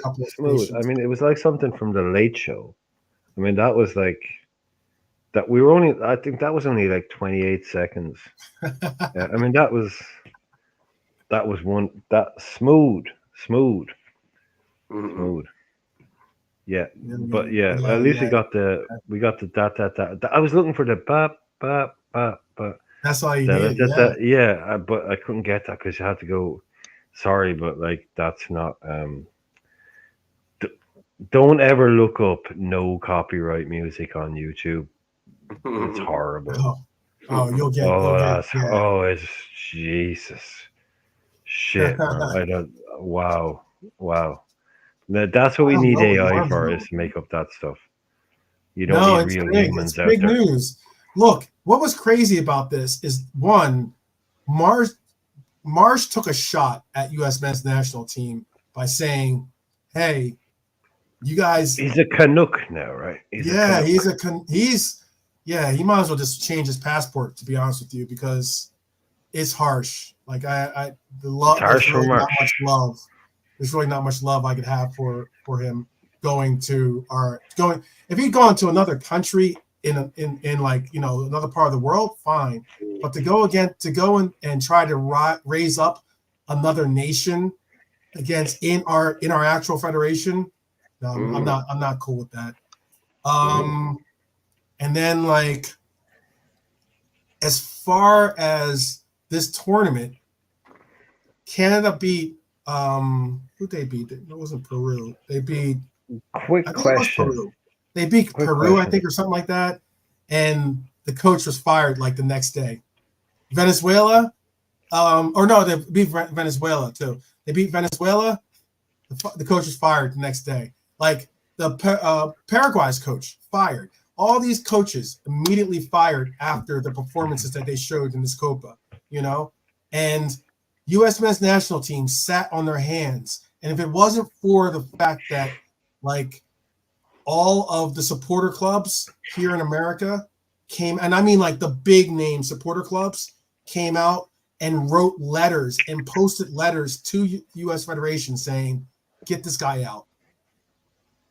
Get this guy just had the worst performance of any U.S. men's national team coach. There's absolutely no reason for it to keep this guy in here. And I do have a quick question though. If the men's USMNT parcel delivery service or whatever it is was taken over by a Canadian coach, and that Canadian coach won a major trophy, let's just say, because you're going hypothetical, won ye the Copa or won ye the World Cup, would the feeling still be the same? There's no good Canadian coach. That's I'm saying, but if a Canadian I coach, I get what you're saying. If there Canadian, was, maybe if a Canadian coach, Steve Nash, who's a former basketball player for the Phoenix Suns, he's Canadian, plays soccer as well. Just a Canadian coach comes out of nowhere and wins you the World Cup. Would you hate? Would I have the same feelings? As in terms of I'd pour a little maple syrup. How about that? On that humble pie, you pour a little syrup on that humble pie. I pour a little maple syrup out for those that don't know. I think that's probably the best I'm going to get. I think that's about as close as you're going to get. Yeah, okay, I'll leave it. I think that I'll take that. That's huge news, though. It's huge news. Huge news. Yeah. Do you ever remember the comedian Gilbert Gottfried? Yeah, Gilbert Gottfried's amazing. Yeah, he's still maple syrup thing. That guy is amazing. I think he's American, isn't he, Gilbert Gottfried? He's not Canadian. He is American. I don't know. He's a New Yorker, I think. Gilbert Gottfried is a New Yorker. Canada, and maple syrup is a big thing, but he's going on about maple syrup. Yeah, he's an American. He's a New Yorker, I think. He's a New York Jew, I think. But I mean, I don't mean that in the wrong. Plays a lawyer. Brooklyn, New York. Yeah. But that whole voice that he does is not him. Like, you see him in real life. Like, he does that whole, like, thing. Yeah. Like, but you see him, like, in interviewed in real life. He doesn't talk like voice. this. That's just like, but he doesn't talk even anywhere near that voice. What's this name? Bobcat Goldthwait. Like, he doesn't. Oh, amazing. He doesn't talk like that, really. When you the guy from public or from Police Academy. Obviously doesn't talk. I'm glad to hear that's not his normal speech. Me too. It was the first thing I saw. He was the funniest thing. But when I was a kid, man, honestly, he was one of the funniest things I'd ever seen when I saw Police Academy. What was his name in Police Academy? Like, they called him like Mouth. They call him Mouth, I think. No, Zed. His name was Zed. Zed. Zed. Okay, yeah, he was. That- It was so yeah, because bizarre. Yeah, I'd never seen anything like that. he was Do all the- he was one of the gang members or something like that. Wasn't he? He was like, yeah. He was the He was leader.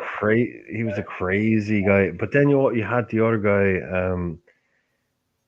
Oh, dude, what's his name? Like the Eddie Murphy kind of the guy that could do all of like he could do Oh, like yeah. helicopter Oh noise. yeah, Michael Winslow. Yeah. Yeah, Yeah, he could but- make any sound with his voice. He could make like Yeah. he could just Yeah. like make like everyone thought he was just doing voices, then he started doing helicopter noises and like Yeah. machine noises and stuff. It's like what the If you get a chance, I don't know if you're into Triumph, the insult comic dog, Yeah, I know Triumph. Yeah. but yeah, he's funny. I think he's funny. But Yeah. he did a segment. He did some like show where he was up in San Francisco, and that guy Michael Winslow, who does all the sounds, was the announcer for the show. So he did all the Yeah. sounds, and it was an interesting panel too. He did like a Jeopardy portion of it, and like he played Alex Trebek, the insult dog did, and I'm trying to think who else was on, and it was like a wild three. It was like Weird Al Yankovic, the guy from the Mythbusters was on there, and then The and guy with Rob the hat Schneider. or the guy and without Rob the hat? Schneider. It was like, how crazy of a D, if not D-list, panel is this? That was funny. It was Yeah, pretty but funny. which guy from Mythbusters? Like the odd guy with the hat or the like special effects? Not that guy, not the guy with the mustache. Oh, the other and all guy, that stuff. like the Yeah, the other guy. oh yeah, so the normal guy with the beard, the ginger guy Yeah. with the Yeah. Yeah. I think he's a. oh the other guy's called Jamie. Yeah, the odd guy is called Jamie. Yeah, Yeah, they they was pretty funny. hate each other. Like they literally despise each other. Oh, I didn't know that. Yeah, no, they fucking. Oh, sorry, sir. Like, Yeah.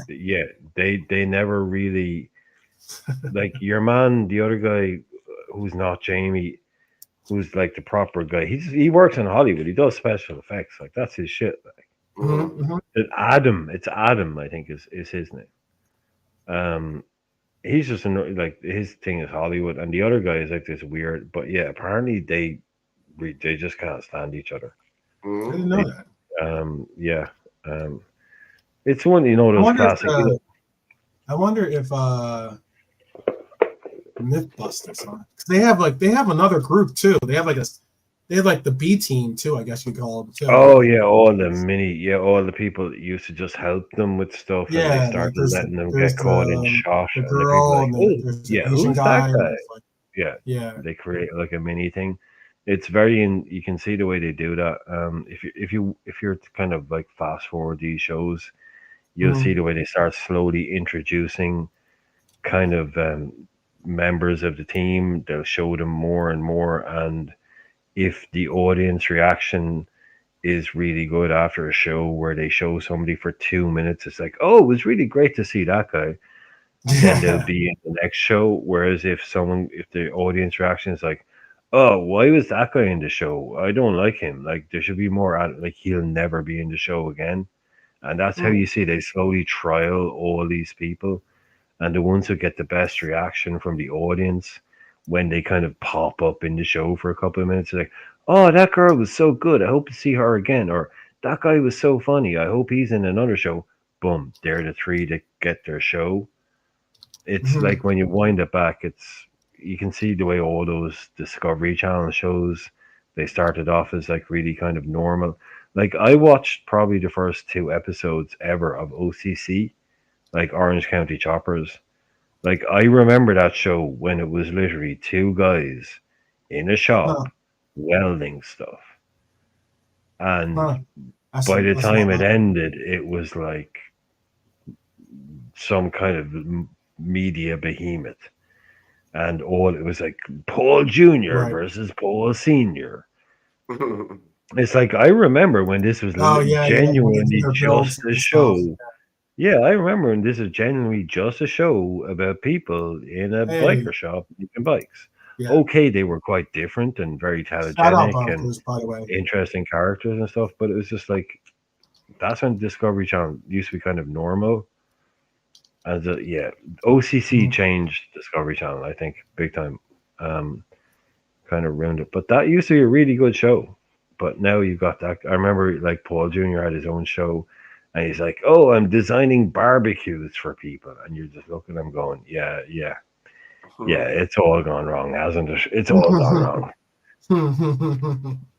Yeah, I'm really Yeah, proud to be at this barbecue exhibition and presenting my new like literally a barbecue he designed. yeah. This is a real Hey, Paul Jr. design. It's like, us Americans love our barbecues, though. We love our barbecue. yeah, it ain't no motorbike though, is it? But then, like, yeah, that shit was pure No, it's drama not. though, when it was real. When it was real, it was good. Like season 1, season 2, where it was like, Mhm. this is actually a bit mental. And then after season 2 or 3, you could tell it was all By the like, way, it was all fake or all scripted, yeah, set basically. up and yeah, or whatever. Or Kind of, so. oh, that was really good. People Yeah. like it when you argue. Could you argue more? It's like, well, this is destroying our Yeah. family, but okay. Dad's made $10 million. Right, So exactly. Shout out to Bonkers, by the way. Big shout out because that is a good coach, by the way. He is a good coach. He put up this name. He was the coach for Columbus. He coached Columbus back in the Columbus Crew. The Crew. Same thing with Greg Berhalter. Greg Berhalter coached the Columbus Crew as well. But he was the first black coach to win the MLS, actually. Wilfried Nancy. Cool Is that? stat. I think we Don't bought know. Yeah. Friedel from Columbus Crew. I think Liverpool did you? bought Brad from Columbus Crew, if I remember rightly, because I remember the name Columbus. Friedel. Yeah. Friedel or Reed? I thought you were saying Reedler. Reedler from Karlsruhe, I think. Yeah. Yeah, that sounds about Wilfried right. Nancy, Friedel.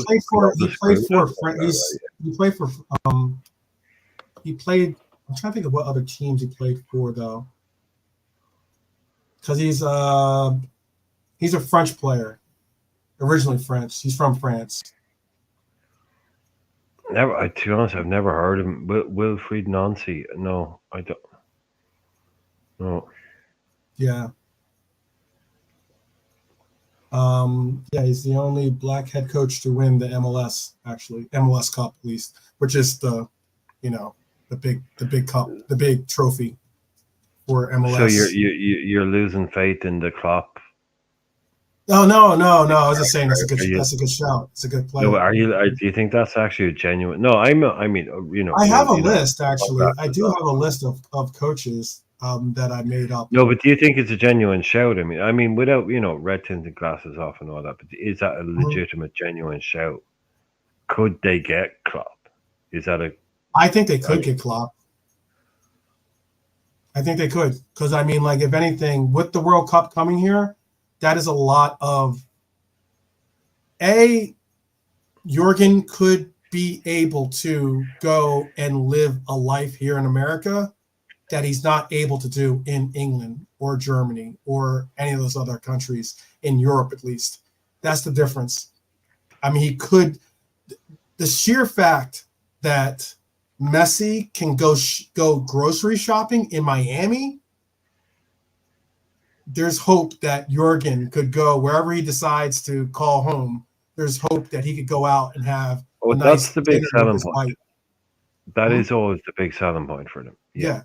And that is dependent on people being kind of sick of that. But that is the one thing that they always say is that, like, that was not that anybody would walk too, down the street.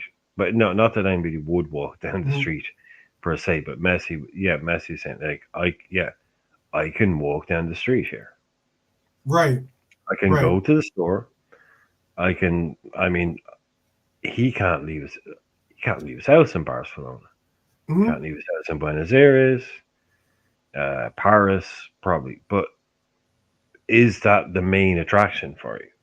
Have you gotten to the point where, yeah, I just need 2 years of, Yeah. Klopp is going, Klopp can't go. It's like, can you imagine Klopp goes to the pub in Liverpool, goes to the cafe, and he just can't. Of course, he could, and it'd be fine. And they do these things.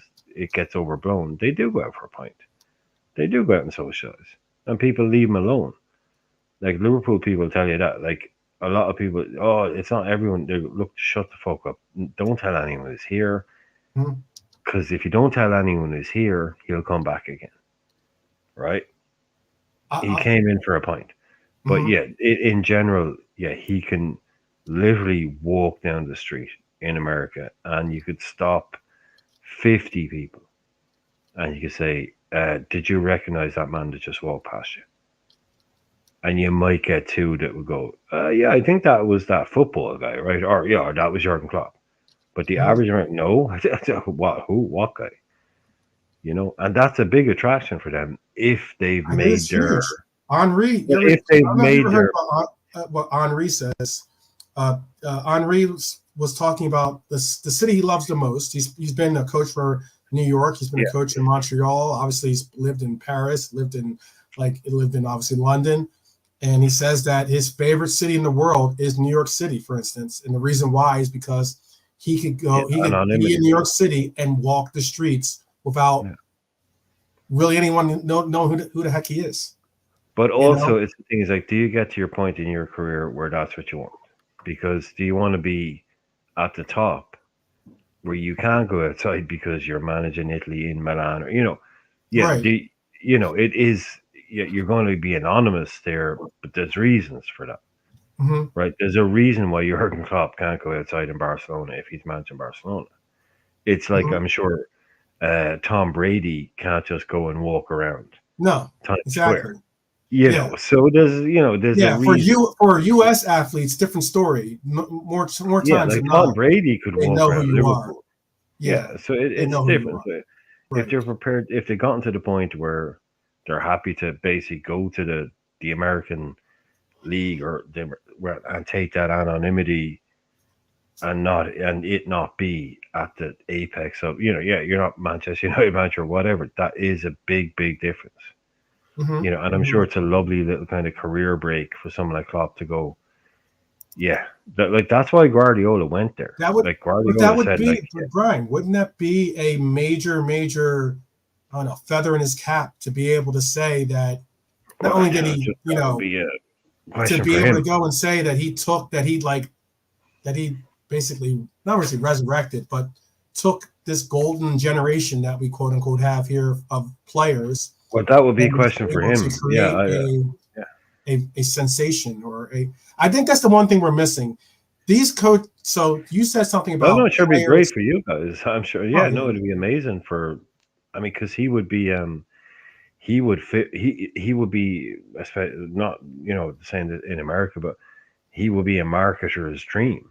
Yeah, absolutely. I mean, like to be. I'm sure this Berhalter guy, very unpopular. I mean, for the or for USMNT, to a guy like Klopp, that's a Hollywood kind of dream. He could read all the scripts. He's going to do all the, the ads and do all the media stuff really well. He's going to do really well that way. Everyone fall in love with him. Yeah. Like I'm assuming, did you like Klinsmann? Did he go down well, or? I liked Klinsmann. I thought Jurgen Klinsmann was I think he was one of our best coaches that we've had. And the reason why I say that is because unlike other coaches, we're at this stage in America where we can't decide, do we want to commit to all these MLS players? Do we want to commit to trying to develop the league here in America by taking players from the league? And that's another norm. That is a shout too. Low is definitely a shout. But we're at this point where we're uncertain if we want to continue to bring MLS coaches, MLS players and to keep developing the league domestically, as opposed to the majority of not majority, but a good majority of the talent that we now have, especially with this current team, play abroad. And when we got Jurgen Klinsmann, we got flushed with a lot of German/American talent, simply under the pretense that he could connect with a lot of the talent overseas. Mm-hmm. You know, whether it was just speaking obviously in the native language, but also bringing those players and saying, hey, you know, there's a possibility you could find a pathway towards Germany. Not saying it's impossible, but here's your opportunity to play on for a national team, you know, and That's be dangerous. That's dangerous. That's dangerous. That's very dangerous. That's what we did in Ireland. We went down that route of looking for people who weren't Irish and bringing them in, and then that kind of it's fine if it works. I get it.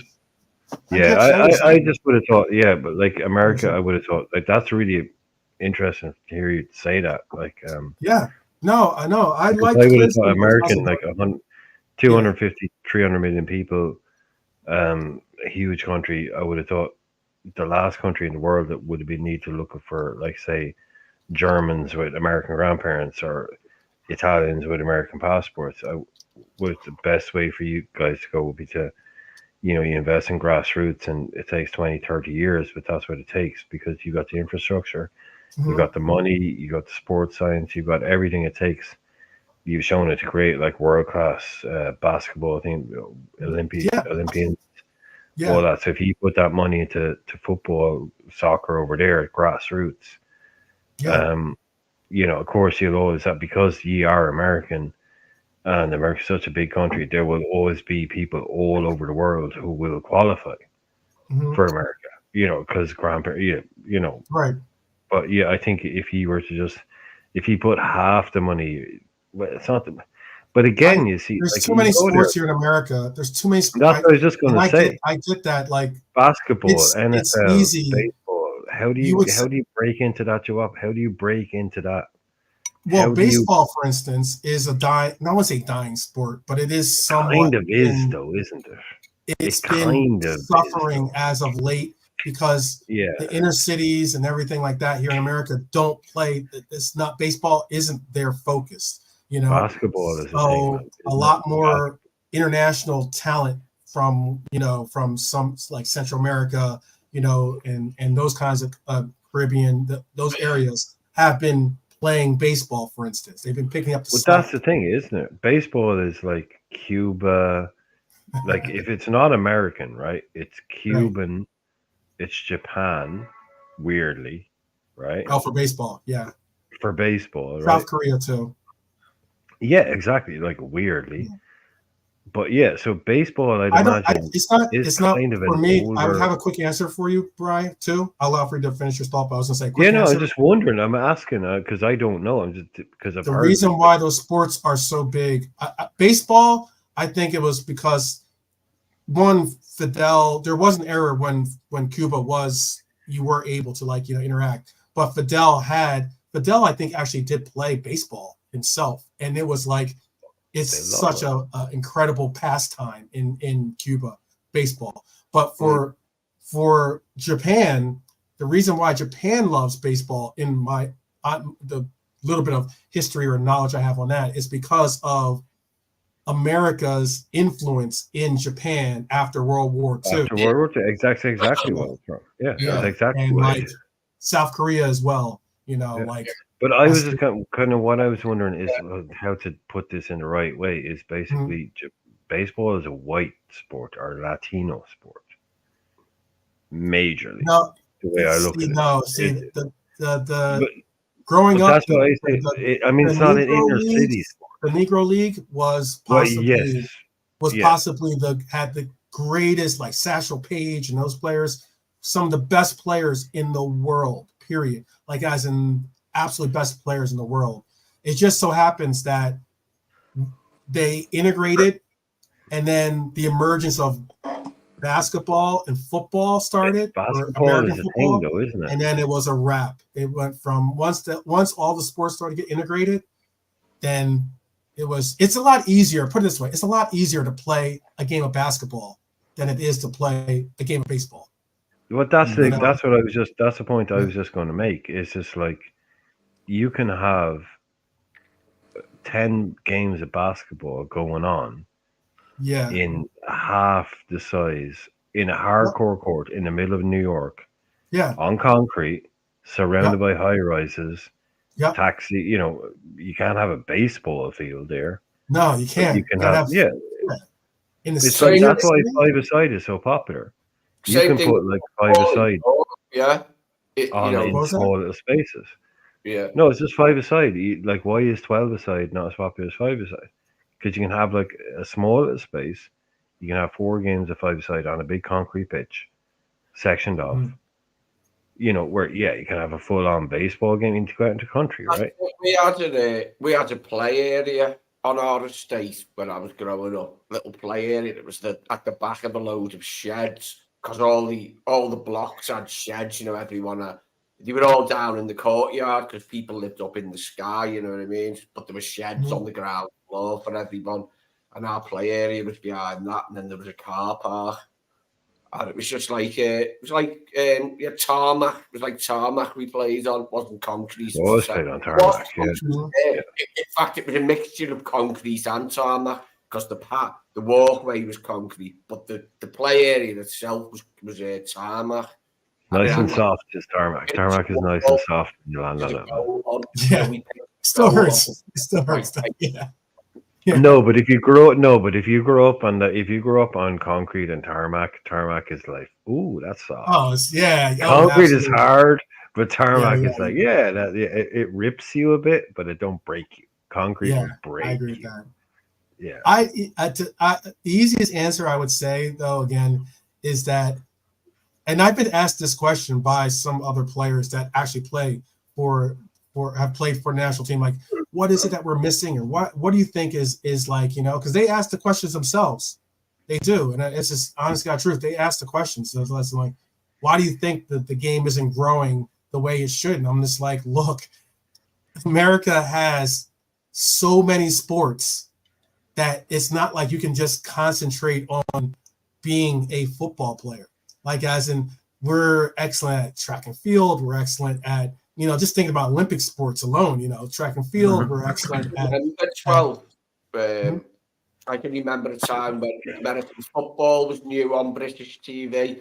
British TV had a new channel called Channel 4 in about 1982. I think Channel 4 appeared, 1982. We used to have American football. But my mum used to drag me and my sister off to church, Catholic church, every Sunday at 6 o'clock. And my stepdad got away with it because he was a Protestant, and he'd stay in the house.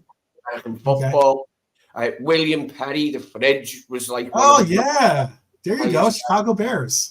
Yeah.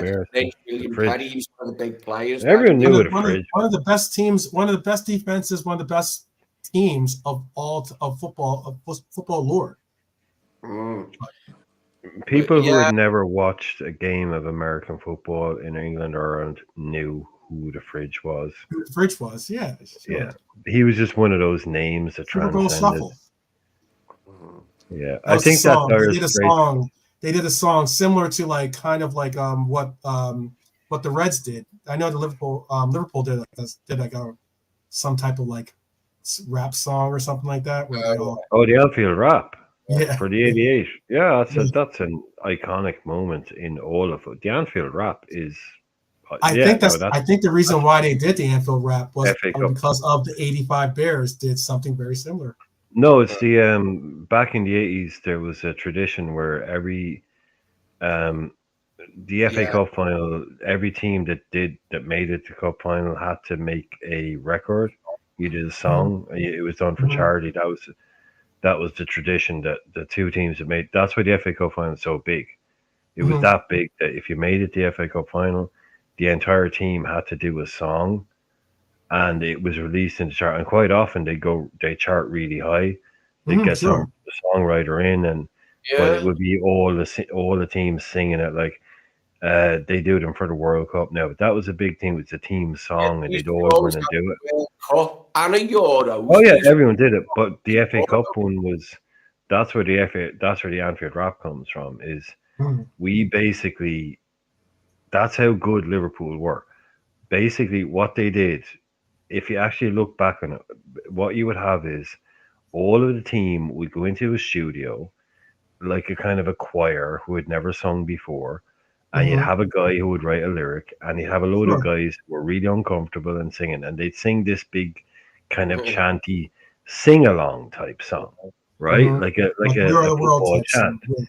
Yeah, like a football exactly, like a We Are the World. That's a we perfect go example. there. We're But then going Liverpool to Yeah. win. then that Liverpool 88 team said, no, this isn't good enough. Right. They turned it up to 11. They Yeah. just took the whole idea of this crappy, cringy, shitty, back home, this shitty stuff. Nah. And they wrote a proper one. John Barnes wrote it. John Barnes Yeah. wrote That's all what the I rap thought. stuff. Yeah, he's a Yeah, rapper. and they So brought, he rapped at Jurgen's farewell. exactly. They brought it like that was like that's how elite we were back then. Yeah. And Yeah. they We did even said, "No, we're just tearing up the whole thing," and Yeah. that is still probably the best. It's shitty and it's cheesy and it's cringy, But it's probably the best but song. when you look back Has on it been now, connected to that. yeah, Yeah. yeah. But we just totally said, "No, we're tearing up the boring script of the London clubs. You know, we're off to Wembley.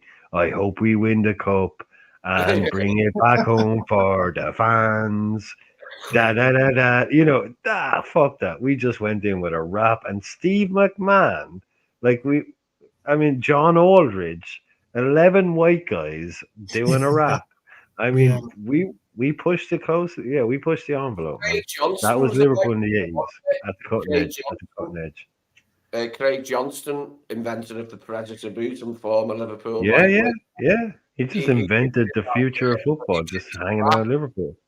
Rap was actually still quite in its not in its infancy, but it wasn't that old. It wasn't exactly. That's why I was Oh no, saying. in England, it was more to do. Sorry, obviously you know your shit, but in England, right then, at that exact point, rap was a soundtrack to breakdancing. Do you remember that period of rap when it was totally tied to breakdancing? Yeah, where it was like that. And breaking. Yeah, breaking it had that real feel breaking, to it. You know. Yeah, so you know, everyone was trying it in England. mixed Everyone was breaking, trying that kind of stuff. breakdancing. Yeah, so it was all about breakdancing. It was all that kind of. Had, loads of Liverpool breakdancers on it. Most of them were black lads, like from Oxford. Yeah. It was really breakdancing. You get the lino, you'd steal the lino off your mother's. You know, like he called. I don't.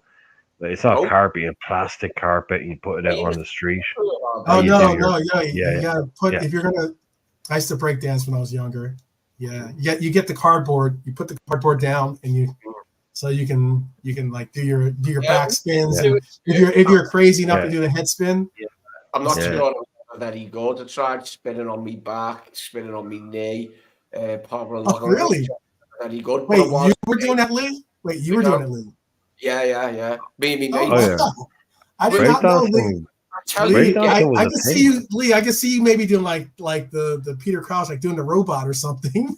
Like, I'll tell you what. I'll tell you when I remember doing it the most was when the Heysel game was happening. We stopped watching the game because it was a shit. You started game. breakdancing. Okay. You started breakdancing.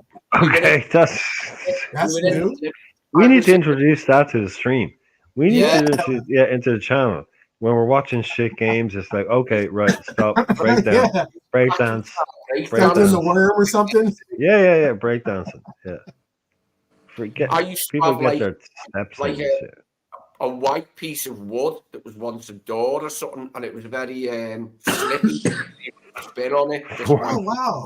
It had all a door on it, like, you know what I mean, from different people. But we used to use that to spin on, like this white piece of wood. It was, I think it was a door off a wardrobe. Is what it was. On lino. Yeah, see, Norm knows what I'm talking about, the lino. I don't know what you call it in America because you have the same. It's like that shit you don't like. It's like on your kitchen floor. It's like the shiny plastic Oh stuff, yeah, but linoleum. you can rip it up. Linoleum. Yeah, linoleum. Yeah, Yeah, that's what we yeah. used to use over here. And I was saying we like 80 like Yeah. breakdancing actually hit Uh-huh. Ireland in the 80s. There was no internet or television. Okay, you did stuff outside. So Oh, that's what you'd do, and you'd rip okay. up the lino, put it on the street outside, and the people would spin around on it. See, And yeah, that's where rap started. It was like kind of the, the soundtrack to that. And that's if you watch the Anfield rap now, the video for the Anfield rap now, Mhm. obviously it's cringy, but you'll see how much like kind of breakdancey it is. Yeah, It's Yeah, not rapping. yeah, It's yeah. not hip hop. Massively. It's you could see the and the gold chains and all that. But it's so like it's funny and it's cringy, but Wow. it's not I never crap. knew You know, we have all these break dancers. Norm was a break dancer too. That's pretty cool. yeah. yeah. What was Look, we need to do like Norm was like probably breakdancing at the Liverpool first time break anyone dancing ever crew or something breakdanced. like that. Yeah. One of the lads who's in the Anfield rap video died a couple of years ago. He was a black lad. He had his surname was an Irish surname as well, but I can't think what I've forgotten. Mo. What his name was, but he was one of the best Mo. breakdancers. He was The in guy the Anfield. Mo, is it? Sorry. Is it the guy Mo? Is that the guy? I mean, that was the guy that used to be on the Anfield rap. Mo, is it? Don't remember a guy with an Irish surname. African guy with an Irish surname. Oh. Yeah. No, don't remember that. Like Rafferty or something. I think his name was like Rafferty or something was his surname. But he was very good breakdancer. He was well known in Liverpool. There was a few, like there was quite a few that were well known at the time. That's back in the day, though, man. People like that was there was nothing to do indoors. There was nothing on TV. There was 2 channels. There no internet, no mobile phones. You went out on the streets. Oh yeah. And We you did made that your for. fun out on the I mean, streets. like I'm sure you guys have some form of it, but we used to have like talent shows at our high school or junior high or elementary schools. Yeah, everyone loves a fucking talent show. Yeah, Yeah. I remember in third grade I was breakdancing. I remember that because we actually won our talent show because of our breakdancing. We were pretty intense about it. We were definitely pretty intense. I bet you were like I don't know what's third grade, like 14 or something. How old are you? No, 14. 10? That's like third grade. You're like I don't know. I don't know what's third grade. Tell me. 10, I think 9, you're like 8, 7, 8 or 6. 9 years old or something, probably something. Oh yeah, definitely take yourself seriously then. Yeah. Oh, we got. You think you're going to be like the next Olympic champions and stuff? Oh yeah. We're hoping there's going to be a breakdancing tournament. We're going to be millionaires. Yeah. I was 11, and then I was 12 when breakdancing was popular in England. 11 and 12. So 1985, like basically, is when it was when it became popular. Was the year it became popular? 85. Well, then there's the other thing you were saying. There's a difference, right? Then you got breakdancing, right? Mm-hmm. But then you got body popping. Oh yeah. The body popping was a different story altogether. That was when you're like, oh, I can't. Yeah, I actually that was real full on stuff.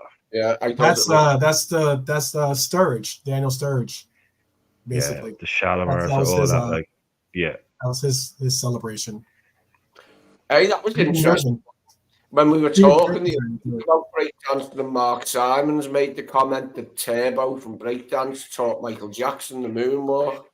Oh, I bet.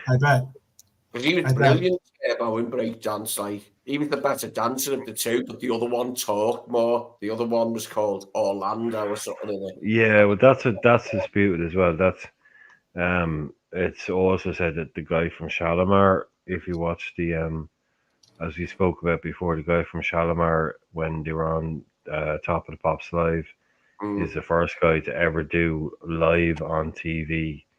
And he does this insane thing where he slides across the floor, which is which is where Michael Jackson got the moonwalk from, and that's another version. So if you watch get ready, make this a night to remember Shalimar, UK TV. That's the first time anybody on UK TV Had never was seen it. ever shown body popping, breakdancing, whatever you want to call it, moonwalking. Oh, yeah. And there was people just looking at going, what the hell is that guy doing? What year was And that? Because I thought it was. that's around 80. I thought it was like that's the Blondie. The that's Blondie around 80. video.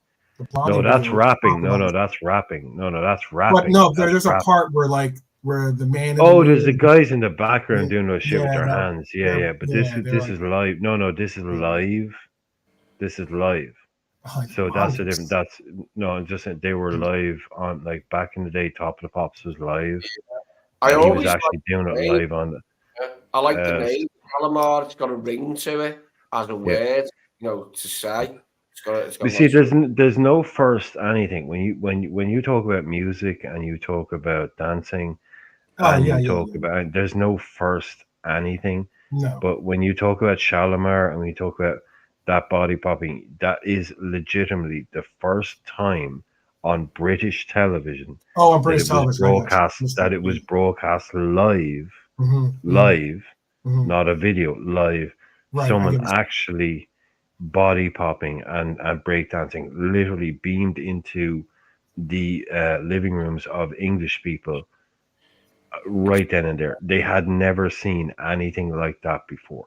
It's and like everything exploded. They were like, what the hell was that? Yeah. Because they were like, how is that guy walking? Because what he did, he does this thing where he turns around and he left profile to the camera and he walks forward and moonwalks backward, but goes forward. It's better than the moonwalk. What that guy is doing is cooler than a moonwalk. And people they were ringing up the BBC going, what is that? Who is he? It was insane. People were like, what is that? That kicked off breakdancing in England. The very next day, there were kids out on the street in England trying to do what he'd done. That's cultural impact right there. Right there. Big up to those that are just joining us. Big up to Redbird. I'm reminiscing with Norm about BMXs. He was telling me he had a mongoose. Mongoose is a great Yeah, bike. I had a mongoose. I had 2 mongooses. Yeah, 2 mongooses. BMX. I never had a mongoose, but they're good bikes. Mag wheels. With mag wheels, though. That's what the mag wheels.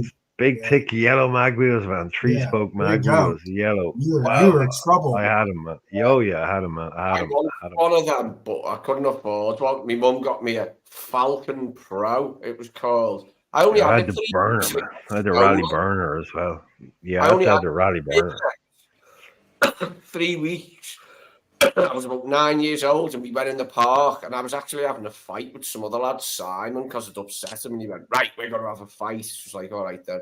And while we were fighting, these lads jumped out the bushes and stole 2 of the BMXs. One was mine, one was my mate. I've never cried. It wasn't insured either. We couldn't afford insurance. And my mum was paying for it out of a catalogue for about 18 minutes after it got stolen.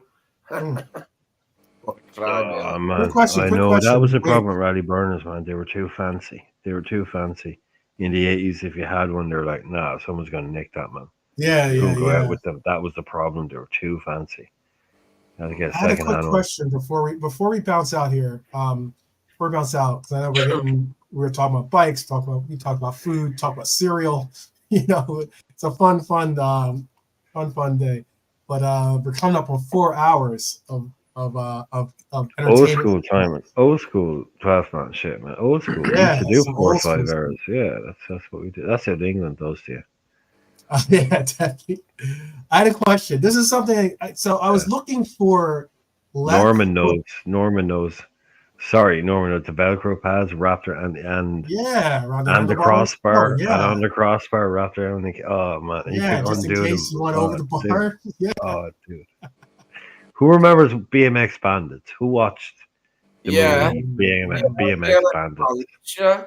I remember Time Bandits. I don't remember BMX. You don't remember BMX Bandits? Time Bandits basically was my let me describe the movie BMX Bandits. It was a movie about a bunch of kids on BMXs. Oh, I There bet. you Oh, go. go figure. That was basically the movie. That was got the you. entire movie. I'll Pretty look much it up. I'll look it up. Yeah, that was the plot. That was the script. That was the whole thing.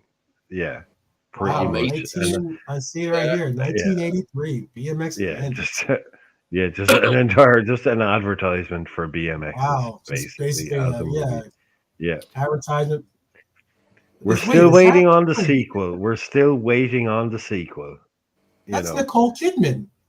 yeah, Holy we're crap. waiting to find out what happened. We're still waiting to find out what happened to the BMX Bandits. Nicole Kidman as a BMX hero back in the day. Big up for her. Yeah. I had a Of course question they real do. quick though before we get too sidetracked here. So I was trying to find, because I know we want to get a left center back real quick. If Right, okay. these two players, there's not many left-footed center backs out there that are decent players, but there are some. These were two players that are left-footed. I know Brian was talking about how it's difficult to be left or be ambidextrous. I happen to be ambidextrous, so I know it's not a common thing. But With your feet or your hands? I can draw, and I can write and draw with my left and my right. But are you ambidextrous with your feet?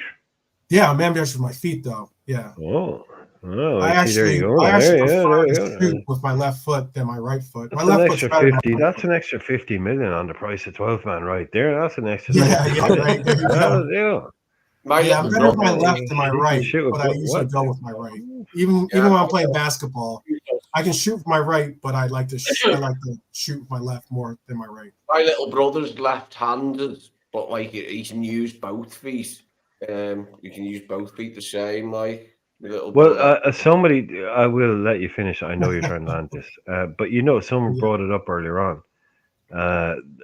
They mentioned but you know what the Latin word for left-handed is, right? No. Sinister. Oh wow. Sinister. You know when somebody? Oh, that's a very sinister. Sinister means left-handed. I never knew that. Yeah, that's what sinister means. That's a bit. That's because back in the day, like I said, everybody was right-handed. Yeah, it was So sinister. if you were left-handed, they were like, "Oh, what's up with that Just guy? not as devil, That's a wasn't bit. it? That's a bit sinister. That's a bit weird. That's a bit dodgy." So yeah, sinister actually means Left-handed. left-handed. I did not know that. Yeah, because it was so odd. Mhm. It was so weird for someone to be left-sided or left-footed or left-handed. It was like, whoa, he's a bit sinister. There's obviously something wrong with him. That they saw left-handedness as a sign of the devil. Yeah, exactly. It was like there's something weird about it because look, the average normal person. The 60s or something, like the 70s and that, when you were right and left-handed, they'd hit you on the hand with the ruler to stop you doing it and make you use your other hand. Yeah. No. Because that's the way the books are. When you open a book, yeah. because left-handed people tell you if you open a journal, it's made for right-handed people. Mhm. You open the first page and you have to write from left to right.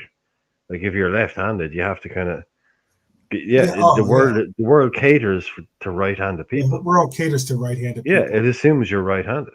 Mhm. Yeah. So like it was so to be left-handed was a bit sinister. Now it's like, it's a very sinister situation. Ooh, that's scary. But no, it just means being left-handed. I could write with my left hand when I was younger, but I ended up writing with my right hand because it was just easier. If you could, I could do Norman, I could do all the shit. Like I could stand up on the saddle while riding the bike. I could stand on the crossbar. I used to do all that shit where like you're standing up, riding, and like not even holding. Yeah, I used to. All that shit went on the BMXs, man. Yeah, everybody did that. My mom even bought me the whole outfit. I won't even go into that, but Wow. No, with that, Yeah, that's for another day, I think, on that one. Yeah, no, it was the whole bring thing. out some pictures. With all the BMX. No, there was no pictures. I don't know where she got it from. Like this is Ireland in the 80s, and she somehow sourced an entire BMX like riders kit. Mhm. Oh, I mean, yeah, God only knows where that is. But yeah, that the BMX bandits, the rally burners. Yeah, Leo, remember them, man. Bring back the 80s and crushing your balls on crossbars, Oh, messing goodness. up stuff like solid steel between the legs. Oh, Yeah, yeah. yeah, yeah. There was nothing like that. The first time you ever messed up on a bike and you got that crossbar between the legs, that was a life lesson. Yeah, I wasn't. Yeah.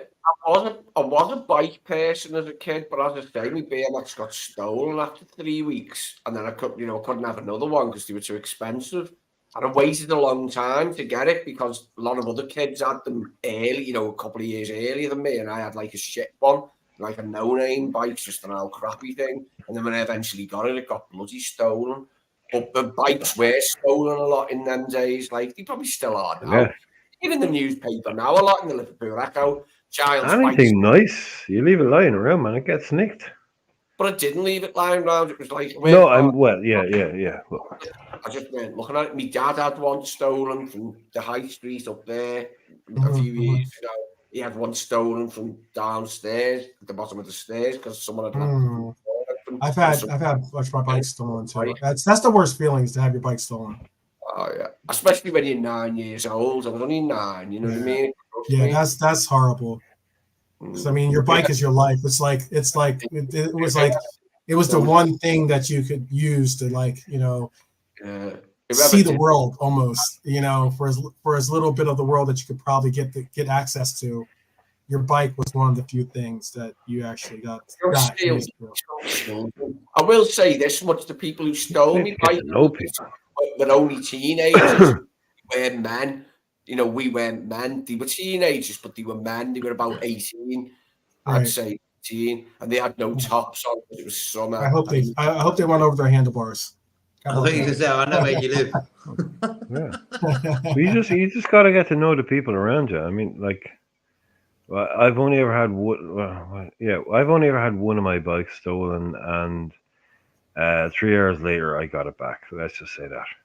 Just got to know the people that live around you. I kept thinking that I saw mine everywhere. There was a second-hand shop by ours that used to have second-hand bikes outside, and I could have sworn my bike was one of them. I was like, that's my bike, but it wasn't. My stepdad come and looked at it and he went, nah, that isn't your bike, mate. You're just wishing it was. Yeah. Did I hear JK back? JK, yes. you even like? Yeah. Yeah. All right, cool. So England, Spain final then, yeah? Oh, yeah, good. Well, what do we think? I think Spain will win it. Yeah. I 2-1. I'm kind of in a bind. I don't want Spain to win it, but yeah, Spain's not really everyone's favorite team. You know what I mean? It's not. It isn't. I was telling you the truth. Yeah. England to me. I don't want anyone to win. Let's leave it like that. People don't like. Since when don't people? Hang on. People don't like Spain. Why not? Why don't people like Spain? I don't.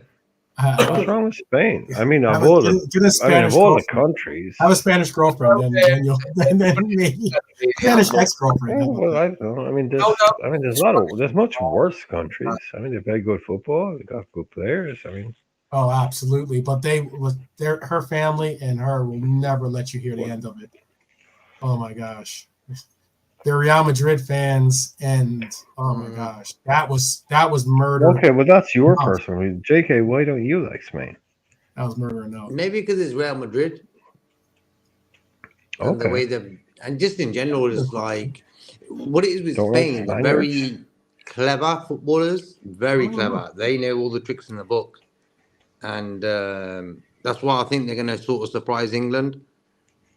But I don't know, I never really connected to them. Like I've connected to like Germany in football, Holland, you know what I mean? That's like in Italy, of course, in the early days they were big time. So for me, I've always connected to them countries, never connected to like France, Portugal, Spain, never connected to them.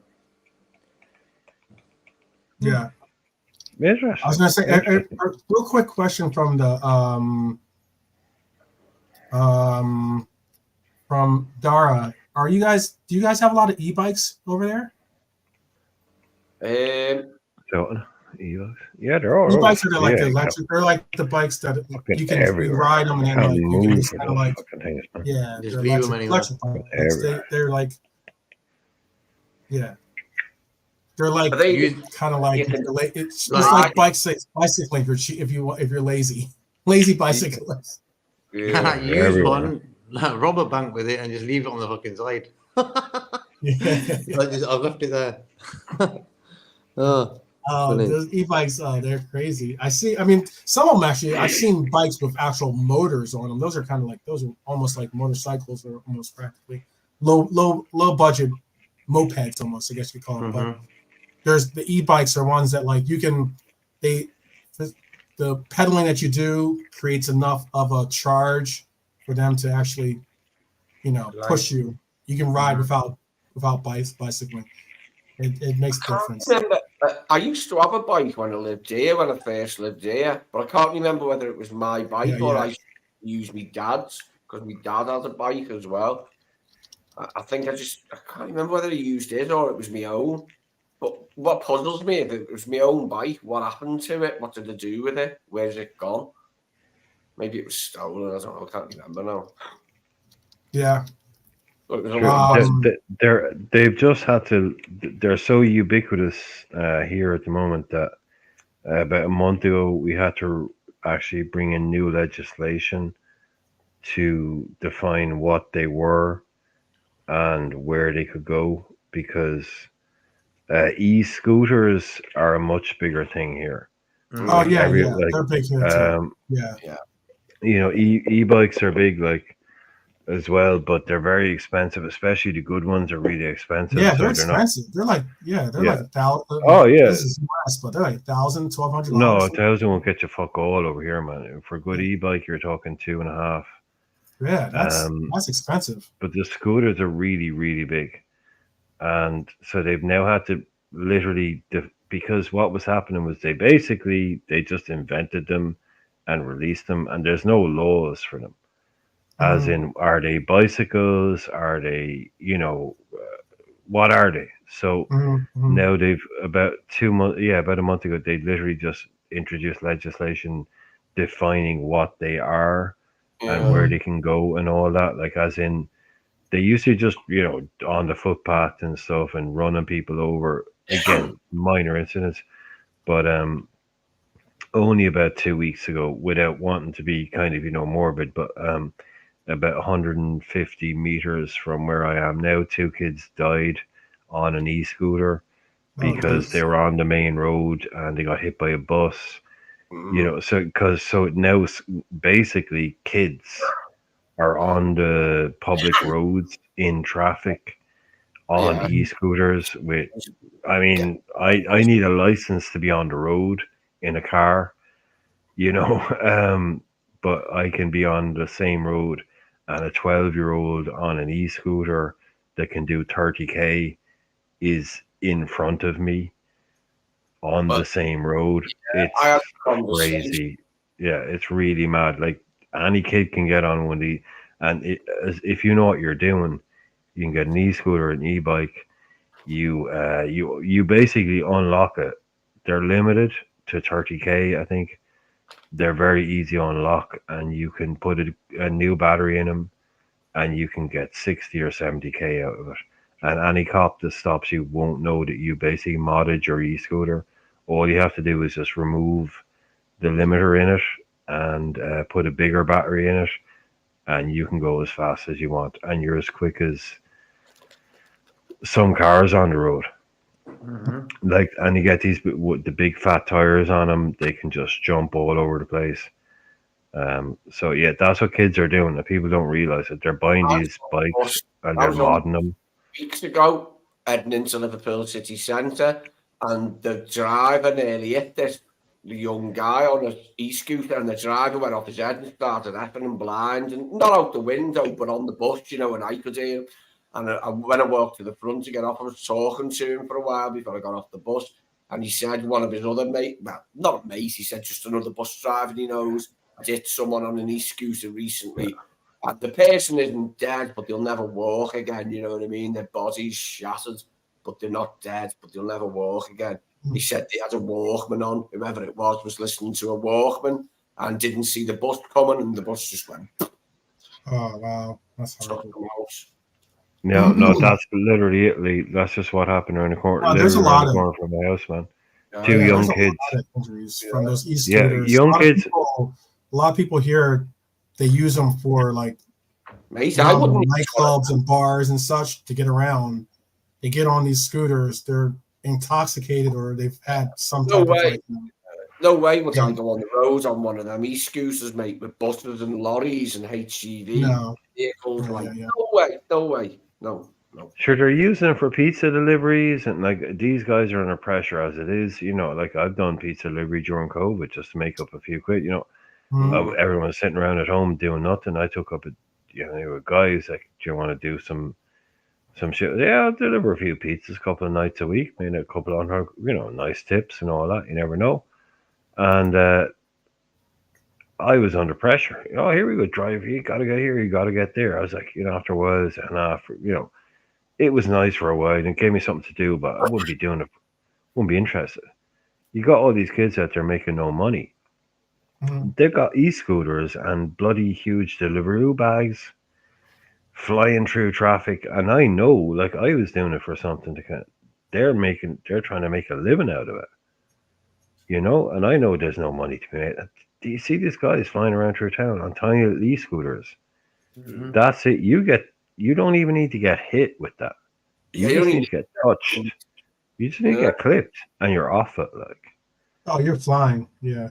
yeah, you're You're- gone. You got no helmet. You got no interior cabin. You got Oh, it's the absolutely. You worst. got no Worst. airbags. You are hitting Most people tarmac. are And like- that's it. Yeah, just like he said, just like Lee said, there's people that are trying to use their phone. They're like, not paying attention to what's going on. You got to hold on to that thing. It's serious. To be on an e-scooter listening to headphones, use it when you're trying to navigate. No, like, you cannot drive and have headphones in. You cannot. No, if you're driving, if you're in control of the vehicle, you cannot have headphones in. You just cannot. That is my law when I come into. If ever I see somebody driving, listening to headphones, to me that's as bad as drunk driving. Almost. You have you've literally removed 75% of your sensory perception. You're literally taking time. Just stop driving, get out of your car, and these idiots that think they're cool, listen to music, driving around with their headphones on. Morons. There's people's. There's something cool about being dead, mate. Yeah, these idiots, man. I'm gonna save my question. I'll save my left back question or my left center back question for tomorrow. But yes. Maybe Bastoni. Yeah. Yes. Yeah. Bring him in. But I'll save it for tomorrow then. But all the same, yes, it's 4 hours deep, 4 hours and 11 minutes deep into this. Big up Nolante, up late. I see over in England. Yes, we got to watch a pretty good game. There's going to be another good game on tap. England in a good game. Imagine that. Yeah. I mean, I would have never thought that Ollie Watkins would be the name that people are screaming out the windows in England, but it is Ollie Watkins.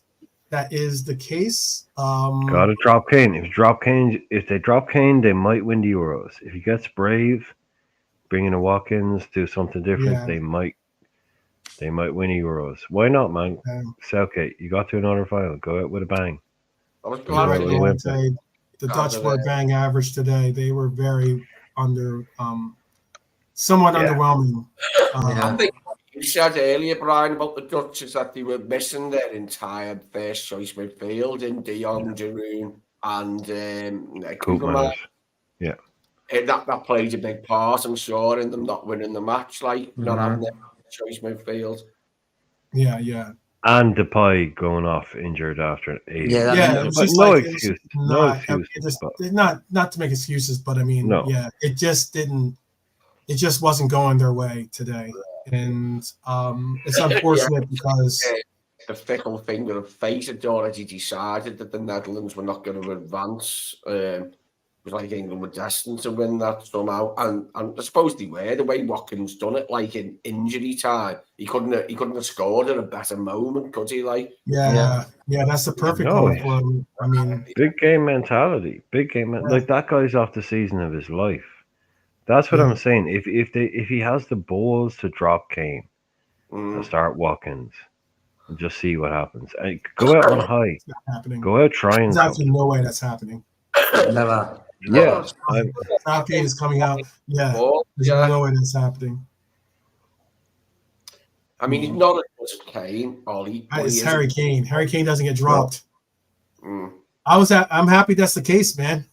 I'm happy that was the case. As a Liverpool fan, I'm happy I was actually happy to see Harry Kane rather than the alternative actually for the Champions League that we faced off against them.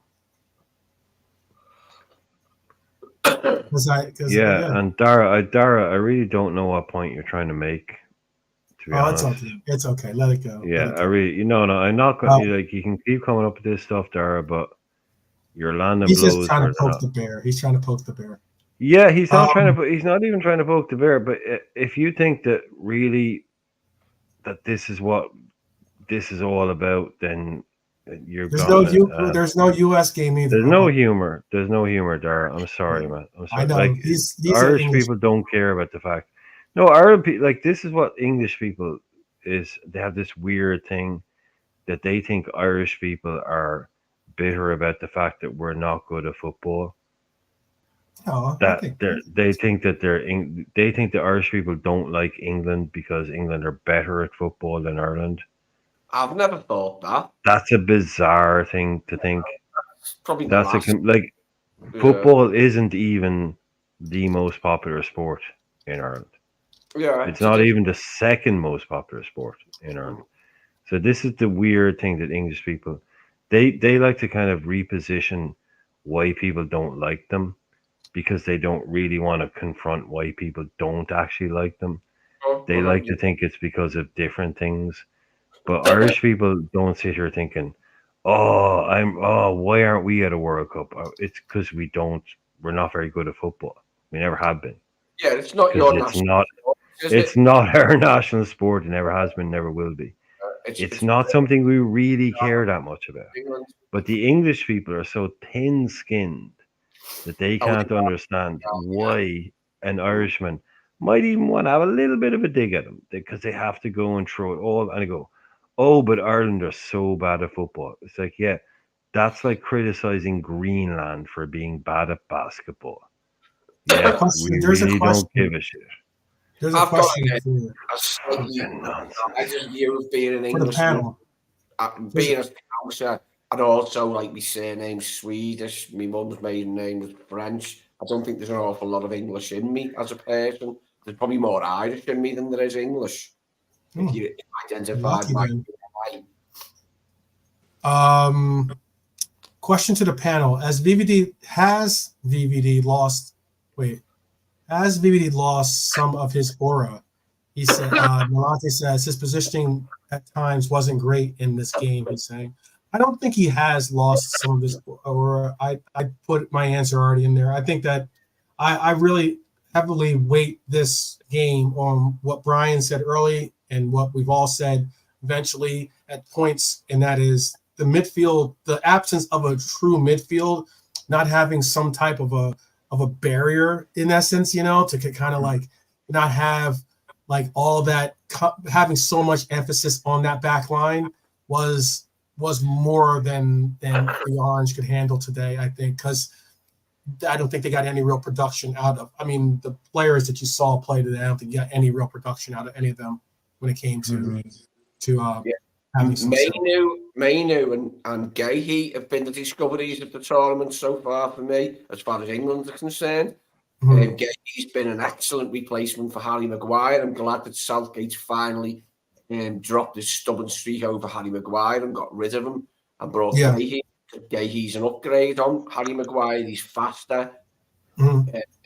I just like him more as a centre half than Harry Maguire. He's got more to his game. Mark Gahey. I don't think he's Could a have better. maybe done with getting him before he went to the Euros. So maybe Yeah, For yeah, Liverpool, maybe trying yeah. maybe gotten him for 40 million before he went there and started looking all brilliant. A Yeah. Stone I Gahey could have centre certainly. back partnership is an upgrade on a Stones Maguire centre back partnership. Let's put it that way. It's an upgrade. Maguire Palace does is well gonna for England, Palace is going and to try to capitalize off of that too. I'm sorry. Go ahead. yeah, no, Maguire does well for England because he asks them to play defensive stuff. He does okay, Yeah, he's but done I think Gahey has actually no McGuire had a like good year. McGuire had a decent year this year, to be honest with you. yeah He's- no I mean, Ali is right. Like Gay has come in and just gone like yeah, this is who I am. This is how good I am. I can do this. You know, I think he's someone who I want. Yeah, I wanted him last year. Maybe I didn't know. I'm not saying, oh, I'm a soothsayer. I'm just saying I would have bought him because everyone's saying he's brilliant and he's good. I'll get him in. So, but it's like now he's taking his chance. Very little rumors around him because I think other people are moving on to other targets. But I don't know if he was available after this Euros now and it wasn't astronomical. It wasn't stupid. If he was still like say the 50 million or something and we wanted a centre half and he was the one we got, you know, I kind of liked him before this Euros and so why not? Well, I'd be happy to go for him because we all say we want a centre half, right? Yeah, DM or so if you know if he turned out to be the one we went for, I've been trying to get a little traction under this thought, but I've been saying how I wouldn't mind seeing us go with I guess you could say a little bit of a shuffle in the back line. That's why I was asking about the left-footed center back actually, because I wouldn't mind possibly seeing if we could move Virgil over to the right side, possibly, and be to his original right side, which is where he originally played, was right center back, and get an actual good left center back. A flat back four with Trent and Virgil playing as the right hand centre back might be even strong. You know, it might strengthen us. Yeah, on the right. I think with the aura thing, could radiate. People go to the right side, whether Trent's there, whether Connor's there, who doesn't matter. Whoever's there, whether it's Gomez, they target our right side often and more times than not, often than not. But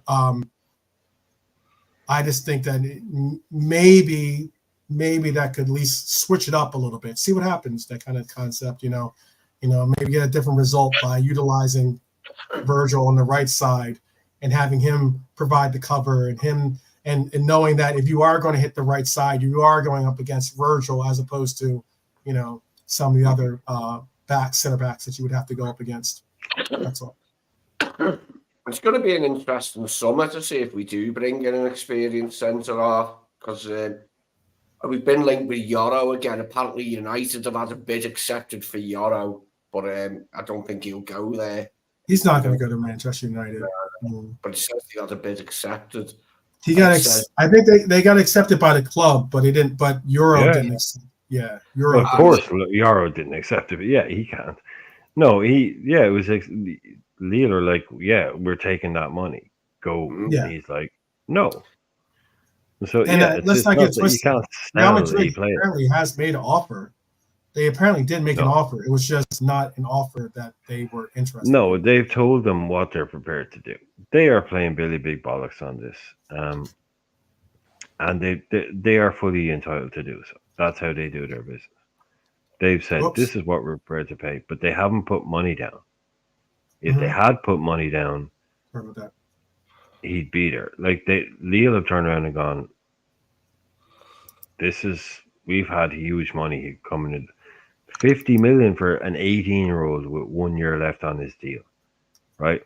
That's Manchester United right now. Okay? That is Manchester United right now. Bidding 50 million for an 18-year-old with 1 year left on his deal. That's Man United. What's Real Madrid is, we'll give you 20. if you don't take Yeah. 20, we'll just sit back. The kid will Yeah, wait, that's what I said. and he'll join They made us a on 20 a million. free. They made a 20 million euro Yeah. offer. Yeah. Initial offer. And the kid will join us on a free, right? I'm 100% That's a power move. what he'll do. Yeah. That shows you the difference between Real Madrid and Man United. Real Madrid will just go, well, look, you can either take our 20 million or we'll wait and take him on a free, or you get Man United go, oh, we'll give you 50, oh, we'll give you 60. How much do you want? How much do you want? How much do you want? We'll give you all the money. Pathetic little bastards. Guy want to play for you, does he? No, Real Madrid, we're there going, okay, we'll hang back. We'll hang back. Okay, we've got some. See how this United unfolds. are just going, how much do you want? How much do you want? Oh, we give you all the money. We'll give you 70 million. United moment. But United will find someone else. Liverpool. I would imagine for Lenny Yoro, if Lenny Yoro thought about it, he'd probably think, well, Liverpool have been in 3 Champions League finals I can remember recently. Man United haven't been in any, so I think I'd rather join them, is what I would imagine. Yeah. I would say You would hope that. You would hope that. It's not. You know, it's crazy that sometimes some of these players don't care about that stuff. They just they're looking at it as like they're going to go to Man United and they can see it as I'm going to get. I'm not saying that Euro's this player. I'm just saying that there are players out there that just say, "How much are you going to pay me?" You know, and that's just the people are different, man. People are different. Some people care about the bank. Some people care about it's not about players. It's just people. Yeah. Players are people. That's just like we all tend to forget. Oh, footballers. No, nobody does any. Footballers don't do things. Scientists don't do things. People do things. They're just people. At the end of it, their job is footballer. Some people care more about money. Some people care more about whatever it might be. They're just people at the end of the day. We like to raise them up as footballers and think, oh, he loves this, he wants this. No. Some guys care more about glory and trophies, because they know if you get glory and trophies, you're probably going to do well financially. Whereas some guys, they just want the bucks. I'll go to China. I'll go to Saudi Arabia. I'll go to whatever English team offers me the most. One player I'll never forget who turned Liverpool down, and he turned us down for Everton, was Ian Snowden. He had a brother, Glenn Snowden. Ian Snowden's a good midfielder, and everybody... Welsh player, Yeah, Liverpool and Everton both wanted him. This was 1987 or 8, and he chose Everton. I think Everton were champions, actually. Everton were the reigning champions. So he chose, in choosing them, it's not like he chose a lesser option. They were the champions, and I've been twice in 3 seasons, and he chose them over us. I think he chose them over us because he knew he'd play at Everton, whereas he had a battle to get that as well. Yeah, there's that as well. There's plenty of people as well that have gone out there going in his way in the Liverpool side already. Yeah, lads like we also see. There's also people out there that go, I ain't going to play for them. Yeah, for sure. You know, I ain't going to play for him. I'm 20. I'm not going to play there. I'm going to play there. I'm not going to play there. Yeah, so there's a lot of variables to get weighed into the. There's thousands of variables every day. It's not like bang, done. No, it's never that easy. It's like you got to get it. Like I've seen some people trying to have a go at Lenny Yoro. You know, you've never met the guy. Who are you to tell him where he should join Liverpool? Know anything about him. But who are you to tell him what he should do? Nobody should tell him what he should do. If he joins Madrid, have at it. I guarantee you there will be Liverpool fans out there who, if he joins Real Madrid, and in 2 years' time or 3 years' time, he'll be playing the game. They go, oh, I hate that Lenny Yoro guy. Why? Oh, because he didn't join Liverpool. Get the fuck out of here. You know, that's not your. Come on, he wanted to join Madrid. He joined Madrid. Like you wouldn't do that. Oh, he didn't join. Like he's not from Liverpool. He's not even from England. Okay, so like. Yeah, all these people, they just want to turn on a player that never even played for the club because he joined another club. You're already seeing, oh, I don't want to see, I hate that guy, Lenny Oro. Oh, F him, F that. Oh, now he wants to go to United. Who cares, man? You didn't know who he was a year ago. So The same way we'll you get say our that guy. about people. Everyone has the rights to think and feel the way they want. No, but I'm just saying, in 2 or 3 years' time, Yeah. people will be, oh, F that Euro guy because he never joined us. Oh, Why? no. Why? He's not a Liverpool. I mean, he wanted to join Madrid and he got his dream club, so he joined it. I just you hate would the do same. fact that Madrid is at that stage of football. I know hierarchy. we can all hate it. I know no one has to like it. That's but the part that I think that yeah, I'm you don't going have to like it. No one has to like it, but it is what it is, right? It is, yeah. It is what it is. I mean, you Mhm. have to live with it, and we can't. We'll go out and get better players. We want players that want to join us. If Yanni Loro is out there standing on a corner waiting for Madrid to show up, we don't want, right? Simple. He's not. He's out on a corner waiting for Madrid, not waiting for us. So thank you. We'll move on. Yeah. We get someone that's looking at us going, "That's my dream club. That's what you. That's what you That's want. what you certainly. want. Certainly, You know, certainly. bring that guy in." He's like, "No, pick up Baz. Pick up Baz. I know.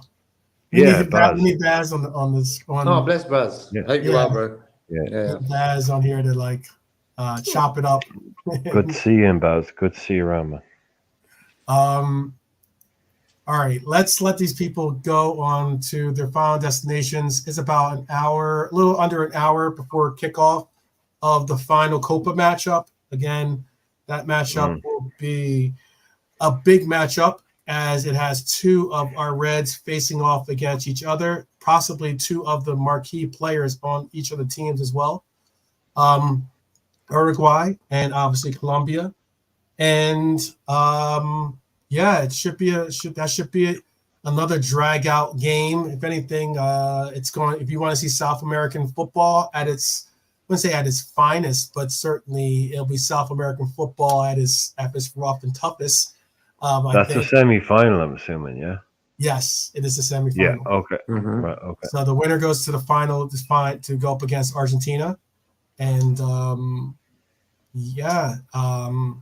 who's your money on, folks? Who's your money on? Who's your money on? I know Uruguay, Daryl's for me. money's on. Daryl's money. I know. Feeling Colombia might do it. Colombia might get to the I'm final. hoping Colombia does it. Okay. Yeah. I mean, this game I'm not really unlike some games that we've had to watch or that we have watched. This game I don't really mind if Uruguay wins because I want to see Darwin Nunez do well. I'd love to see him, lift the trophy. I know that'd be an incredible confidence builder to say that you did that for your country.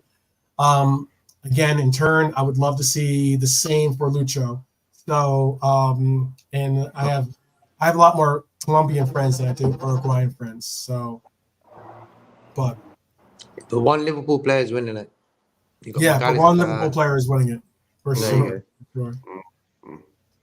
But we're gonna allow for you guys to say your parting words. Irishman, do you have anything to say to people before we let them go? 4.5 hours. This is like an old Liverpool 12-man stream here. Yeah, 4.5 hours. If you were here at the start and you're still here now, then go and get some help because you obviously need it. No, you're a legend if you are. No, you're all brilliant, lads. Look, fair play to everybody. Thanks for everybody that was commenting, and I don't think we mentioned it at all. So just like the stream and all that stuff. If you haven't liked it, then hit like before we go. And thanks to JK, thanks to Lee, thanks to Garrett Southgate. Yeah, thanks a lot. Yeah, thanks, Garrett. JK, you have something you want to say before we let people go? No, I just thought it's good having talking about A to Z things, Yeah. Long, good talk. No, great to see Lee and you and Brian again. Yep. For sure. Enjoy the crazies out there. I'm sure that are probably tearing up your city a little bit here and there, getting crazy. Yeah, the finals in Berlin as well. Yeah. Yeah. Oh yeah. Finals there, but you are, isn't it? Yeah. It's gonna be madness this weekend, I think. Oh my goodness. Oh, stay safe as always. Yeah, stay safe. All them England fans. Oof. Um, First, we take man. If anybody remembers the old Leonard Cohen song, I think that the line is first we take Manhattan, then we take Berlin. So I hope they don't go that way for you. Oh, I love Leonard Cohen, me, mate. Death of the Ladies, man, is probably my favourite Leonard Cohen album. I've loved that album for a long time. It's got so many great songs on it, Death of the Ladies, man. He really was a great lyricist, Leonard Cohen, like one of the best. yeah. So, is there anything else you want to say to the people, Lee, as well? Well, life is full of strange ironies and bringing up Lucho. Remember when his dad got kidnapped? The man who was tasked with finding Diaz's father and returning him was General Zapata. Now, there's a film called Viva Zapata, and in Viva Zapata, the revolutionary Zapata is trying to overthrow a dictator. Guess what the dictator's name is? Diaz. Wow. Love it, That's mate. crazy. Love it. General Zapata saved Diaz's dad. And yeah, it's just a strange one that just popped into my head again. I remember getting a kick out of it, like when I found out that the guy was called General Zapata. I was like, "Wait, Zapata Diaz, here we go." As long as Yeah, I it's think not you General paid your Zod. rent. You paid your rent with that anecdote, Lee. I think you paid Yeah, I rent was with gonna that say that was an interesting one. As long as it's not General Zod or something like that, we're all good. For all the Superman fans out there. He was a shit general. Yeah, he did. As a general, one of the worst generals of all time. Zod. Yeah. He couldn't even win. He couldn't win on his home planet. Couldn't win on this planet. Really? Yeah. Where did he get the general? I mean, overrated. Overrated. Yeah, Zod definitely overrated as a general. Brilliant General Zod, though, wasn't he, in Superman 2? My favourite line was where somebody said to him, Superman will get you. And he goes, No, he who won't. is this imbecile? That's what he said. He went, who is this imbecile? No, he went, I know one man that will never kneel to you. And he goes, who's that? And he goes, Superman. And he goes, no. He goes, I know one man that will never kneel to you. And he goes, who is this imbecile? Superman. There you go. There you go. Take 3. We had it took a couple different takes, but we got line 3 right there. You didn't have to say line. You have to go line. What's my line? But big up to all of you guys out there. And we'll be back tomorrow. There's no game on tomorrow, but still, we'll come back with some updates. Maybe I'll get an answer to my left center back question. Maybe I'll bring that up again tomorrow. But who knows? Maybe we'll have an announcement on Jurgen being U.S. men's national coach or something like that tomorrow. Who knows? Whatever the updates, I can see him in one of those brown uniforms. Definitely, I can definitely see him in those. UPS, I got you. We'll be back tomorrow. I'm sure there'll be a lot of talk about this game. I'm sure there'll be a lot of talk about possible transfers and likes. But if you will do us the sheer pleasure of joining us tomorrow, it'd be really appreciative. So we will certainly be here and be looking for you to be here too. And the last thing I would always like to say, and that is the first and the last, is always up the Reds, people. Up the Reds. Peace.